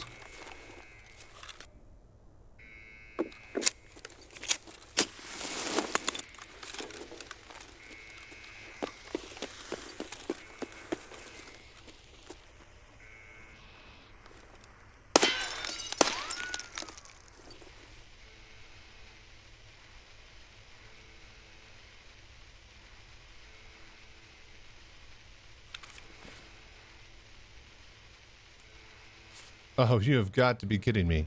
Oh shit, did I actually get out of there? Oh shit. I extracted. I forgot that that would have extracted me. Dope. Right. Damn it, I was supposed to camp there.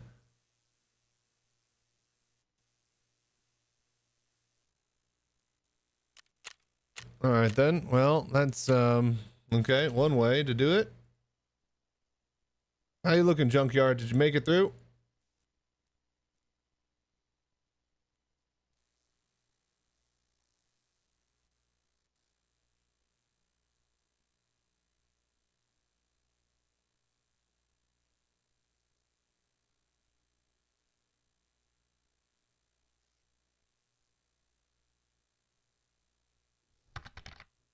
No, it's not clear when we can go. Interesting.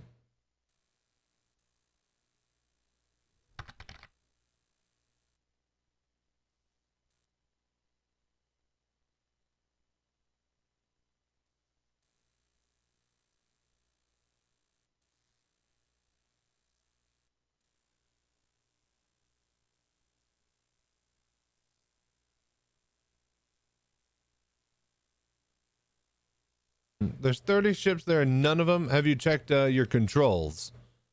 Are there maybe new keybinds somewhere in like the quantum menu or something? I don't know. I'm just throwing out suggestions.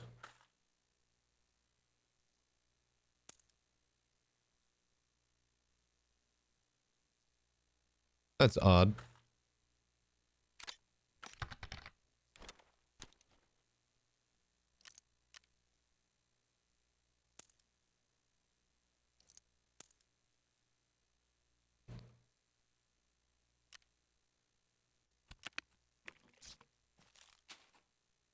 All right, I think let's head back in there one last time.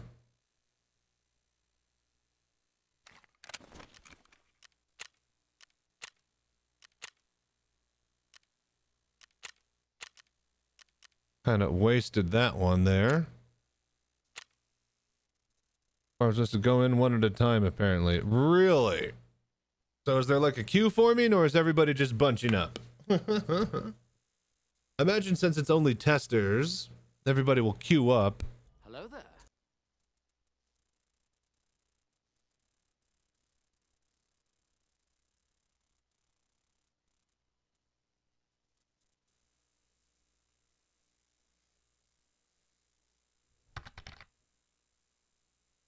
Station is in a queue, but everyone just sort of bunched up.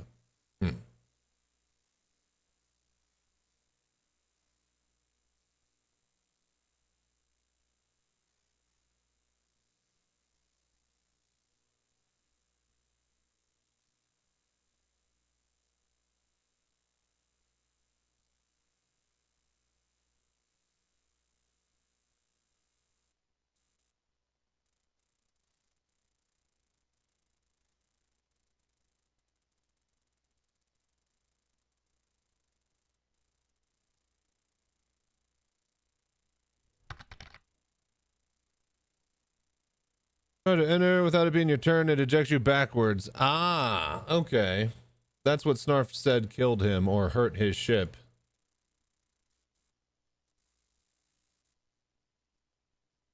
Alright, I'm gonna do one more raid, see if I can get some kills down in that thingy, and then we're out of here.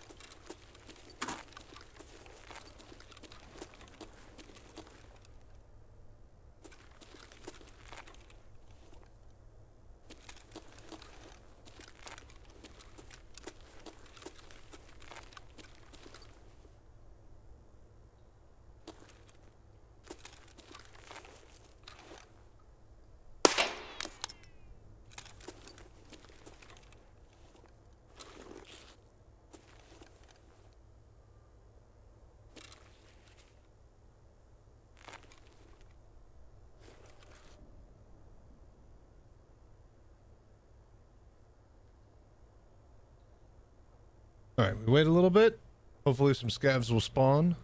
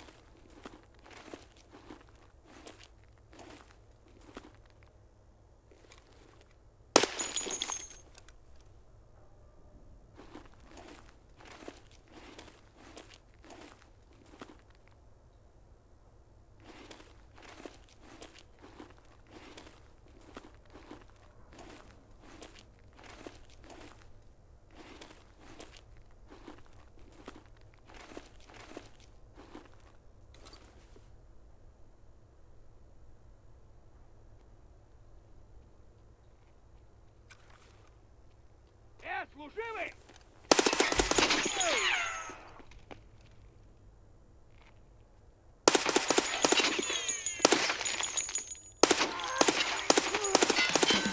All right, Punisher Part 2 done. Now we just need bunker kills.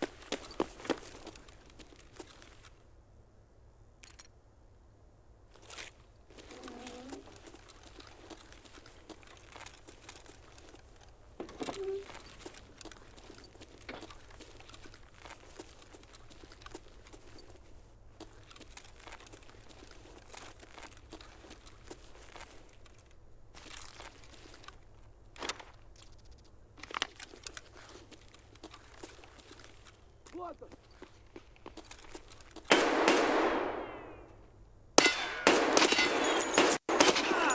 Зацепил!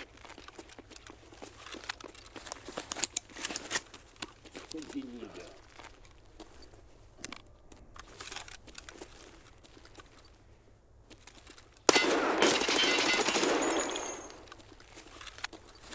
What the fuck? Машины кончились.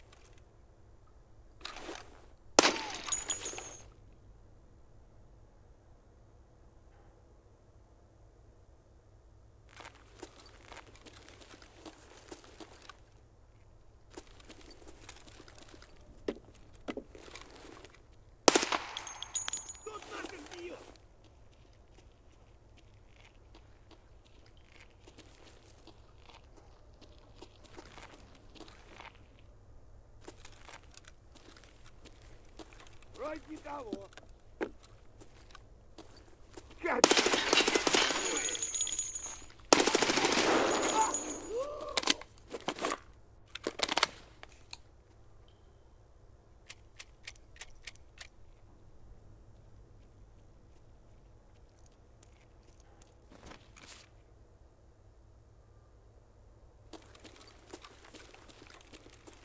А ты кем, ёбаная?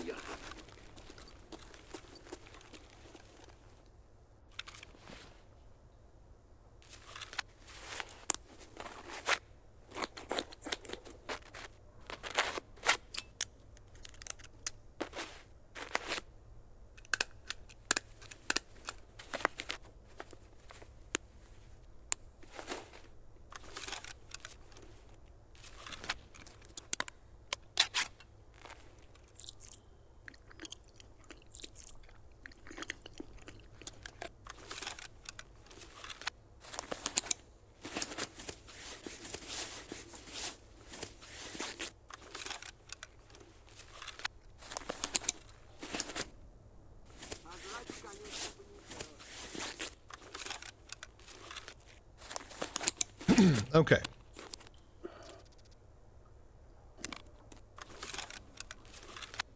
Come on.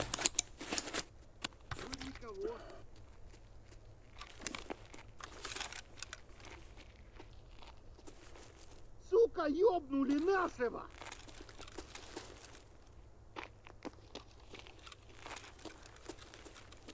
Вон он, сука!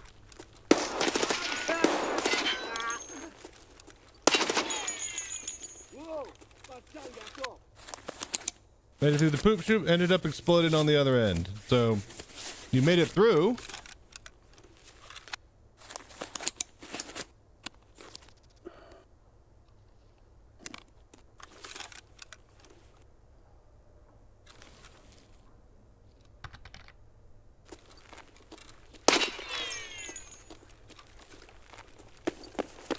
Пацаны!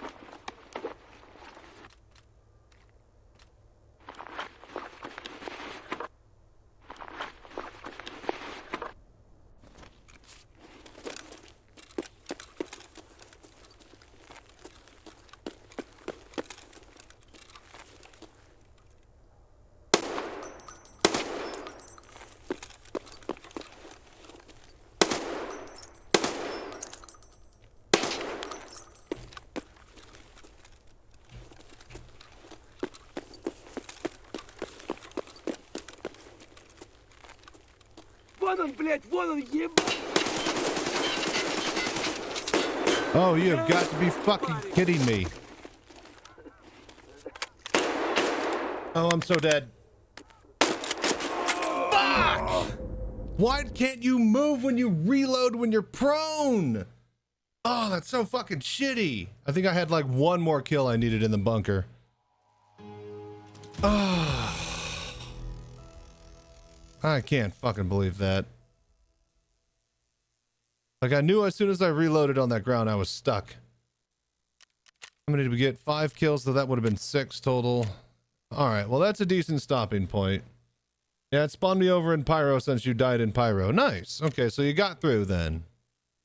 Fucking buckshot. Oh, goddamn shotgun. The chest. All right.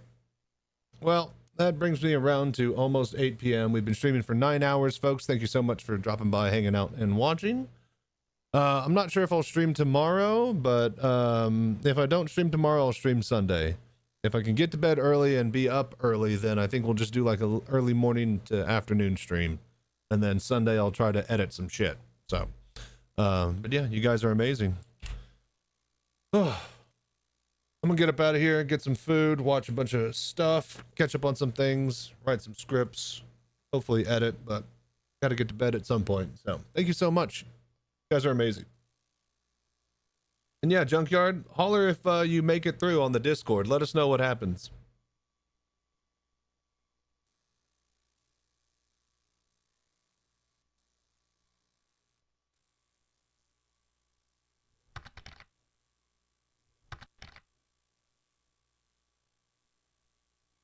March 10th is your birthday, Sunday? Oh, hell yeah, Hudson. Glad to hear from you today, by the way. I saw you lurking in there. Thank you. But yeah, April 6th is mine. What would you want to see me do on Sunday? Tarkov, War Thunder and VR, finish up what do you call it? Room scale thingy? What do you call it? No Man's Sky? Work on some of that.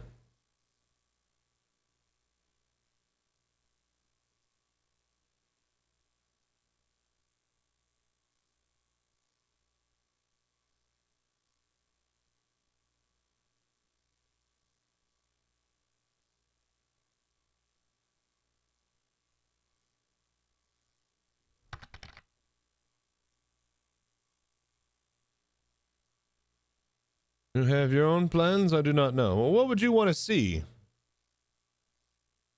I really don't have plans.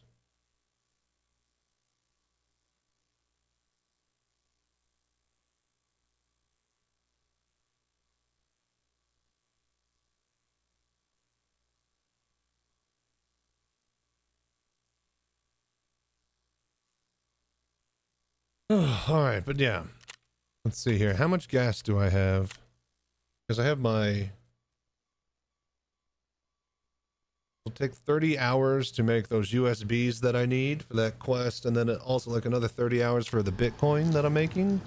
37 hours for that, because we have 1 out of 10 graphics cards. Okay. Right. And then this is almost done. Oh no, that one is almost done. Yeah, this one has barely started. Yeah, 29 more hours for that one. Okay. And then how much fuel do we have? 39 hours worth of fuel. That puts it at 21 hours. Okay, then. All right. Yeah, sounds good. I'm gonna get up out of here. I'll figure something out special for Sunday, Hudson. All right. But yeah, you guys have a good one. Thank you so much for dropping by, hanging out, and flying with us, dying with us, and all that voodoo that you do. Thank you for it. You guys are amazing. Until next time, as always, stay safe, fly right. Peace.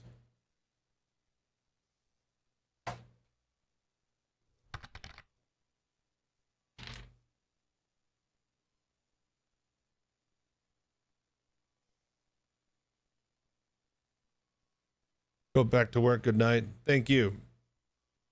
You have a good evening or morning. It's almost morning for you, but you take care, Hudson. Stay safe out there, buddy. Peace.